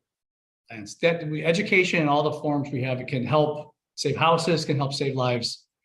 And it's not, I'm not overstating that. And that's the industry we're in. You know, part of the problem is we're trying to reach the public, we're trying to reach the contractors in this industry and give them tools and information that is legitimate and what makes sense. Unfortunately, the bigger platforms that are out there, the government entities, these people come out for different reasons, political or not. They make statements that people get behind and charge forward with. Like recently when COVID was hitting, it was made known that you should all have HEPA filters in your air conditioning systems. Well, there was no follow-up to that comment saying, unless your system's designed for it, you're going to burn out your motors. They can't handle it. So that partial information is an issue. Yep. So enough of beating that drum. So what else about the experience coming up? Any more surprises or big events or rock shows or anything like that in the near future? You know what, the people who've been to the experience know it's a family fun atmosphere dealing with hands-on stuff, and it's not going to be different this time. We're going to be in Las Vegas again. We have the big party, like we said, the flood houses and everything. I have to say, so they don't kill me back at the office, September 6th through the 8th, Caesars Forum, not Caesars Palace, Caesars Forum, as it was last year, which is about a 2-year-old building. It was beautiful. It was a nice building. Beautiful. You could book, you get your attendee badge today at rnrmagonline.com. And we could maybe put the full URL after this up on the screen. Harrah's will once again be where the hotel is going to be. Caesars Palace is also going to be a hotel for us. It's about a 20-minute walk, but still you could do that. You're going to see the 6th through the 8th is when the event is, but on the 5th, as you know, we're going to have the workshops. And we have some great, this year, Shaw Flooring, Howard Partridge, Restoration Crosscheck, Ed Cross's new venture, of course, and our friends, the Coys and Firehouse Education will be having a full workshop too. So make your plans to come out right after Labor Day, get out here and have fun with us. We're really excited to get this one going. But you left out Normie. We're going to have training tracks and all kinds of stuff going on. Well, I mentioned Normie earlier, to be fair, I don't get it fully red marked, but no, Normie's a big part of this. You're one of our main partners and sponsors. You're going to be up near the front of the hall with a nice 20x20 booth. And I think we're both going to be filming a lot of educational videos throughout the event too, Normie and R&R, which is great. Yes, we are. Well, I want to thank both of you guys for being here. I really appreciate it. Generation gaps aside, because we keep talking about it. Absolutely. Thank you for having us. No, I really do appreciate it. And I look forward to seeing you both, hopefully at the experience. Absolutely. It was a real pleasure, Lance, and thank you so much. And I can't wait to see you in Las Vegas. All right. Cannot wait to meet you. Take care. Bye-bye. Bye-bye.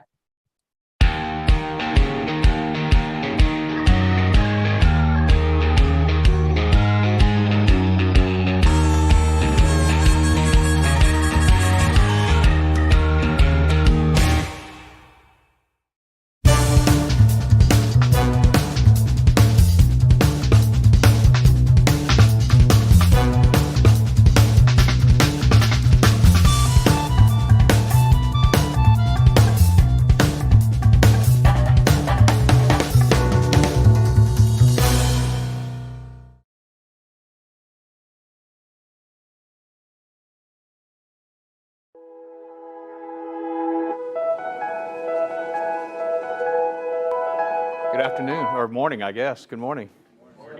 Yeah, so I'm sure that Mo told you when we created Normie in 2004, one of the interesting things was what we created it primarily for the Louisiana licensing law. And the Louisiana licensing law was the first law to go into effect for mold remediators in the country. So it was the first licensing law, and then what happened in 2005? Katrina.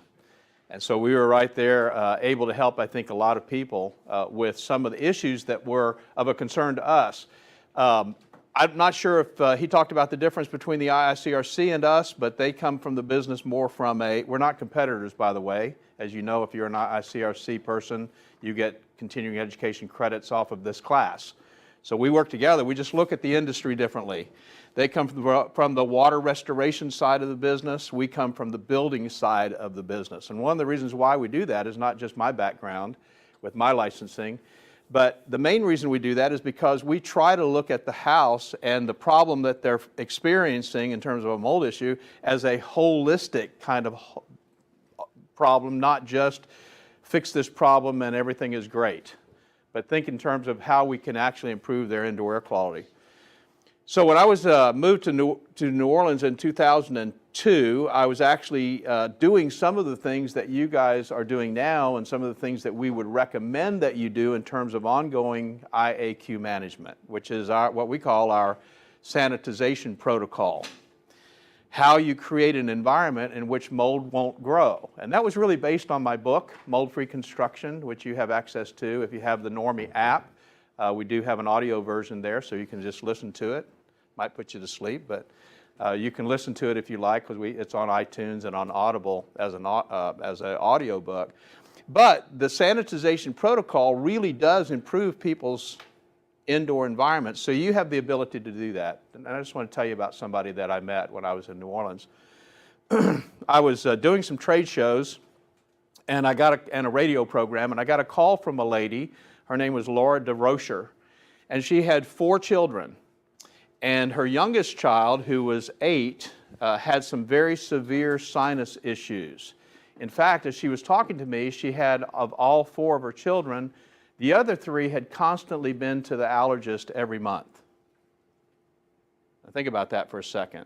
Every month, for years, they had been to this allergy doctor. And she had found some mold up in the kitchen area over one of the cabinets, and she was concerned about how that might be affecting their kids, because she heard me on the radio and she knew that mold was an indoor air quality problem. She'd never really thought about that before. It's mold, how could it affect my children's health? But she was putting 2 and 2 together. She was saying, maybe there is a problem here with this mold that I'm seeing. So I went out there and I did the assessment. It took the sanitization protocol. It was not the amount of mold or the type of mold, or there wasn't a moisture problem that actually was causing the mold. It was actually a HVAC problem with the relative humidity. So we did the sanitization protocol, put it in place just like you see it today, exactly the same protocol. And she was really excited because in about a week she was feeling better. Her kids seemed to be feeling better. She wasn't sure. But the interesting thing that she told me when I was there visiting her was that her little child, the one that was just a few months old, they had scheduled that baby for surgery, sinus surgery. And she said, we've decided to kind of put it off because things seem to be going better. We'll see how this goes. Well, interesting story to kind of shorten everything up. About 1.5 years later, maybe 2 years later, I got a call from her and she said, I got to tell you an interesting story. She said, first of all, I got a phone call from my pediatric physician, the allergist. He was concerned that we had switched doctors because I haven't taken my kids to the allergist in almost a year. We decided not to do surgery for the baby, and the baby is doing great. Now, a couple of years old, doesn't seem to have any allergies to the environment and what's going on. She said, I think you really solved a bigger problem than you maybe think you solved. The reason I'm telling you that story is because we hear that story over and over and over and over again. Maybe not quite as dramatic, but we hear that story over and over and over again. You are in a very, very important industry.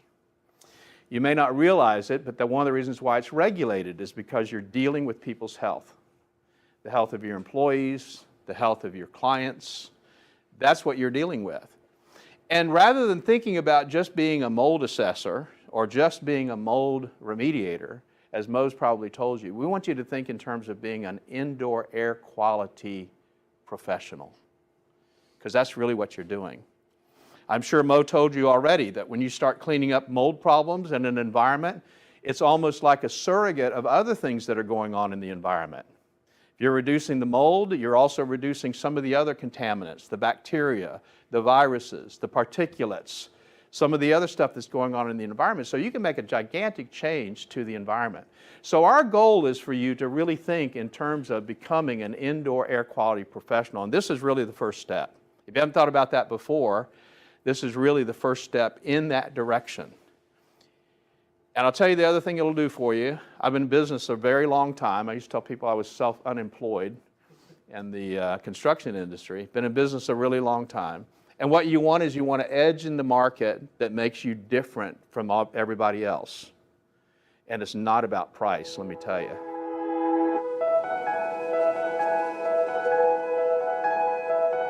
The Perfect Fit Filter by Best Living Systems, another innovative product by Best Living Systems that will change the way you breathe indoors. Older style filters use cardboard frames which become quickly filled up with mold and dead skin cells, causing them to flex inward and allow air to go right past the filter. With the Perfect Fit Filter, there is no blow-by. Because there is no cardboard for the mold to eat, this Perfect Fit Filter is designed with a sturdy internal frame and sized to fit virtually any size opening. It allows the edges of the filter media to enclose the frame of your return air grills, so every cubic inch of air is filtered. No reason to go searching for your specific size in your local big box store. The Perfect Fit Filter is shipped directly to you when you need them. In a home or office environment, this incredible 1-inch filter provides MERV 7 protection to serve as a 90-day filter. How can you leave this filter in for 90 days? Popular pleated filters provide tiny crevices where mold and bacteria get trapped. Because you are bringing to their nests dead skin cells and other organic materials,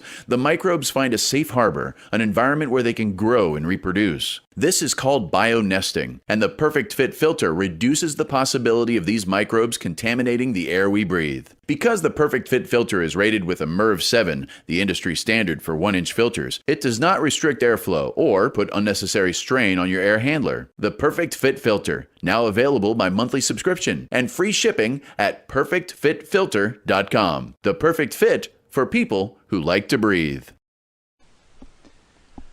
Welcome to IAQ Basics 101, Managing the Air We Breathe. My name's Doug Hoffman. I'm the Executive Director of NORMI, the National Organization of Remediators and Mold Inspectors. IAQ Basics 101 is a class offered through besttrainingschool.com. This copyrighted presentation will discuss the problems of indoor air pollution as well as solutions to those problems. There are multiple ways to deal with indoor air pollution, and I suppose this picture addresses one of those. The EPA and other government agencies suggest removing the source of the pollution, but as we will see, that's not always possible and is not necessarily a viable option, especially since we ourselves are the source of much of the pollution indoors. Dilution with fresh air makeup is also suggested as an option, but that's not always possible, and in many cases it allows us to bring even more pollution from the outside into our living space. This class is designed to talk about the seriousness of the problem, the sources of the problem, and the real holistic solution to managing indoor air quality. Whether in a residential, commercial, industrial, or institutional environment, the solutions are the same and effective to reduce microbials, particulates, and other contaminants that pollute our indoor breathing space. Several years ago, Normie.org started a national survey asking homeowners in particular to rank their indoor air quality from 1 to 10, 1 being poor, 10 being excellent. And so the question, how would you rate the indoor air quality in your home? Now, with several thousand responses, the evidence is clear that most people, in excess of 90%, rank their indoor air quality at a 7 or below. That many people recognize that they have a problem, but not quite sure what that problem is or who to call to resolve it. This short course should help put those concerns to rest by suggesting the sources of the problem and the solutions that are effective in improving indoor air quality in virtually every single case. We are not unaware of the problems in our homes and offices. Many people react to the contaminants that exist in our indoor environments, and there is even an entire segment of the medical industry that now recognizes and treats the symptoms of environmental illness.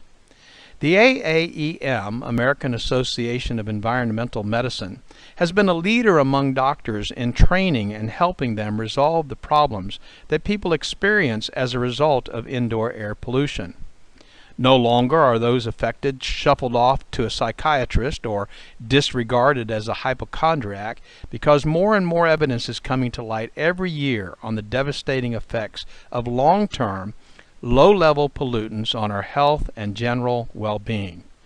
Allergy, lethargy, overall unproductivity are now being associated with many of these contaminants, and property owners, managers, and doctors are interested in finding solutions. This class allows you to take a giant leap toward a holistic approach to dealing with indoor air pollution. But first, you must understand what comprises or makes up the contaminants that we breathe every day indoors. You could classify every single component that affects indoor air quality into one of these 7 components. And if you know what the problem is, the solution is easier to understand. As I've said many times, prognosis without diagnosis is malpractice, and so it is with indoor air pollution. If you don't understand the problem, then you don't have a solution.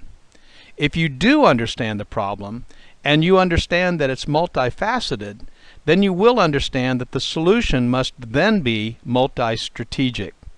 There is no one-size-fits-all, or just put this machine in your house and all will be well approach to solving these issues. It's about dealing with all of them in a synergistic way. So let's talk about each of these as we see them in our environments and as they pollute those environments. Particles. That's a dust mite. 32,000 of them on an ounce of dust. And there are a lot of people who are allergic to dust mites because dust mites love to eat organic material, dead skin. And when they eat that dead skin, they do what other animals do, and that becomes aerosolated. And that dust mite feces has enzymes in it that makes people allergic to it. And so dust mites obviously are a problem, and what they do after they eat becomes a problem. But there are other things in the environment floating around as well: pollen and mold spores, particulates that need to be taken out of the air that we breathe. There have been multiple studies about submicron particles and how they actually get past our natural filtering systems, the nose hairs, the hairs in our lungs, and actually can even be brought into our bloodstream. And so dealing with particles, of course, is an extremely important way of dealing with indoor air quality. Unfortunately, in the indoor air quality business for the last few years, so much emphasis and focus has been put on particles that some of the other problems that are in the environment have been ignored. And so a lot of effort has been made to make really good and efficient filters, but that's only one solution to one specific problem. Odors. In our environment, we have odors, all kinds of odors. Sometimes those odors are symptomatic of gases. Sometimes they're symptomatic of other things like cooking odors or secondhand smoke. But odors are a tremendous allergen, and it's an indoor air quality issue that needs to be addressed. Gases. Of course, I tell people in our indoor air quality classes that we have enough chemicals under our kitchen sink to kill a couple of elephants. But the truth is that we have all kinds of things in our environments that are off-gassing different types of chemicals. If you think about walking into a room that's just been painted, that room smells. There's your odors. But those odors are actually coming from gases from the paints and the VOCs. Those gases will continue for years and years, sometimes up to 10 years after the smell of the new paint has gone away. Formaldehyde, glues, OSB, carpeting, all of these things put off gases. Some of them we smell, some of them we don't smell. Usually at this point when I'm talking about indoor air quality, I talk about these three as they're really evidenced by secondhand smoke. A single cigarette produces over 4,000 chemical gases, 43 of which are carcinogenic. And in most cases, when they try to take cigarette smoke out of an environment, like in a bar or a restaurant, they use a filter, and so they're successful at taking the particles out, but it still smells like an ashtray, and that's because they haven't removed the gases and the odors that remain. So if you were going to have a multi-strategic solution to secondhand smoke, you'd have to have something that would deal with not only the particulates, but also deal with the gases and with the odors. And then of course we have biopollutants, and we think about mold because it's something that's very obvious and there's been a lot of press about it, but there's all kinds of biopollutants in our environments. E. coli, salmonella, methicillin-resistant Staphylococcus aureus, MRSA, all kinds of things going on in our environments that actually become aeroslated. Now that's not because the bacteria has wings and can fly around, but it does in fact travel on the dead skin cells and other things that are floating around in our environment. When I talked about particulates, one of the things that I didn't really mention but is one of the biggest pollutions in our environment is our cells. We actually put off dead skin cells.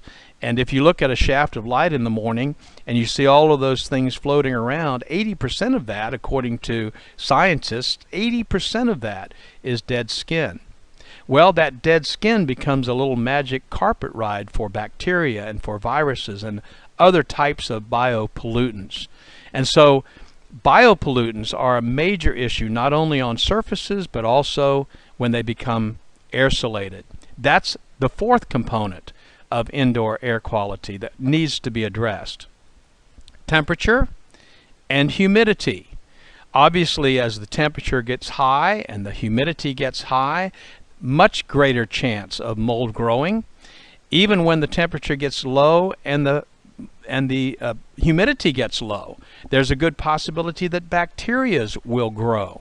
And so one of the things that we do in our trainings is we talk about trying to keep the relative humidity between 40 and 60% so that there's a less possibility that contaminants will actually grow in that environment. But these two components obviously need to be addressed. In the air conditioning industry, they talk about combining these two, and they deal with what's called psychrometrics and how the two actually work in environments to keep air cleaner and how they can make the air conditioning systems more efficient. Temperature and humidity. And then the seventh component is comfort, and that's how air moves in the environment.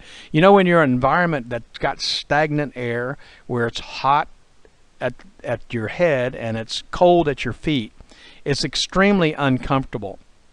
By getting the air moving, by using ceiling fans, leaving the air conditioning system on, so that it's actually moving the air, not only are you keeping a more comfortable environment, you're taking away the false positives that a thermostat might give you, false readings that you might have about the heat or the coolness of that particular environment. And if you're using proactive air purification technologies or passive technologies, as we're going to talk about in just a few moments, moving the air is vital to keeping good air quality. By moving the air, you're trapping the particulates, you're taking the proactive air purification to the surfaces, cleaning the bacteria, killing the mold, you're dealing with odors and VOCs. All of that has to do with air movement. So these 7 components, and again, we're talking about particulates, odors, gases, temperature, humidity, and comfort. All of these have to be addressed if you're going to have a multi-strategic solution to this multifaceted problem. Particles, biopollutants, odors, temperature, humidity, gases, and comfort. You need to address all of them. So the first conclusion that should be drawn after understanding the many facets of the problem is that solution is not just about filters. Filters play a very big part in resolving many issues, but they certainly don't address many of the pollutants like odors and gases, and they are restricted by the difficulty of trying to get some of these pollutants to the filter. We'll talk about the value of good filters and the shortcomings of bad ones shortly, but even before that discussion, it's clear that it's not the whole answer to IAQ management. It's not about source removal. If we are producing much of the dead skin that's in any environment, removing us is not the answer. Yes, we can give our cat to Aunt Sally and tell our wife to smoke outdoors, but there are so many things in our environments that simply cannot be removed. After all, who wants to live in a stainless steel house? So many of our construction materials are great feeding ground for mold and bacteria, and how do we fix that problem? And it's not about dilution. Certainly adding fresh air into the home or office is a good way to dilute some of the contaminants, but as I suggested earlier, in some parts of the country, the last thing I want to do is bring so-called fresh air into the environment. At least I wouldn't want to bring it in without it having been cooled, filtered, and purified. Again, certainly a part of the solution, but not the entire solution. Our solution, the Normie approved solution, is a multi-strategic approach with these three prongs: air filtration and purification, surface protection, and lifestyle changes. When I wrote my book, Mold-Free Construction, and that's available at moldfreeconstruction.com, I suggested a sanitization protocol, and it incorporates this three-pronged approach. Take a look here at a recent table that I found that suggested the top 10 solutions to indoor air quality issues. It's interesting because the three-pronged approach is included right here. You've got utilize air purification, utilize air filtration, dehumidify or humidify, reduce carpeting, revise your cleaning schedule, use hypoallergenic bedding, use green cleaning supplies, reduce volatile organic compounds, respond quickly to leaks or moisture, manage plants, and clean your pets. It's interesting that this three-pronged approach is included. Lifestyle changes that include decluttering, scheduled maintenance, and so forth is incorporated in the revised cleaning schedule. Respond quickly to leaks and use hypoallergenic bedding. Using green cleaning supplies that are low in VOCs deals with surface protection, and I have many more listed in my sanitization protocol. So we want to now close in on air filtration and purification technologies, which is probably the most technical of all the solutions. There are so many air purification technologies and so much marketing hype that it's often difficult to understand exactly what works and what doesn't. So let's simplify the approach. Every piece of air purification equipment in the market today is either active or passive in its approach to resolving indoor air pollution problems. By passive, we mean that, like a mousetrap, it's bringing the pollution to the solution.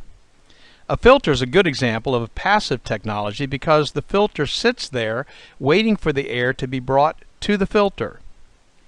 The other option to take care of that pesky mouse would be to buy a cat. That cat is on seek and destroy mode, and she's going out there to take the solution to the pollution. That's a proactive approach to solving the problem. So in that context, let's talk about the different technologies in the marketplace and talk about each, how they work, and the advantages or disadvantages of each. What you'll quickly see is that a synergistic approach utilizing multiple technologies in a combination of passive and active is by far the best and most effective way to deal with all of the potential contaminants in the indoor environment. To take this a step further in evaluating technologies on the market today, all of them, that is, all of the equipment on the market today, utilizes one of 5 technologies, either filtration, ionization, ozonation, ultraviolet, or ultraviolet with target plate. The very best equipment utilizes several of these, as you'll see in a few moments, but we must first understand the value and limitation of each before we have a clear understanding of the efficiency and effectiveness when these are combined. Filters would include all of the different media that we see in the market. They might be fiberglass, foam rubber, carbon or carbon impregnated, polyester, but each serves a different purpose based on its density and configuration. HEPA, high efficiency particulate arrestor, filters, probably the highest quality filter on the market today, incorporated a pleated configuration and is usually appropriate only in commercial environments where the air handlers can handle the tight density of the filter media. For the average consumer, anything above a MERV 7 or 8 rating, according to ASHRAE. Now, ASHRAE is the American Society of Heating, Refrigerating, and Air Conditioning Engineers, could negatively impact the efficiency of the air conditioning system and even, in many cases, damage blower motors and other moving parts of the system. MERV, which is the Minimum Efficiency Reporting Value, a standard set by ASHRAE to determine the effectiveness and efficiency of a specific media. Ionization sends an electrical charge into the environment using several different types of components to charge particles and make them flock together or aggregate so they can be carried to the filter. In many cases, submicron particles are so light that they are never brought to the filter, and these are, by most studies, the most harmful to our health. Bypassing the natural filters of our nose and lungs, these particles can wreak havoc on our health. Ozonation is produced by a couple of different methods. Ozone can be very effective in reducing microbial pollutants in the air and on surfaces, but it must be closely monitored and is problematic for a small percentage of the population. Ozone production is regulated by some states, and in particular, the state of California bans air purification technologies that incorporate ozone production in their machines. Fortunately, there are now other technologies that are just as effective without the harmful side effects.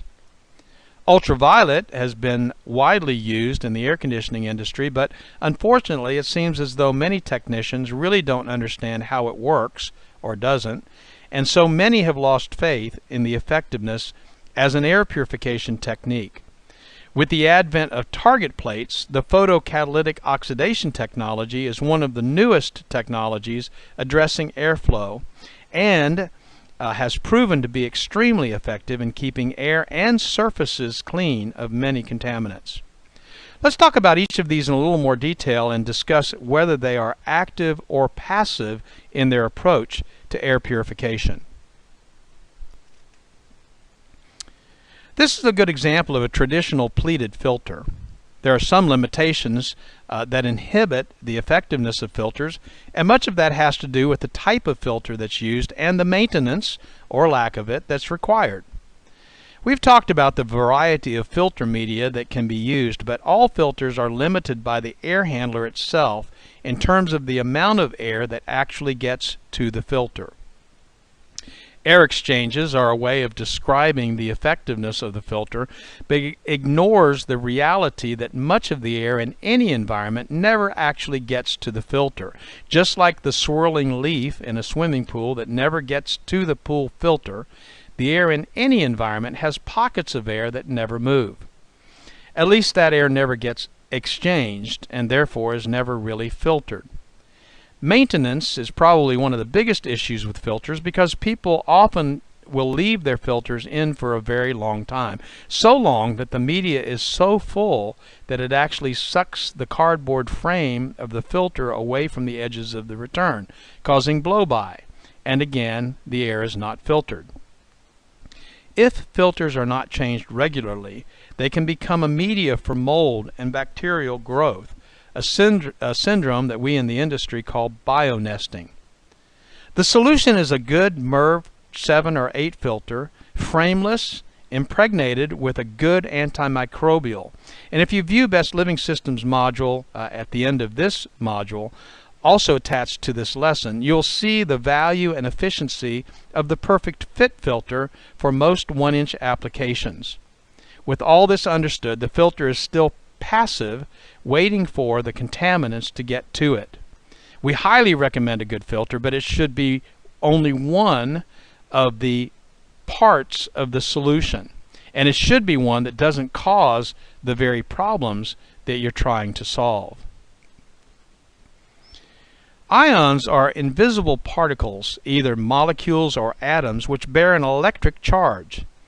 Atoms, for instance, consist of an atomic nucleus that contains neutral neutrons and positively charged protons, as well as orbiting electrons that are negatively charged. And when an atom is in neutral condition, the number of protons and electrons, which are negative, protons positive, electrons negative, is equal. When the number of protons and electrons is not the same, the particle becomes an ion that is either positively or negatively charged. Negative ions can be artificially generated by electrical devices such as ionizers, which use an external power source to generate large quantities of negative ions. Virtually all particles in the air have a positive charge, while negative ions have a negative charge, in which case negative ions and particles magnetically attract to one another. When there's a high enough concentration of negative ions in the air, they will attract to floating particles in large numbers. This causes the particle to become too heavy to remain airborne, and as a result, the particle will fall out of the air and will then be collected by normal cleaning activities such as vacuuming or dusting or even in the filter. The ionization process has been used for years on the construction sites and other locations where particulates need to be removed from our breathing space. Negative needlepoint and pulsating ionization simply charge those particles that are then attracted to one another and either dropped out of our breathing range or taken to a filter. The newest ionization technology is the dielectric barrier ionizer. This component actually creates what some call a bipolar ion or clustered ion, where both positive and negative ions are combined in the same charge.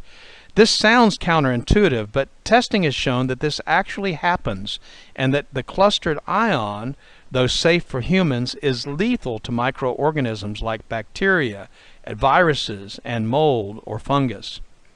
This is a completely natural process, utilizes low voltage, so it's an energy-saving process, and effective on a variety of IAQ contaminants. When combined with other components, this technology produces a powerful oxidation process, and Best Living Systems trademarked it as multi-cluster ionization, MCI. It's just a better way to address many of the contaminants in the indoor environment because it produces very low levels of ozone, nearly immeasurable and safe. Best part of all, this technology is proactive. It sends the solution downstream to the pollution and will therefore help keep air and surfaces clean, even quite a distance from the equipment. There has been much concern about ozone, and I just have to say that much of it is inaccurate. Though there is no need now with the newer technologies to incorporate ozone in the air purification technologies, the production of ozone is as natural as lightning and actually causes the clean, crisp smell that we get after a thunderstorm or at the beach or in the mountains. Called nature's cleaning product, ozone can be a very powerful oxidizer and when used correctly can be very effective. Though highly efficient for smoke cleanup and fire restoration projects, more IAQ professionals steer customers away from the use of ozone, even at low levels, due to the sensitivity of young children, the elderly, and immunosuppressed people. I'm thankful that there are technologies that have advanced beyond our need for a discussion about the value or limitation of this specifically proactive technology. This brings us to ultraviolet lamps, the darling of the HVAC industry. It's long been known that UV light at the germicidal wavelength, 254 nanometer, is extremely effective against microbials. The food processing industry, the post office, and other applications have been fully convinced of its effectiveness and utilized it for really tough organisms like E. coli, anthrax, to name a few. Unfortunately, in the air conditioning system, the limitations of the technology enable it to be very effective in cleaning the surfaces on the inside of the air handler, but not very effective in sending any of that cleansing power downstream into the airflow. Why? Well, the UV technology has two major limitations: time and proximity. How long is the microorganism exposed to the light, and how close is it to the light? In most cases, air conditioning contractors have found that due to the high rate of speed with the air racing past the UV light, that the bugs hardly get a sunburn. Ultraviolet light is great for the surfaces inside the system, but not very effective in the airstream. It really is a passive technology, waiting for the bugs to come close to it so it can zap them, change their DNA, or neutralize them.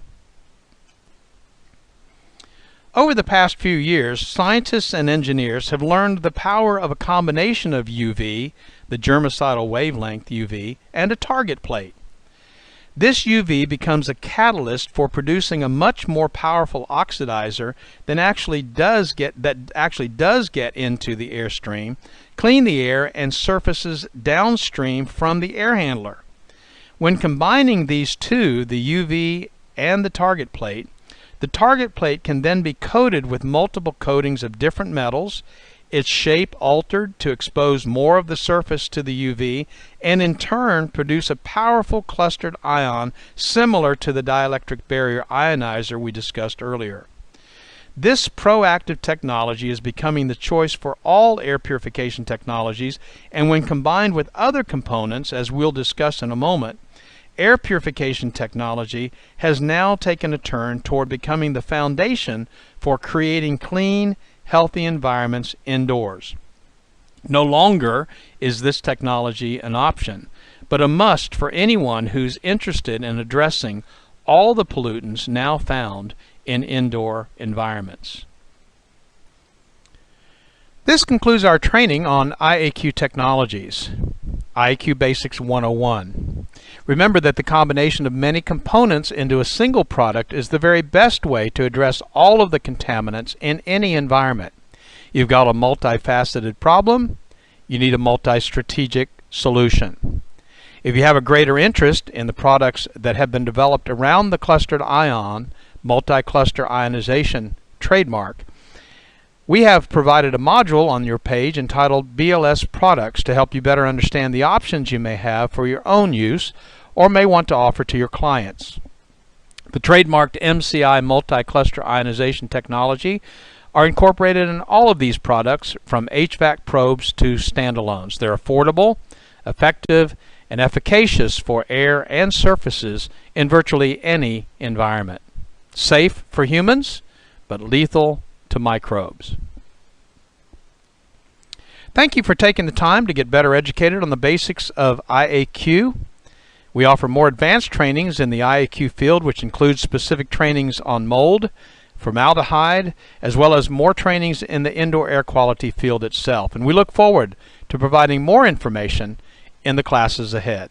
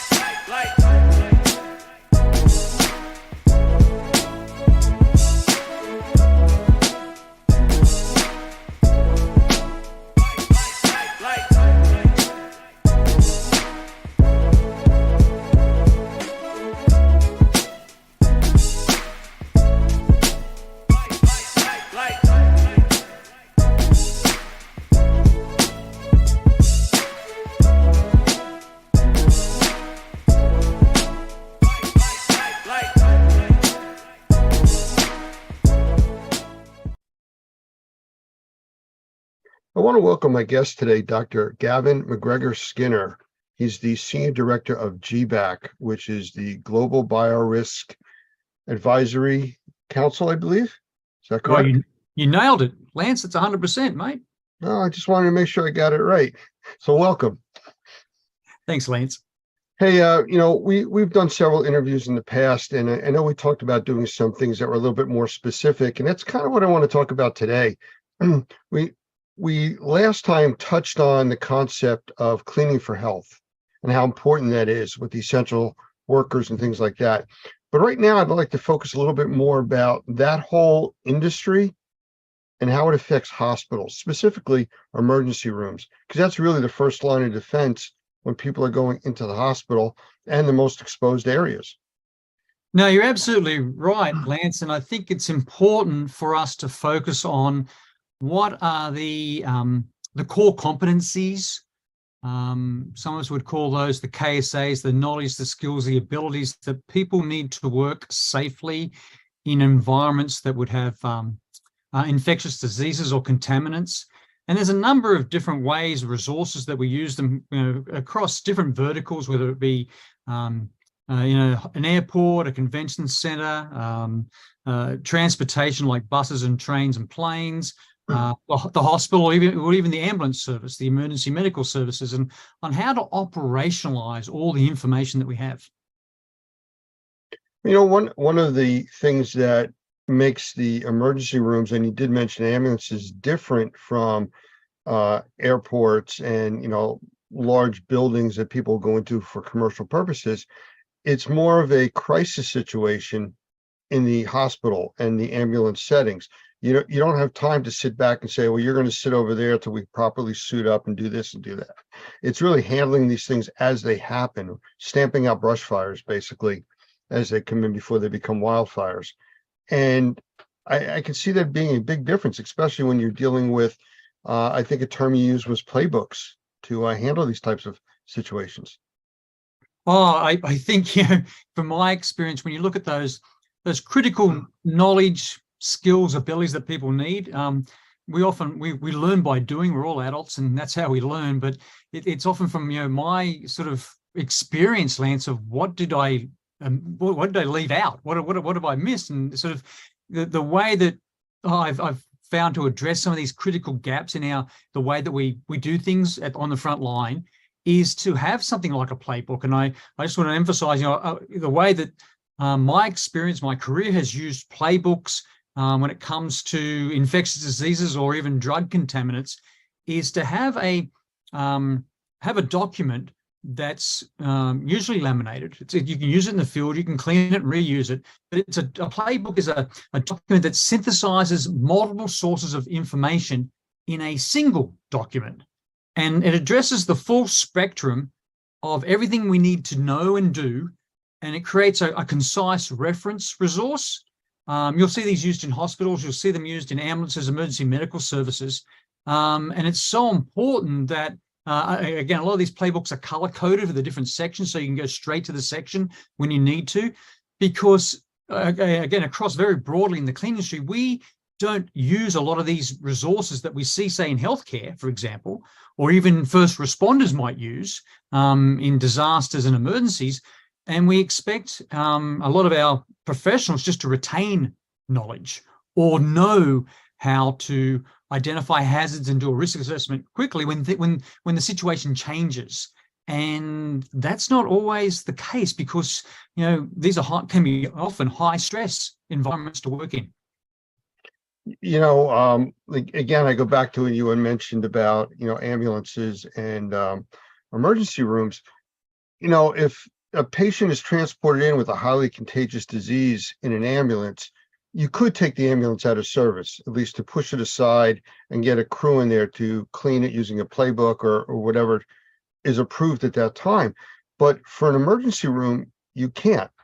I mean, how do you shut down an emergency room because you brought in a patient with some kind of contagious disease? Or do you? Or how do you address or attack that?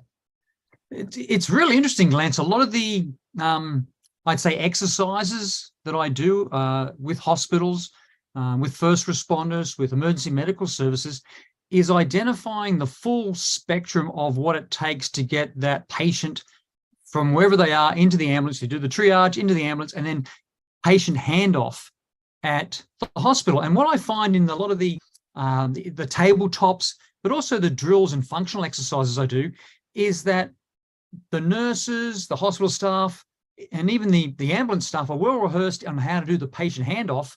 Patient goes into the hospital and going, where's the ambulance going? Well, where do they park it up? How do you, doff your contaminated personal protective equipment? You take it off and take it off safely. Where's your waste management? Who's cleaning that ambulance? If there's an infectious disease agent from that patient, or there was lots of bodily fluids, blood, diarrhea, vomit, that needs to be cleaned up, or if there was even drugs involved, fentanyl, for example, or meth, where do you either clean and disinfect or decontaminate that ambulance? And I often find this is missing so often from hospital plans. The ambulance parks where? In the public car park? Or where does it go specifically so the resources, the toolbox is there for them to be able to clean, disinfect, or decontaminate that ambulance and do it safely? One of the things that I've run into over the years of dealing with emergency services is when you do have one of these unknown situations, unknown contamination, multiple people get sick all of a sudden in a very short period of time, and you wind up transporting them, it always comes down to, well, what do you do now with the personnel and the equipment?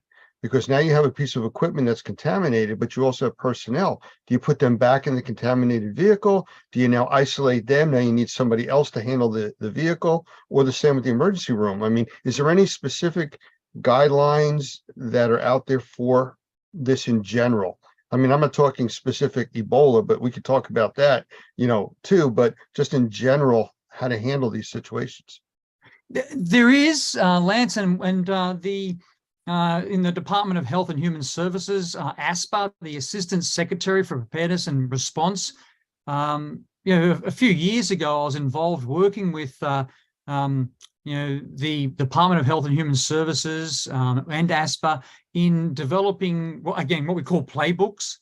And it was so important from some of the lessons we learned in, say, the 2014 Ebola outbreak, the fact that they developed a EMS, an Emergency Medical Services Infectious Disease Playbook, but unfortunately the government didn't have enough funding to print a hard copy.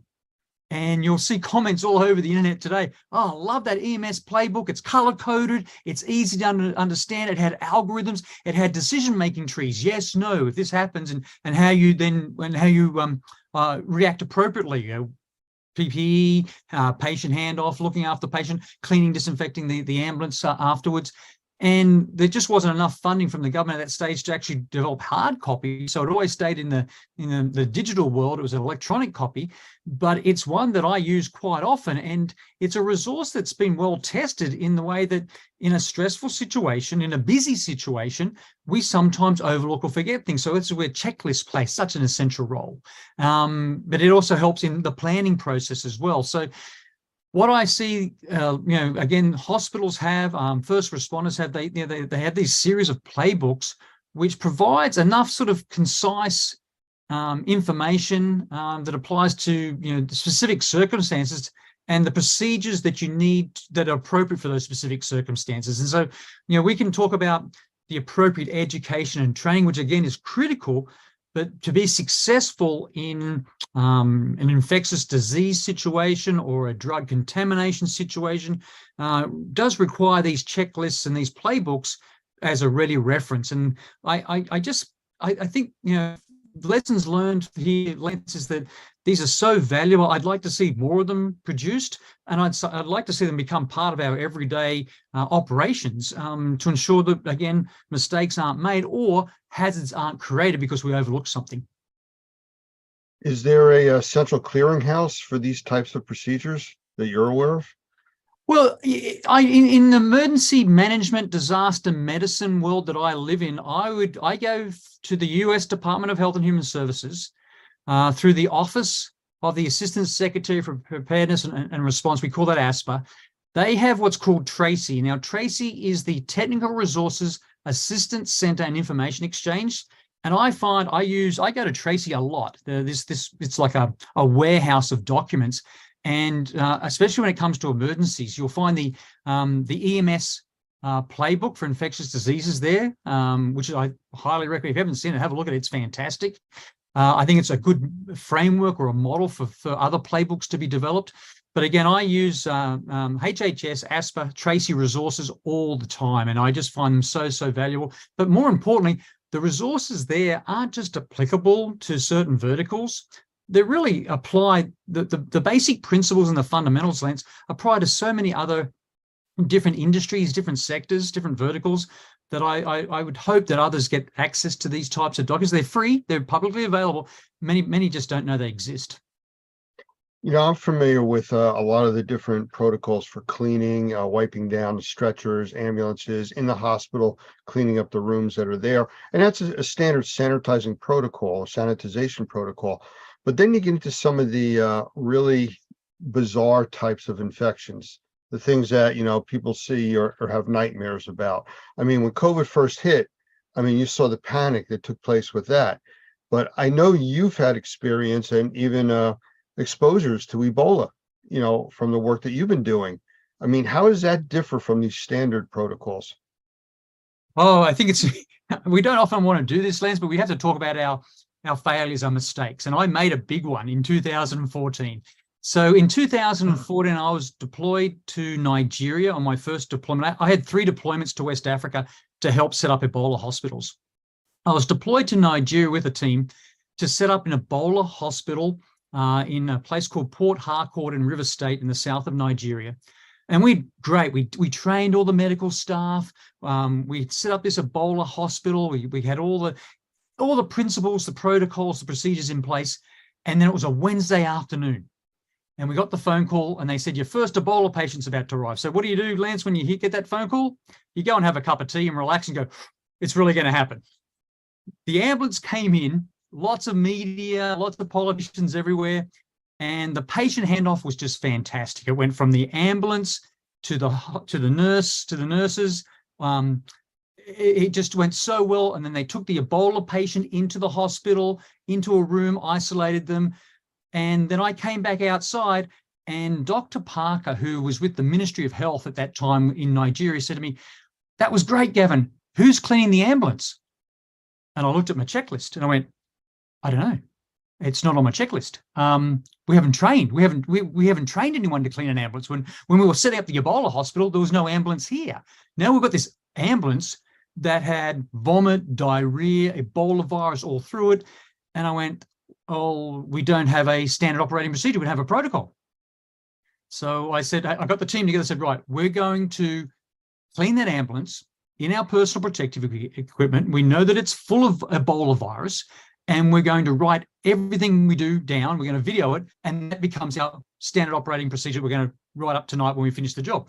So we took the team in, and it was learning by doing. We cleaned the ambulance, and then the Nigerians surprised me, Lance, because that was the Wednesday. On the Thursday, we got our second Ebola patient. Ambulance came in. We had our protocols written out on how to clean and disinfect the ambulance. And what they'd done, Lance, they'd taken a big piece of plastic with Velcro and they'd put up around the walls of the ambulance and created like a swimming pool. And when that patient with Ebola came out, again, the handoff was fantastic, went into the hospital. I went out to clean the ambulance and they went, look at this. And they undid the Velcro and they pulled out this piece of plastic. And it had all the body fluids, had the vomit, the diarrhea, the sweat, you name it, it was all there. And the actual cleaning the ambulance, took us less time because we now had this big piece of plastic that was Velcroed around the edges of the ambulance, which kept all those body fluids contained, which was amazing. So don't ever underestimate local capacity or innovation when you think you know what needs to be done. So coming back to the US after that trip, I went, well, if we get Ebola patients in the US, we're practicing, we're rehearsing in the hospitals, but who was focusing on ambulances, emergency medical services? And there was very little done. And that's where this EMS infectious disease playbook that's available through ASPA is so valuable, and that's how it was developed. And again, I just highly recommend that approach to everyone. It just really operationalized the standards, the protocols, the procedure. It just puts it in a way that's so easy to understand. You know, the other vertical area that I work in is indoor air quality. And under that, we're dealing with mold and bacteria and viruses, particulates, chemicals, and everything like that. And everybody kind of deals with it sometimes almost with the, well, it hasn't killed me yet attitude, you know, and unfortunately, that's something that when you get into more of these critical types of situations, you can't play that way. You can't use that attitude. So doing things the right way is really the way things should start. I mean, the basics.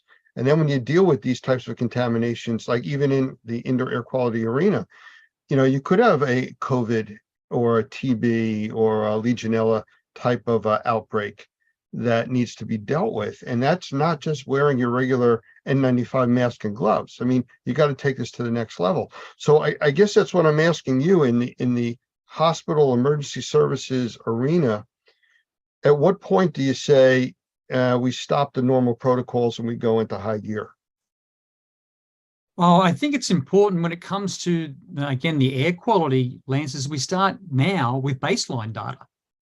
The conversations that I have with EMS often is, what's the air circulation like where the driver sits in the front and the air circulation in the back where the patient is? And are they separate air services? Do you know what the air quality is? Do you know what's circulating? What particles are circulating? Do you know what contaminants or pollutants are circulating? And do you have any baseline data for that? And I do the same when I go into hospitals. We focus so much on the surfaces where we see blood, vomit, diarrhea, the areas that people touch.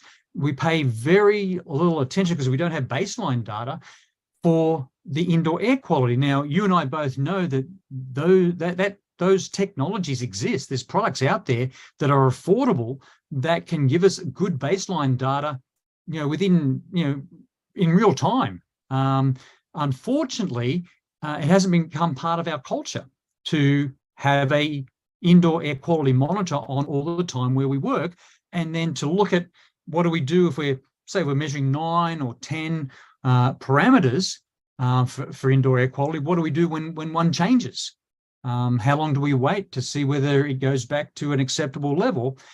So what I think, you know, I'd like to see is facilities in 2023 start to implement the technology and start to get a baseline, start to look at what is the air quality in the space where you work, both in the vehicle and in the building. And then let's have that discussion whether anything needs to be done about it, or that's just normal, or that's acceptable, because, you know, there's just so much we don't know because we don't measure when it comes to indoor air quality.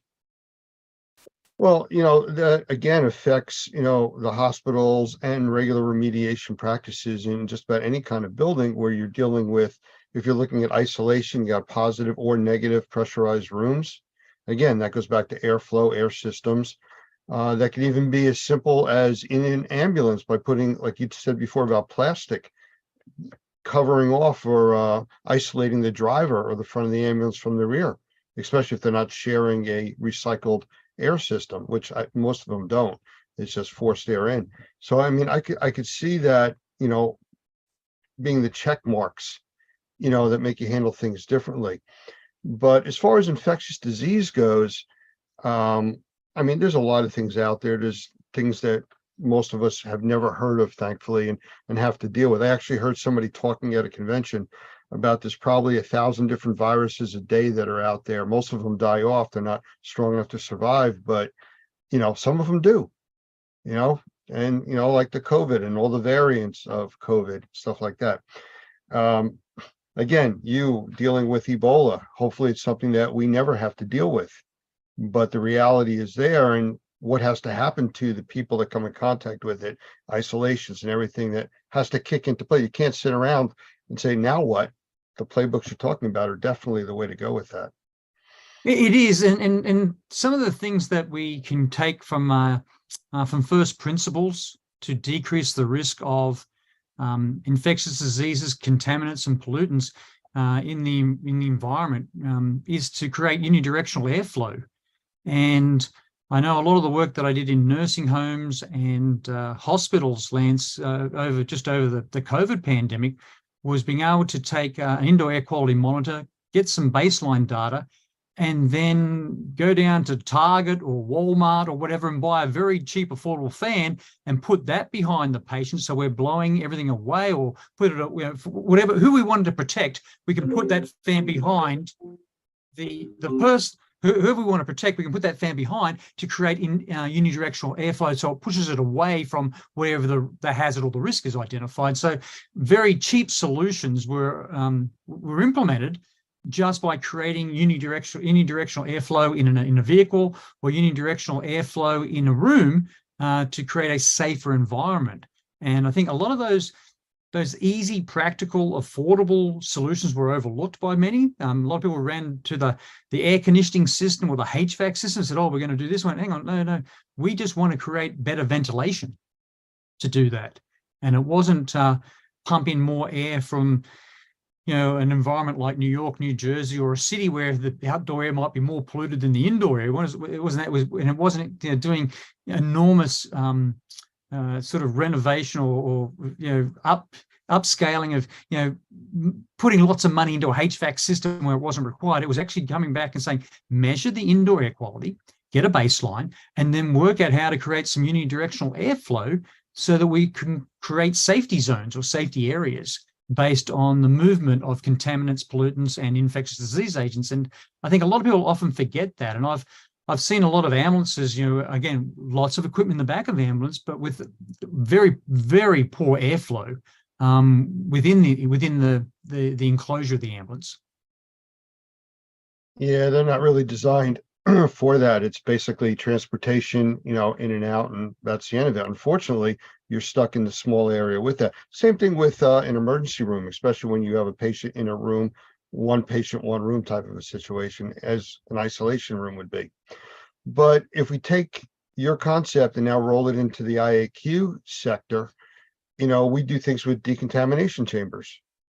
That would be the same in the emergency services, decon chambers, where, I've seen fire departments set up with plastic walls built up outside where they're actually hosing people down, walking through these containment areas, because they've been exposed to a chemical, some kind of biocontamination. You can't do that inside of buildings. So, I guess that's where the issue comes. And the buildings have to be functional 99.9% of the time. These are extreme situations. I've seen tents set up in an emergency room arrival bays just outside the emergency room doors where the ambulance can pull in, put people into these tented areas before they're cleared to go into the hospital. So, those are all things in that playbook that you're talking about, really need to be worked on. Yeah, and again, looking at the simple, affordable activities that we can do, Lance, a simple smoke test in the back of an ambulance or in an ER room will show you will visualize the way that the air is moving. And what I mean by that is you grab I use a handful of incense sticks. I light them, I get in the back of the ambulance and I just watch where the smoke goes. And sometimes I'll see, the smoke is going up, it's going sideways, it's going over to the corner there, it's not moving. I'll do the same inside buildings as well as vehicles. But again, to visualize that invisible, those air currents, and that's a way that we can address, hazards, problems with simple solutions. So there's a lot of things that we can do that are affordable that we aren't doing right now, which I think I would even put them on my critical to-do list. Well, is there a place that people watching can go to? I know you mentioned one or two places earlier to get more information about these types of procedures, how to develop these playbooks, or what authorities they should be following. Yes, Lance. Well, they can reach out to, all the subject matter experts at Normie, for example. The subject matter experts over at ISSA and GBAC, we all work together. We're one team. Again, as I said, for the work that I do, mainly in infectious diseases, but now more so, we're getting lots of problems now with drug contamination, methamphetamine and fentanyl. in the back of ambulances as well as in emergency rooms. Go to the Department of Health and Human Services, look up under the Assistant Secretary for Preparedness and Response, ASPR, ASPR, and look at their TRACI resources, the technical resources, Assistance Center and Information Exchange. There's just a plethora. There's so many documents there that are so helpful. And if you'll see the EMS playbook for infectious diseases is there. It's a free download. But if you see it and you want to help in operationalizing it, doing a tabletop, testing it, then reach out to folks like yourself, Lance, at Normie, and we'll bring in the right subject matter experts to make that happen. So you can actually evaluate yourself in the real world on where you are, what you can do, and what you need to assistance with, maybe to strengthen. And I think that's really important that we continue to be in a culture of continuous improvement. So for the old timers out there, just throwing bleach on everything just doesn't cut it anymore.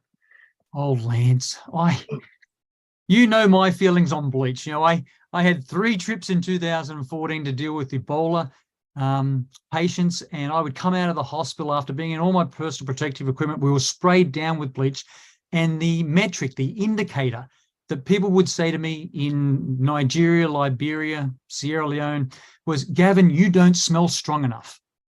And what they would spray me again. I think it was my second or third trip. I lost my sense of smell and taste for nearly 6 months because of bleach. Bleach serves a purpose in certain situations, but you've got to read the safety data sheet, and you've got to follow the instructions, and you've got to dilute it properly to make it safe. Well, absolutely. And, again, in our world with the indoor air quality, mold assessment, mold remediation, infectious diseases, again, I say the old timers, they bleach everything.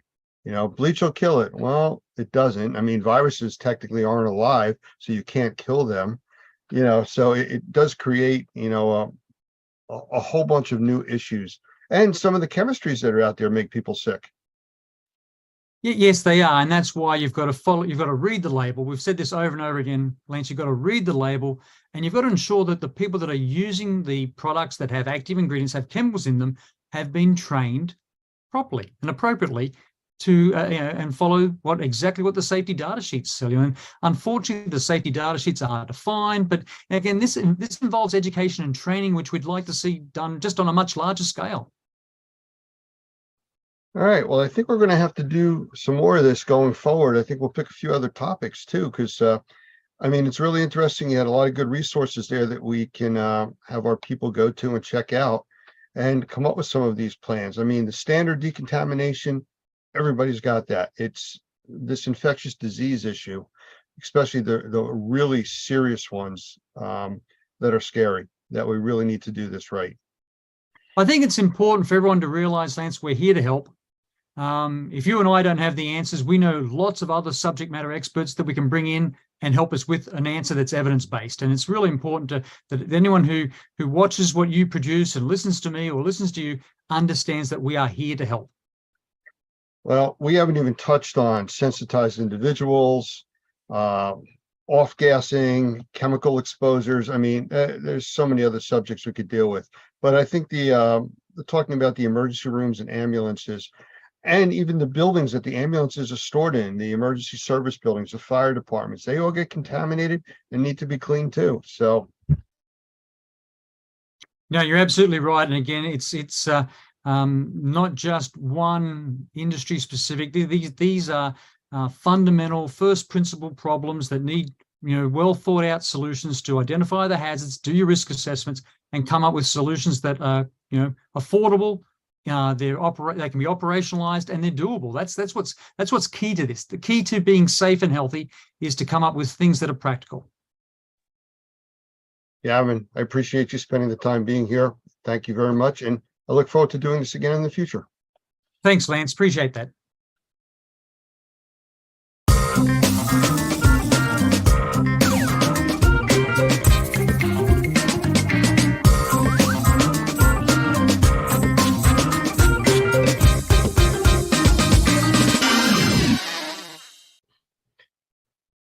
Hi, everyone.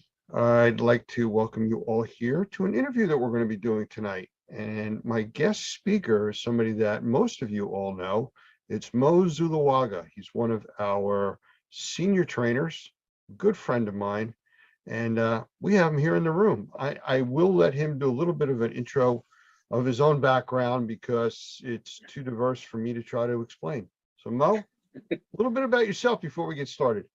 Well, first of all, thank you. Well, for those of you that don't know me, I've been in the restoration industry now for a good bit over 20 years. And before that, I was an engineer for General Electric, for that in the military. And keep going back, I guess, been all over the country and spent some time outside of the country as well, working in Central America, lived in the Caribbean. And as you can tell by my name, my parents are from South America, from Colombia. So I've had a chance to be kind of all over the place and work all over the place. And now I'm happy to be here in Florida and call myself a Florida boy. And I plan on staying here. And I don't think anybody can get me out. So, and happy to be here with Normie as well. So life has brought me here, and I'm in a happy place. Well, since you're so happy, let's talk about some serious stuff. Because we get a lot of questions during and after our CMA CMR class, which is one of the ones that where you specialize in teaching, and actually you do it in English and in Spanish, depending on the class that we're running. But I know that we're always getting these questions about technology and what does somebody need to start and what kind of equipment should I buy, and is there differences in moisture meters and air pumps and on and on and on. I think the moisture meter side of it is something that we get the most questions about for people in both the remediation and the assessor side because of the type of work that they do. So I'm going to put you on the spot and see if you want to talk a little bit about moisture meters and some of the differences between them and what you do with them. Sure. Actually, that's a great question, Lance.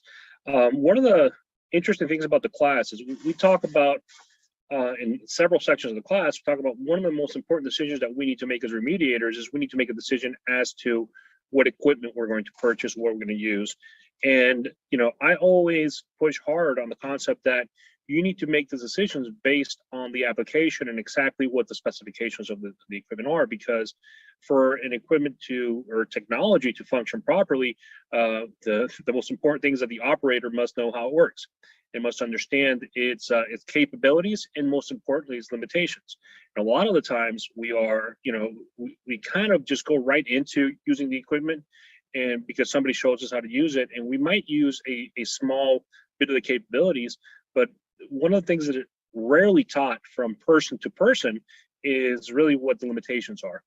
So I tend to talk about quite a bit about that in class. When we get into the whole moisture mapping section of the class, and I do explain a little bit about how moisture meters work and how they don't work and the things that you need to know. And that's one of the questions that I get repeatedly thrown at me time after time after class, where somebody will call me, listen, I know that you spoke about this in class, and it is it's a little complicated for me to just grasp in the 5 minutes that you were able to talk about it. Could you give me a little bit more? As a matter of fact, I've pulled I do have a file here that I can pull up with some pictures of moisture meters, and I'm going to open up here while I talk to you over the next minute, which has some pictures that I've done just to have this sort of conversation with some of the students. So as I pull this up, one of the things I am going to say is that when we go through the process of selecting equipment, it is incredibly important to know what exactly is it that we're trying to accomplish. What is the end goal of what we're going to do with that equipment? So in moisture meters, that is, we're going to measure moisture somehow, or at least that's the concept. And one of the things that the first question we need to ask is, where are we going to measure it? What kind of material are we going to measure? How accurate do we need to be? How thick is that material? Those are all things that we need to take into consideration because not all meters are made the same. And Mo, with that, there was a discussion that I was involved with recently where somebody was talking about moisture meters and they all have different scales. And that was confusing to say, well, it's this percentage. Well, that's a different way of grading on this device compared to another device. So I don't know if you're prepared to talk about that, but if you get a chance as you go through them, you might want to toss some of that in. Absolutely, will do.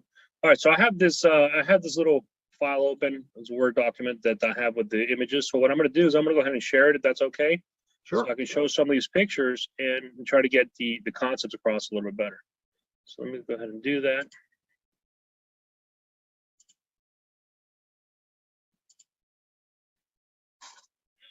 All right, toss this over to the center screen. All right, so can you see the moisture meters right now, Lance? Absolutely, you're good. All right, wonderful. So here's some, I'm going to start here with non-penetrating meters, which actually goes right into questions you just asked, Lance, which is scales. So not all non-penetrating meters are made the same. Not all meters are made the same. And when it comes to these sort of meters, the first thing you do need to understand is that scale. What are those scales telling you? So I'm going to go ahead and zoom in on this particular meter right here. This is a Tramex ME5. I use this meter quite often during assessments. It is one of my favorite non-penetrating meters. I mean, I have numerous ones, as you'll see and understand why by the end of this. But one of the things that you can see right here on this meter is right up at the very top, you'll see it says wood percentage moisture content. And then at the bottom, it says comparative. And the wood moisture content is a scale that's right up here at the top, and it goes from 5 all the way to 30, while the comparative goes all the way to 100. So let's talk just in this meter alone. There are two completely different scales. So the top scale where we have the wood, it'll actually tell you the percentage moisture content of the wood, you know. And there are, if you look at the manual, depending on the wood, you'd actually have to use some variances if it's a hardwood versus a softwood, and they'll actually go by names. Like if it's a fir or it's an oak or something like that, there'll be some percentages that you would need to adjust that reading. But in general terms, this is a wood moisture content scale. Down here, it's a complete relative term. So what does that mean? What does relative mean? It means that for it to have any meaning whatsoever, it needs to be attached to some other value.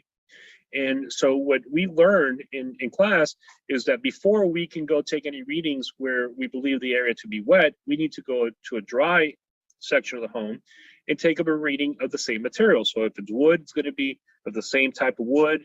If it's drywall, it'll be drywall, flooring, etc. So we can get what's called a baseline or a dry standard, and then that's what we're going to use to compare. That's the relative number we're going to use.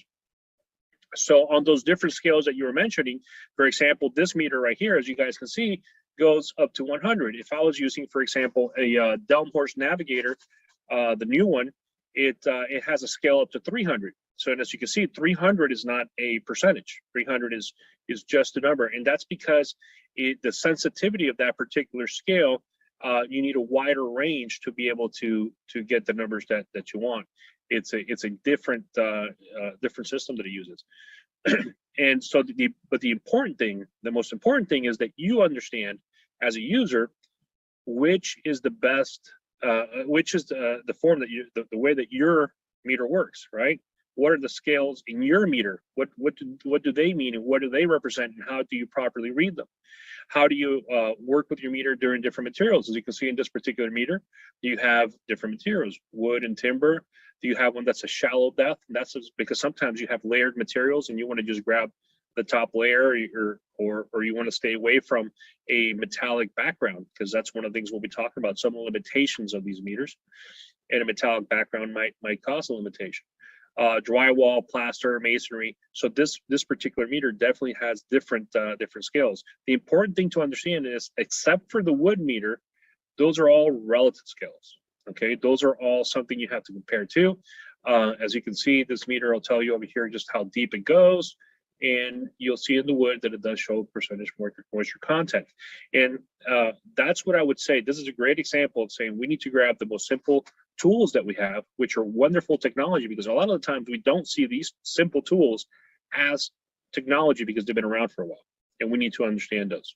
You know, one of the things that you just mentioned real quick was the manual.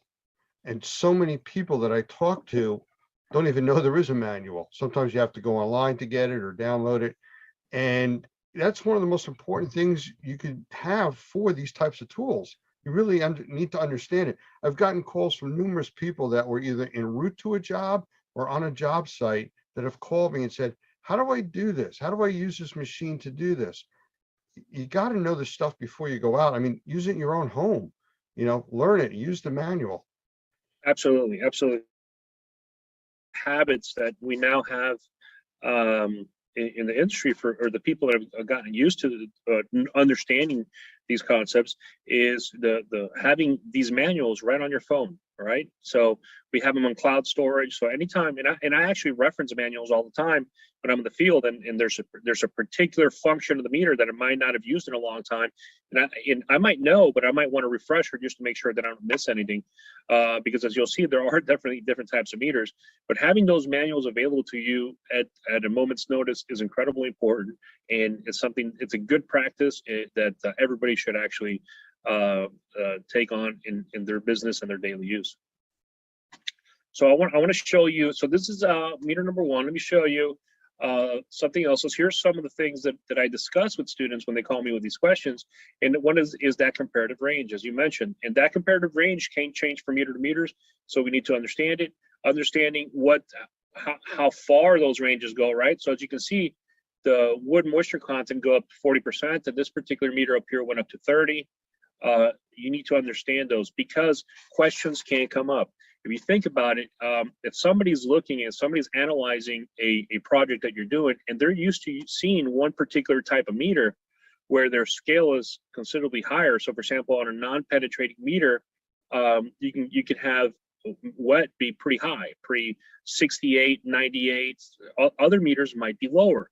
So if they're used to seeing their meter and they think that your number is too low and that does not mean that it's wet, then you need to be able to explain that and say, well, my meter works in this form, and here's the scale that it works, and here's what the numbers mean. And if you don't do that, if you don't understand that, it might be a difficult conversation to have with somebody else that also doesn't understand your meter because they've never used it before. As you can see, the same company can have another completely different meter. This is also by Tramix. This one is really designed for concrete. And this one will have concrete moisture content, okay, and also for drywall. So this is a very specific meter, and these meters are excellent meters to use for very specific times and different projects. So if you really want to know what's going on with certain type of materials, you might need a very specific meter to do that. Just so, like I said, having a set of meters to be able to tackle different problems that come on is very important. Just like you can see for concrete as well, I might actually want to know the actual concrete slab, how much the relative humidity is in it, how much moisture content is in it.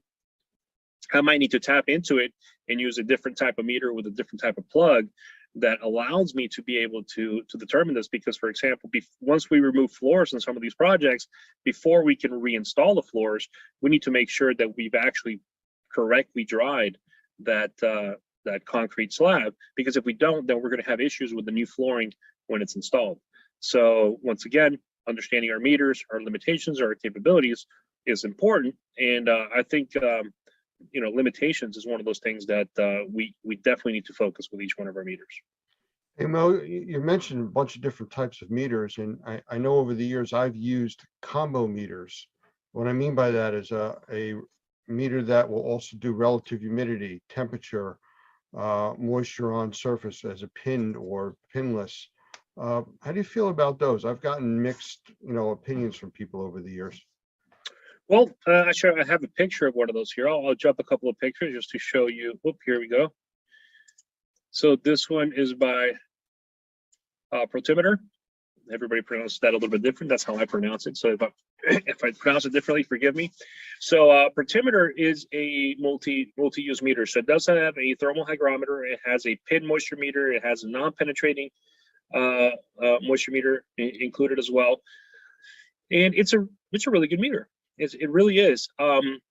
There are some drawbacks. There are some drawbacks to having a multi-use meter. One of them is obviously your meter is done and you've now lost all your meters. That's one. In the past, some of these meters that had all the functions did not have, each function wasn't top notch. You'd have two of the functions that were top notch and the third one was okay. And I'm a big believer in having really good meters for certain type of projects for each one of those functions, whether it be a hygrometer. So you need to understand what application you're doing. But Obviously, times change, technology improves.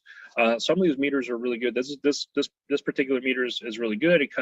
The kit comes with all kinds of accessories to measure different things, to be able to tap into wood, to be able to go past these little pins over here to go past the drywall and be able to measure and see if insulation is wet.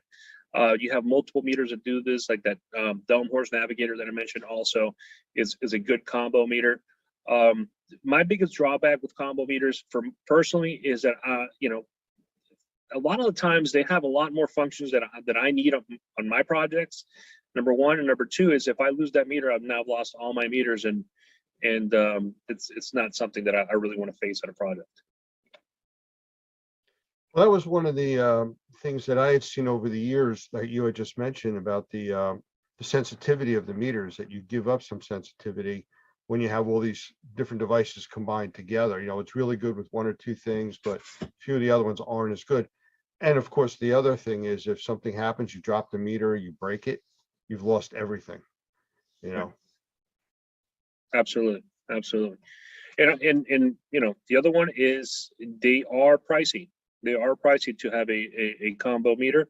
They're less pricey than buying really good meters of each one, mind you, but nonetheless, as to have one meter that can go bad or get dropped or for you know, now you're talking anywhere between $1,200 to $1,500 for top end meters, you know, in the hands of a technician can be a problem. It's if it's your personal hands and you're very good with your equipment, you take care of it like I do, you know, they'll probably last you for a lifetime. But we know that, you know, as it goes from hand to hand, that level of care might change. So that also comes into play. How rugged are your meters? And that's one of the things that I look for. I like rugged equipment. I like the equipment that I can take on a construction job, and it's going to make it to the end of the day. So that's important to me.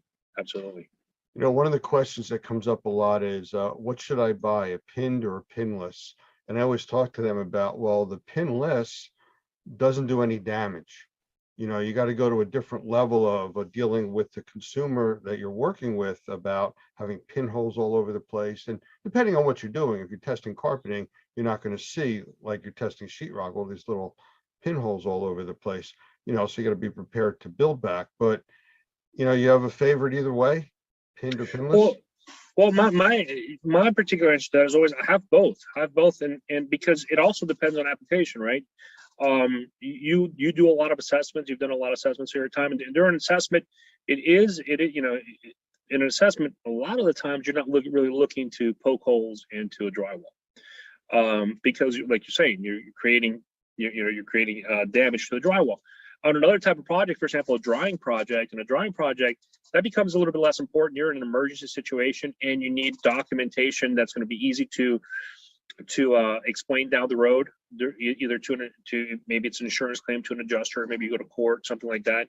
And in that case, a pin moisture meter is definitely going to be a lot easier to explain, because it's showing you some moisture content versus a relative reading. And relative readings can be one of those things that's difficult to explain or people to grasp in a short amount of time.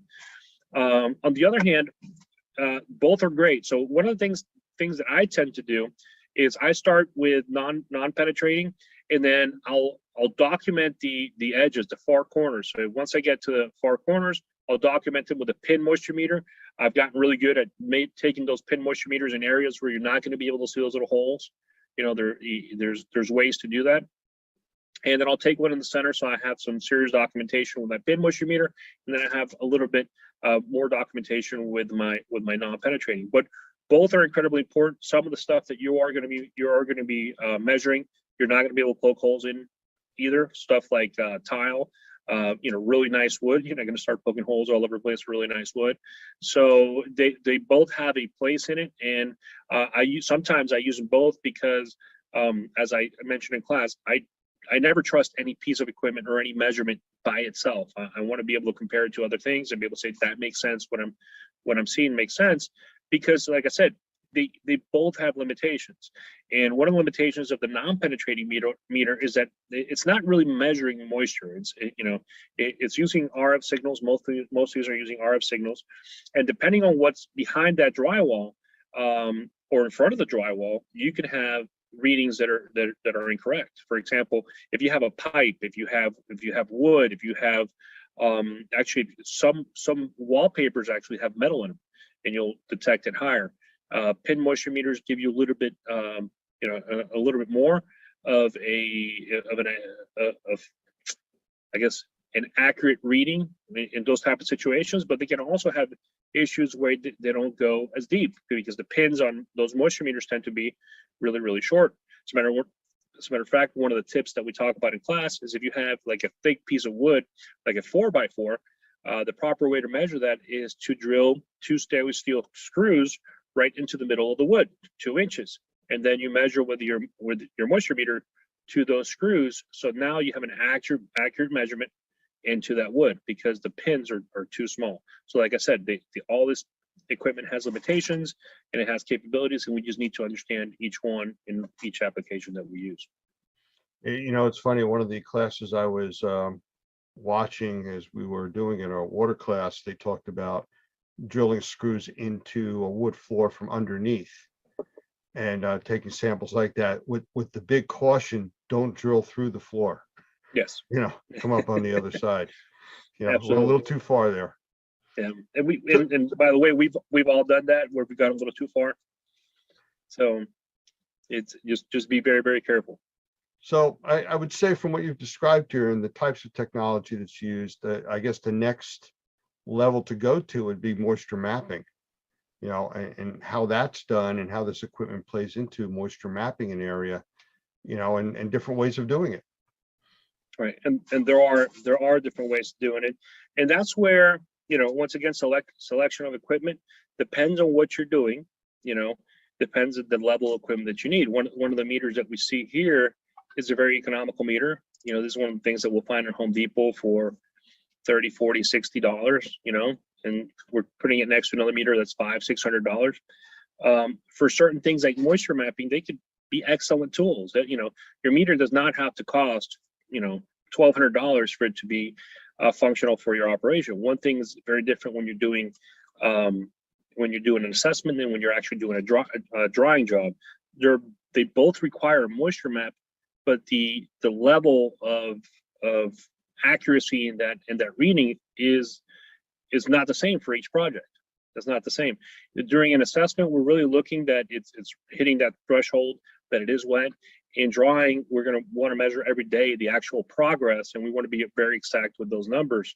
And we want to have equipment that can read really fast readings in between each reading, so it can adjust quickly to its environment. So that's one of the things that is probably different from economic meters to others.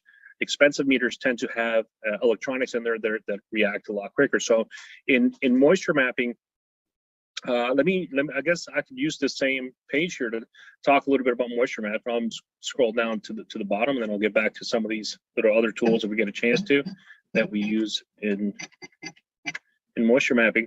So I'm going to explain the way that I like to do moisture mapping. This is the most common way that I'll do moisture mapping.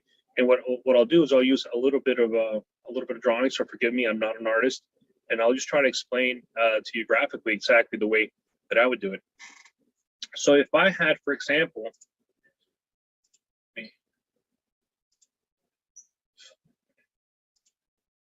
this.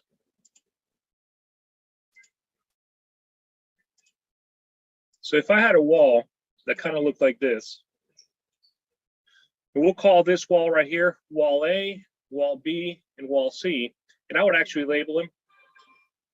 So let's go ahead and do that.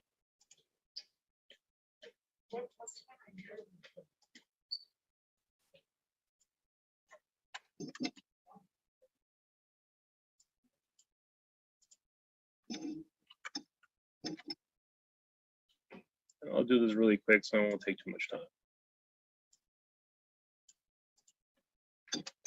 I'll do a top bottom view, so you can actually see it from the top, and you can see the 3 walls. And then for each one of these walls, what I'll end up doing is I'll draw a separate wall. So this would be wall A.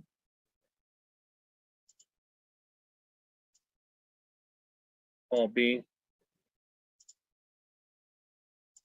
move the filter, please. Okay.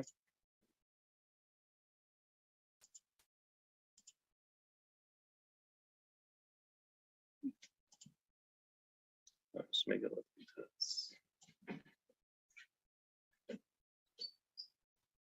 For those of you watching, I think he is having fun doing this. I am having fun doing this. I love doing this kind of stuff.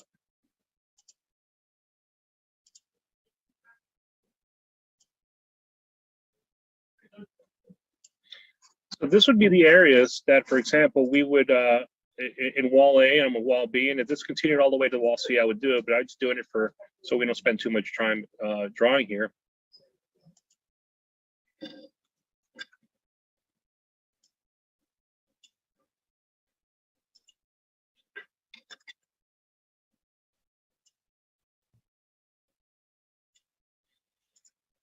And the other thing that I would do to make it a little bit easier for everybody that comes down the road is I would do something like this. I would actually have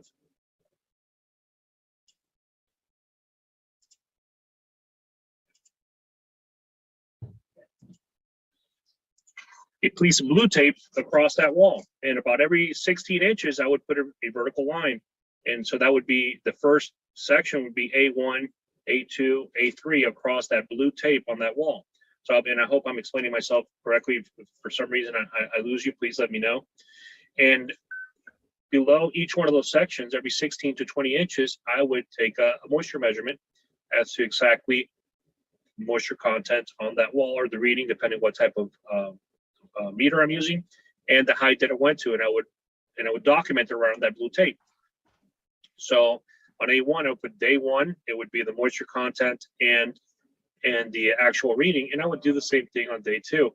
And what this does, it actually shows the sketch of the property. So if I had a whole property that was wet, I would probably, it wouldn't be these 3 lines, it would be the actual sketch of the whole property.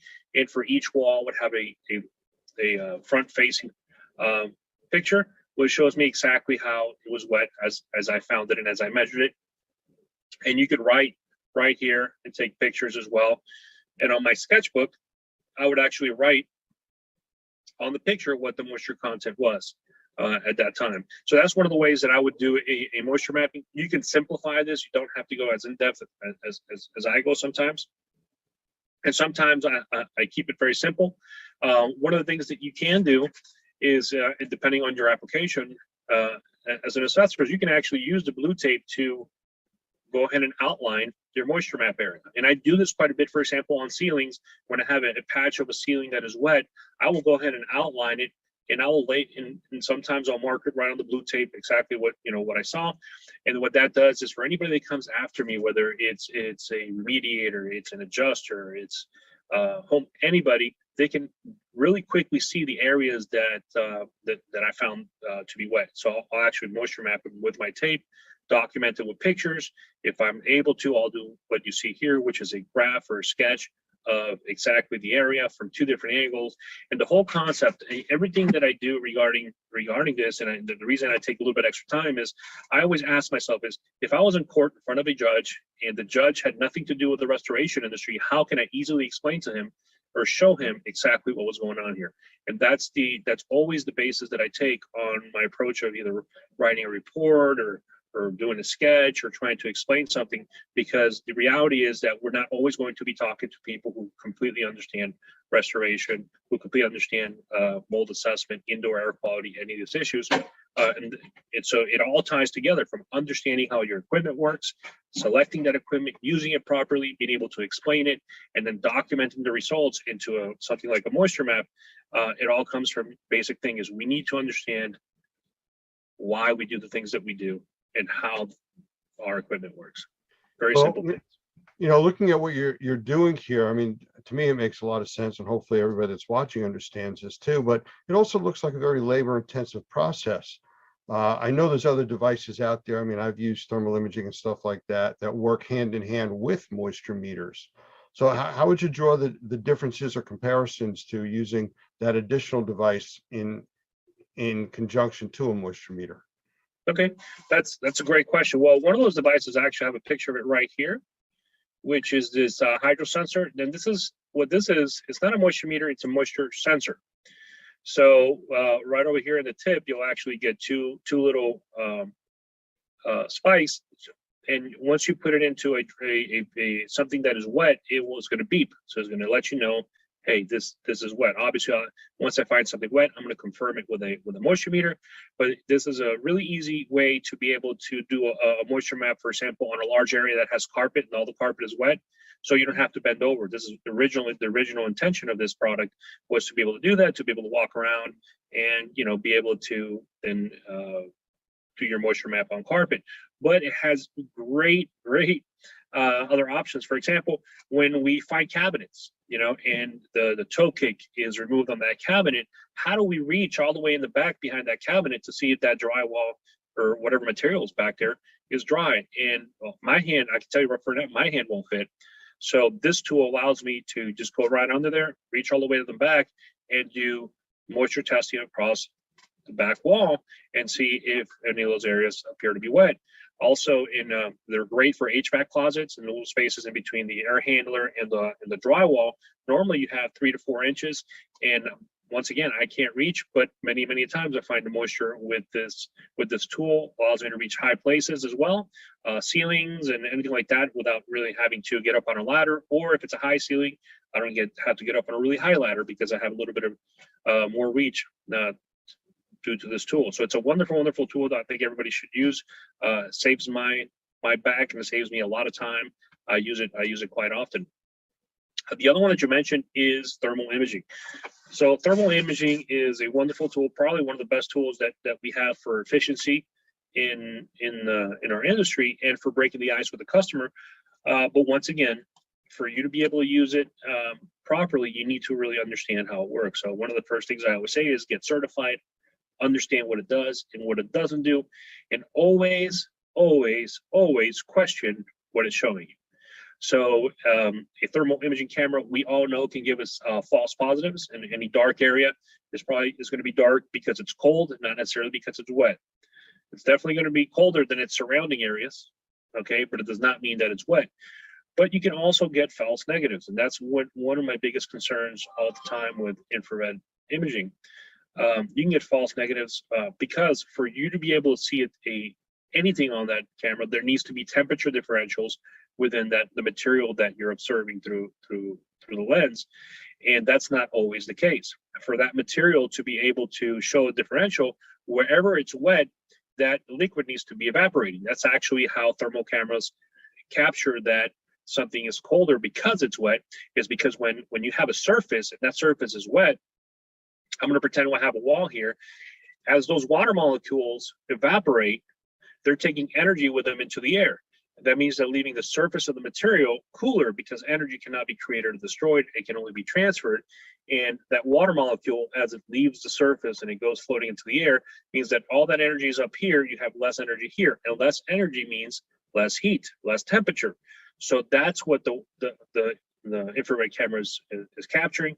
But if that's not happening because environmental conditions, because you have some sort of material or paint that does not allow that wall to evaporate, it's not going to show you anything. And that whole entire wall might be soaked. It's happened to everybody. It's happened to me, where I've said, well, you know, this is dry. And I said, well, you know, let me go check, you know, with my other meters anyway. And sure enough, and then you learn, I always have to check with moisture meters. I cannot trust the infrared camera by itself.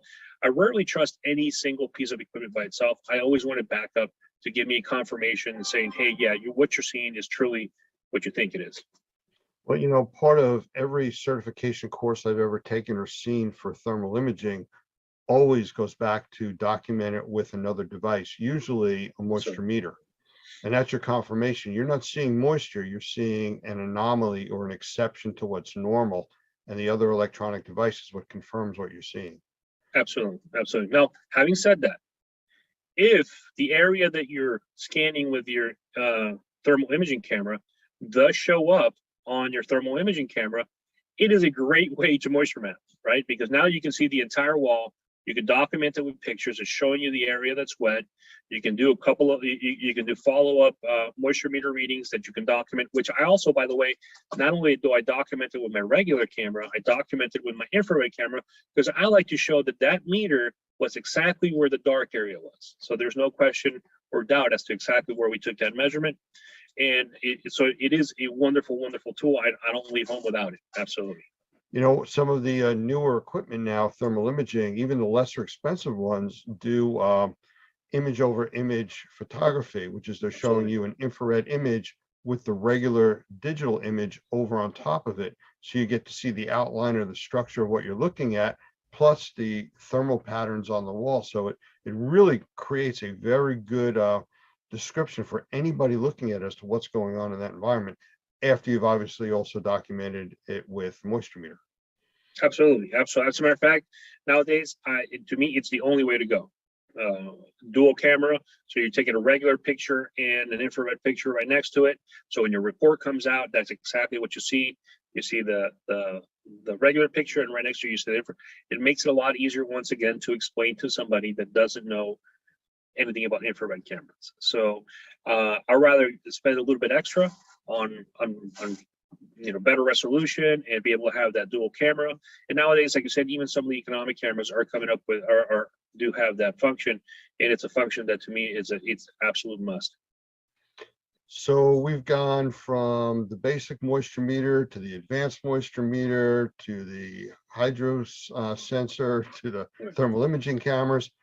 For somebody new starting out in the business, you know, a piece of equipment to start with. You don't go out and spend $50,000 on a thermal imaging camera. Right. Where do you start? Especially when you want to start dealing with moisture in your assessment or your remediation projects. That's a wonderful question.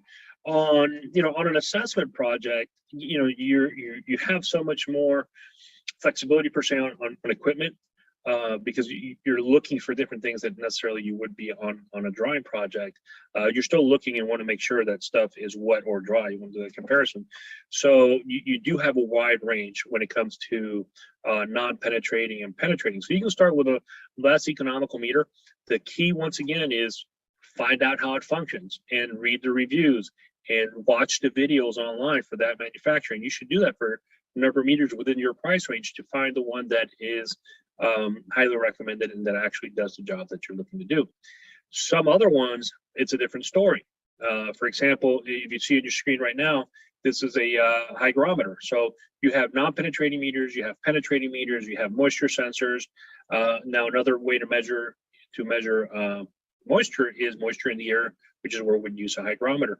And on hygrometers, once again, an assessment, it could be, a little bit more flexible, because what you're looking for is a couple of readings during your assessment project, and a lot of hygrometers out there will do that.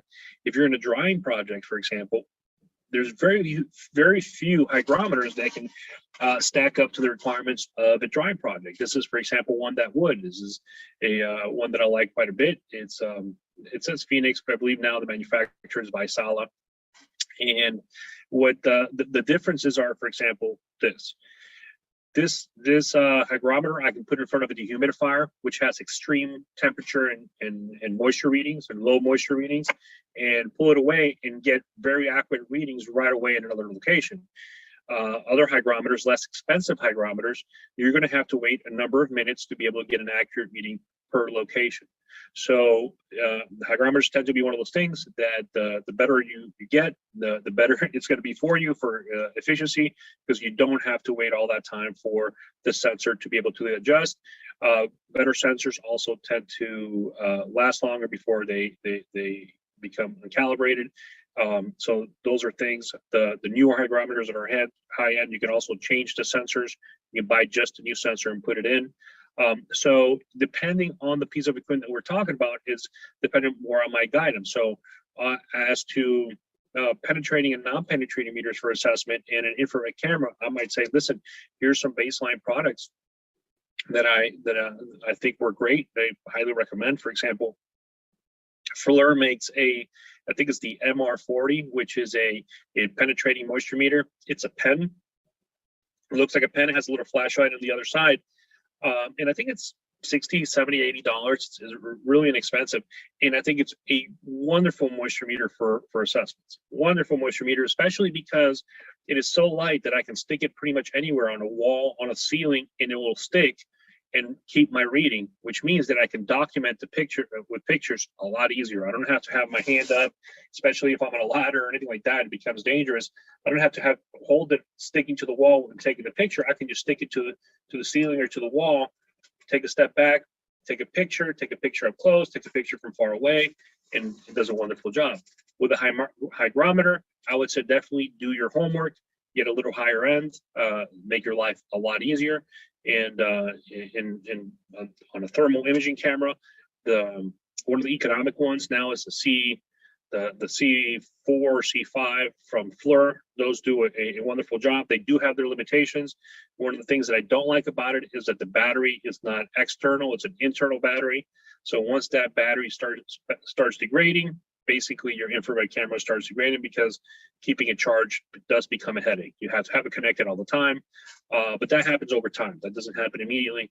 The higher end cameras, like for example, the E series, the E6, E8, I really like those cameras.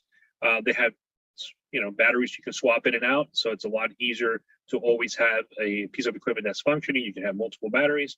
They do have the drawback of a higher cost. You're probably looking $2,000-$3,000 for those cameras versus $500-$600 for a C5 at this time. Very cool. Well, we have a few minutes left. I don't even know where to start to say. Would you want to sum up what we've talked about, other than come take the CMA CMR class, or one of the advanced classes? But how would you sum up tonight, at least for the folks watching?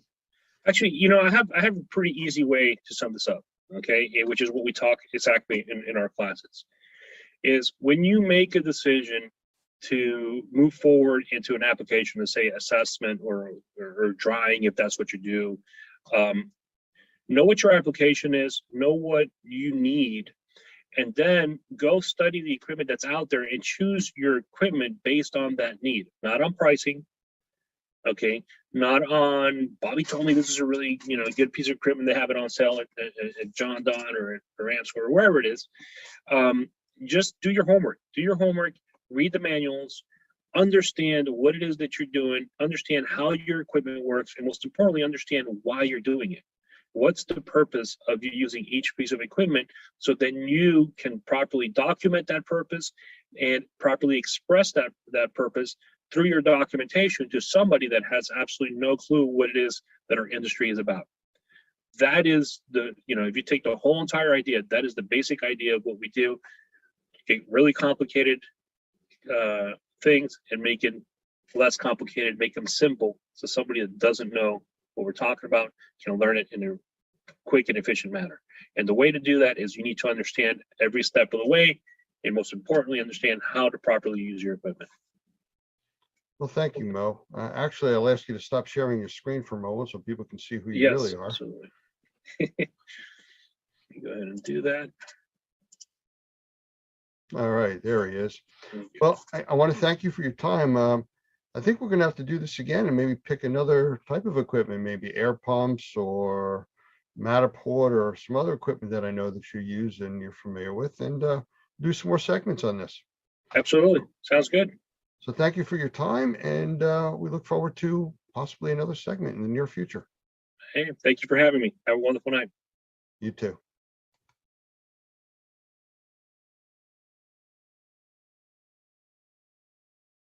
Hey there, my name's Doug Hoffman. I'm the Executive Director of NORMI, National Organization of Remediators and Mold Inspectors, and I'm so excited to be able to share with you information about our new certification, the Certified Remediator for Sensitized Individual.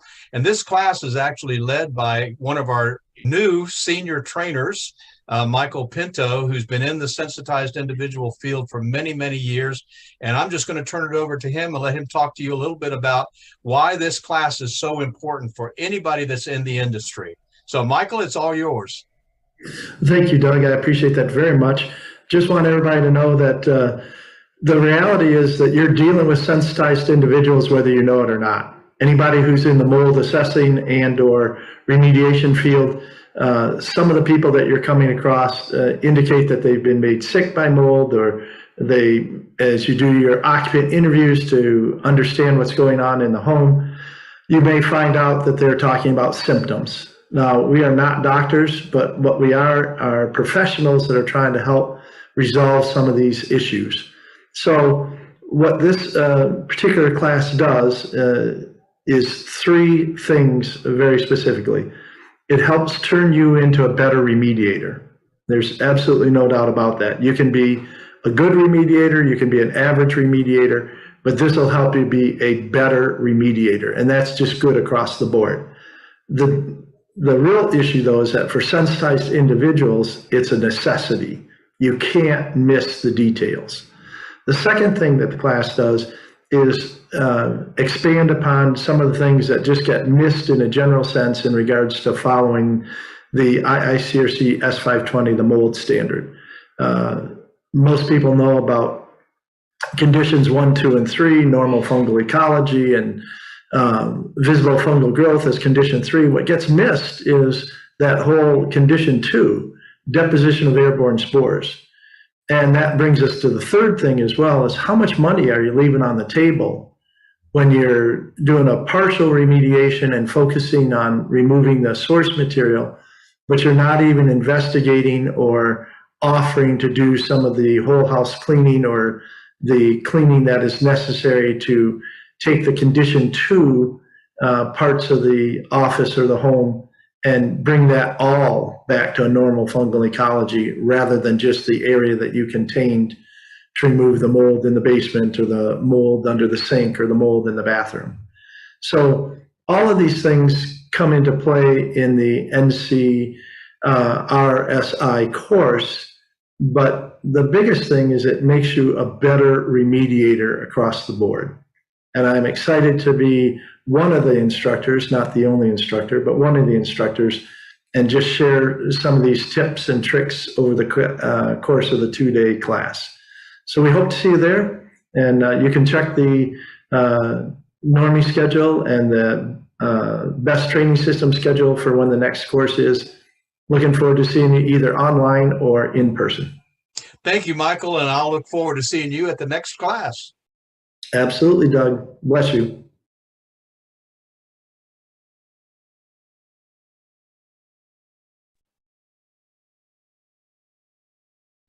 I'd like to welcome Michelle Blevins to our cast today. I've talked with Michelle quite a bit, and I've met her several times at multiple trade shows. It's always fun to have a conversation with her, and I thought it'd be really good to bring her in here tonight to talk about who she is, how she's involved in the industry, and the magazine that she is running. So Michelle, how about a quick hello? Hello, thanks so much for having me, Lance. I really appreciate it. And hello to everyone who's watching or listening. Well, thank you. Well, let's get right into it. Tell us a little bit about you before we even get into the magazine side, because that's really fascinating to me, but I want to know more about you. Okay, so I have been in the restoration industry since 2015. I have a background in TV and print journalism. My first job out of college was at a very local small town newspaper in very rural Indiana. We still did court news and going over to the courthouse to look through the big ledgers and see who got arrested that week and who got divorced and who had the land transfers and all that. That's where I really cut my teeth in relationships and all of that. Also where I covered my first flood. There was a very localized flood there, and there were homes that were flooded that were then raised up quite a bit. So that was my first kind of experience with that. Also first experience around house fires and all those kinds of things. That's where I learned what happened on the emergency scene, but I had no idea what happened once the emergency vehicles left. So, then I was 6 years at a TV station in Northern Michigan where I was the executive producer there. And then in 2015, I joined another industry publication. I was the editor-in-chief there for a while. And then I purchased CNR, which is Cleaning and Restoration magazine, from the Restoration Industry Association in July of 2021. So I have been running it since then. There's a team of 5 of us that are behind the scenes running CNR, and I absolutely love it every single day. I am also a mom of 2, and they are 8 and 3. My 8-year-old plays hockey. My 3-year-old is trying to learn to skate, and they are a handful, and it's super fun. And I'm excited to be here and chat more. So if I said juggling was a lifestyle, I think it's fairly accurate. Big time. We're fortunate that, you know, everybody says it takes a village, and we have a village. We have good friends, and my mother-in-law is incredible and watches our younger one 2 days a week. And I have a babysitter here. We're recording on a snow day, our second snow day in a row. So we have an amazing babysitter who shows up on a moment's notice and takes them sledding and does all the great things with them. And so we have the best possible people around us to make it all work. Very good. Well, why don't you tell us a little bit about CNR as a magazine, you know, because we obviously are dealing with the indoor air quality, mold assessment, mold remediation industry, and your title alone is, you know, right there for us. Sure. So CNR has been around since, we think, somewhere in the 1940s. It's a little unclear of the exact start date. I've worked with Pete Consigli, who's kind of the resident restoration historian, through the RIA to try to figure that out. But there's been different names throughout the years. I was fortunate enough to come into possession of some of the print magazines going back to, I think, 1975 is what I have in archives. So my goal is to get all those digitized and stuff like that in the future. But this is the oldest publication in the industry, as well as the largest publication in the restoration and cleaning space specifically.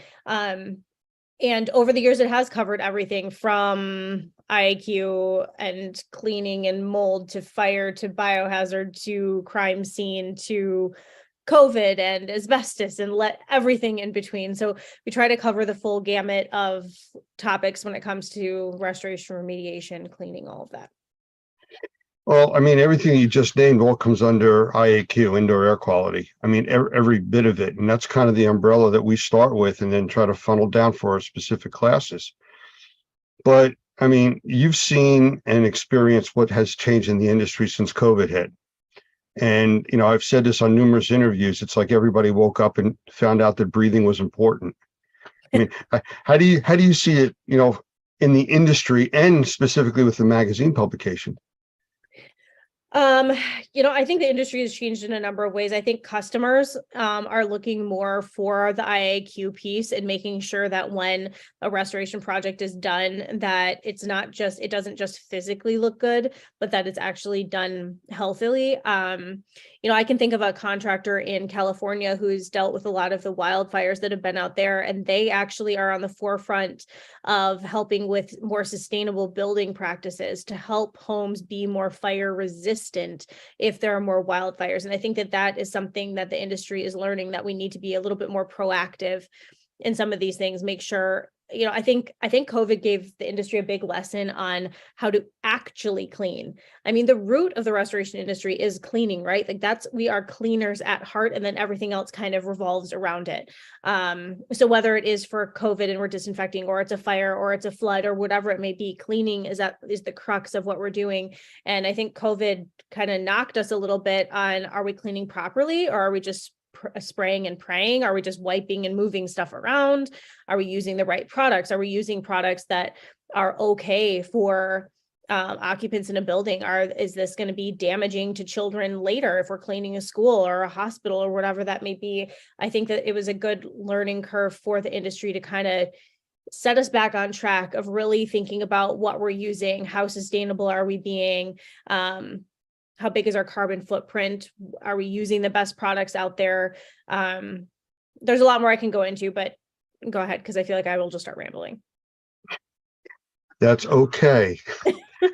No, you know, I just flew back from a seminar with Dr. Gavin McGregor Skinner. And I know you've talked with him before, and he's really an interesting guy to talk with. But in the seminar that we were going through, and it's under an OSHA training, he used the term cleaning for health. Yes. You know, it's a whole new direction. It's not cleaning to make it look good. It's cleaning for health. Yeah. And one of the examples that we talked about were the airlines, how they have 8 minutes to clean this 200-seat plane, and their biggest focus is making sure the safety belts are folded neatly. Yes. You know, so it looks clean. It's not cleaning for health. Yeah. And I really think that's where this industry has gone. I don't want to say it's going. It's gone there now, but it's learning how to do what it's trying to do. So very interesting spin on where this industry is going because of COVID. Mhm. I think it really brought everything into air quality right up front for everybody to see, and it's on everybody's mind. With that being said, the companies that I've been talking to have gotten extremely busy. Yeah. And one of their big complaints is getting personnel, and trained personnel is even harder. Yeah. Any thoughts on what they could do? So I think that the number one thing, or the number one way to find new people, is recruiting yourself. You and whether it's the owner or the technicians or the project managers or the estimators, salespeople, whoever it is, everybody within the company needs to be considered a recruiter for the company as well. They need to be thinking about like, oh my gosh, I just got amazing customer service from this person at Home Depot. I wonder if they'd be willing to, I wonder if they're interested in a job change or whatever that may be, or a server at a restaurant or wherever you are. Be thinking about in day-to-day life, the service people that you meet and how good they are. You know, anybody can be trained on how to dry a structure or remove mold or remove odor or whatever that is. The technical stuff can be trained, but the character and the work ethic and all that can't be trained. So you need to be looking for people in your everyday world that carry those character qualities that then you can train for the skill later. So I know of some restoration companies where they make little business cards that say, hey, you are a rock star at customer service. We would love to talk to you about being part of our team. And then if you flip it over, there's like a name and number for the hiring manager or whoever that may be.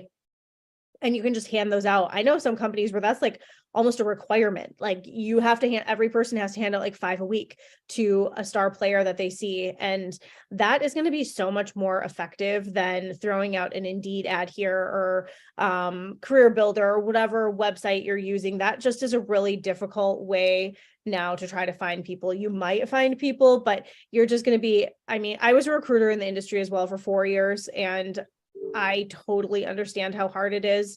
I have been through many a screening with somebody who looked great on paper and they ended up being a train wreck, or you get to the final step of the process and they end up having a criminal record that isn't going to be accepted by a carrier or programs if you're doing program work.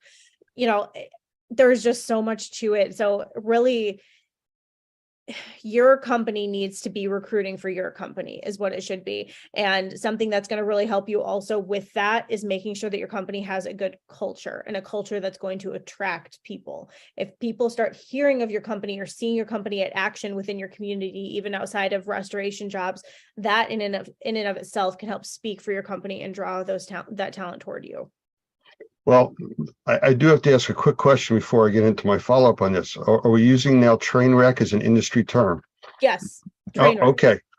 No, I agree with you completely. I've seen it. I've seen people that are hired to do different aspects of this industry that really don't know what they're getting into. They haven't been trained. There's limited training requirements or licensing requirements, depending on what part of the country you're in. And yeah, train wreck is very appropriate for, unfortunately, the end user, because that's what they wind up with. Yes. CNR just did a state of the industry study that included feedback and answers from high-level leadership in 150 restoration and cleaning companies across the US and Canada. We had feedback from all 50 states, all Canadian provinces. So it's a good set of data to talk about industry trends. And the number one thing that we saw that companies are going to be doing in 2023 is focusing on training. More than 52% of companies said that that training was going to be like their number one focus for future-proofing their business in 2023. And I think the thing that is coming with that is, again, we can teach people can go through normie classes, right? And learn how to learn some of these skills that they need. But again, the soft skills, that character of the person, that's so important. So I see more companies also focusing on the soft skills and making sure that their people know how to relate to customers, especially because the people that we're serving are often having probably the worst day of their lives, or top 5, top 3, whatever that may be. It's not a good day. If a restoration or maybe a cleaning company is more middle of the road, but if a restoration company is there, it's probably a bad day. So there's a bigger push to teach those soft skills. And going back to the recruiting and retention aspect, there are more companies that are realizing that if you teach those life skills, you're going to better retain your people. I mean, a lot of the people that you're hiring in at technician level may have never learned money management skills. They may have never learned how to buy a car or get a cell phone, or even like the most basic things. They might have no idea how to do that. And so kind of creating a life academy and morphing them, working through those, even if it's like 5 or 10 minutes a week, just helping with those skill sets can really help. Like there was a company that I was talking to last week. They're based in Michigan, and the owner was saying that for every employee, they have a, what you call it, a PPF plan, and it's personal, professional, and financial. And they go through those, I can't remember what she said, a few times a year. And they do like their 1 year, 3 year, 5 year, and 10-year outlooks, I think, for their goals. And they actually work with their team to get, how do you reach those goals? And it's not just career stuff, it's personal and financial as well. And how can we help you get there? And that helps retain people, helps them find a career path as well, and not just guess their way through the company. So the soft side of things is really important. Well, you're absolutely right. We actually did quite a few classes for a group called Sustainable Workforce Alliance, which is basically teaching basic skills to groups of people. It was a funded by, I think it was a federal grant down to a state grant, and put quite a few people through that, just giving them basic skills, you know, how to manage their life and be able to work and things like that. So, I mean, that's there. And now we're working with, you know, Gavin and ISSA, and we have this big program we're rolling out through OSHA that, I mean, we'd love to train 1 million people across the US. You know, it's one of the problems with it is, like you said, you know, people being in the industry, and I'm looking at it as you need to train people to a professional level, or to at least be an essential level. Yeah. And that's one of the things that Gavin had an issue with, where this whole industry, the cleaning industry, they're not considered essential employees. Yeah. And if you think about it, you know, you have these major hospitals where people that are sick are going in, but your employees that have to be there to clean it are essential. When there's curfews, they can't go. Yeah. You know, so it's a whole new way of thinking about this industry and elevating it. One of the examples he mentioned in the class was, if you're driving down the road and you see a traffic detail going on, you'll see a guy standing there with a stop or a slow sign. They have to go through training and be certified to do that. But the people cleaning your operating room, they don't. You know, so it's, you know, it's definitely a change. I think there's growing pains right now in the industry since COVID hit, but I think we're going in the right direction. So what do you got as far as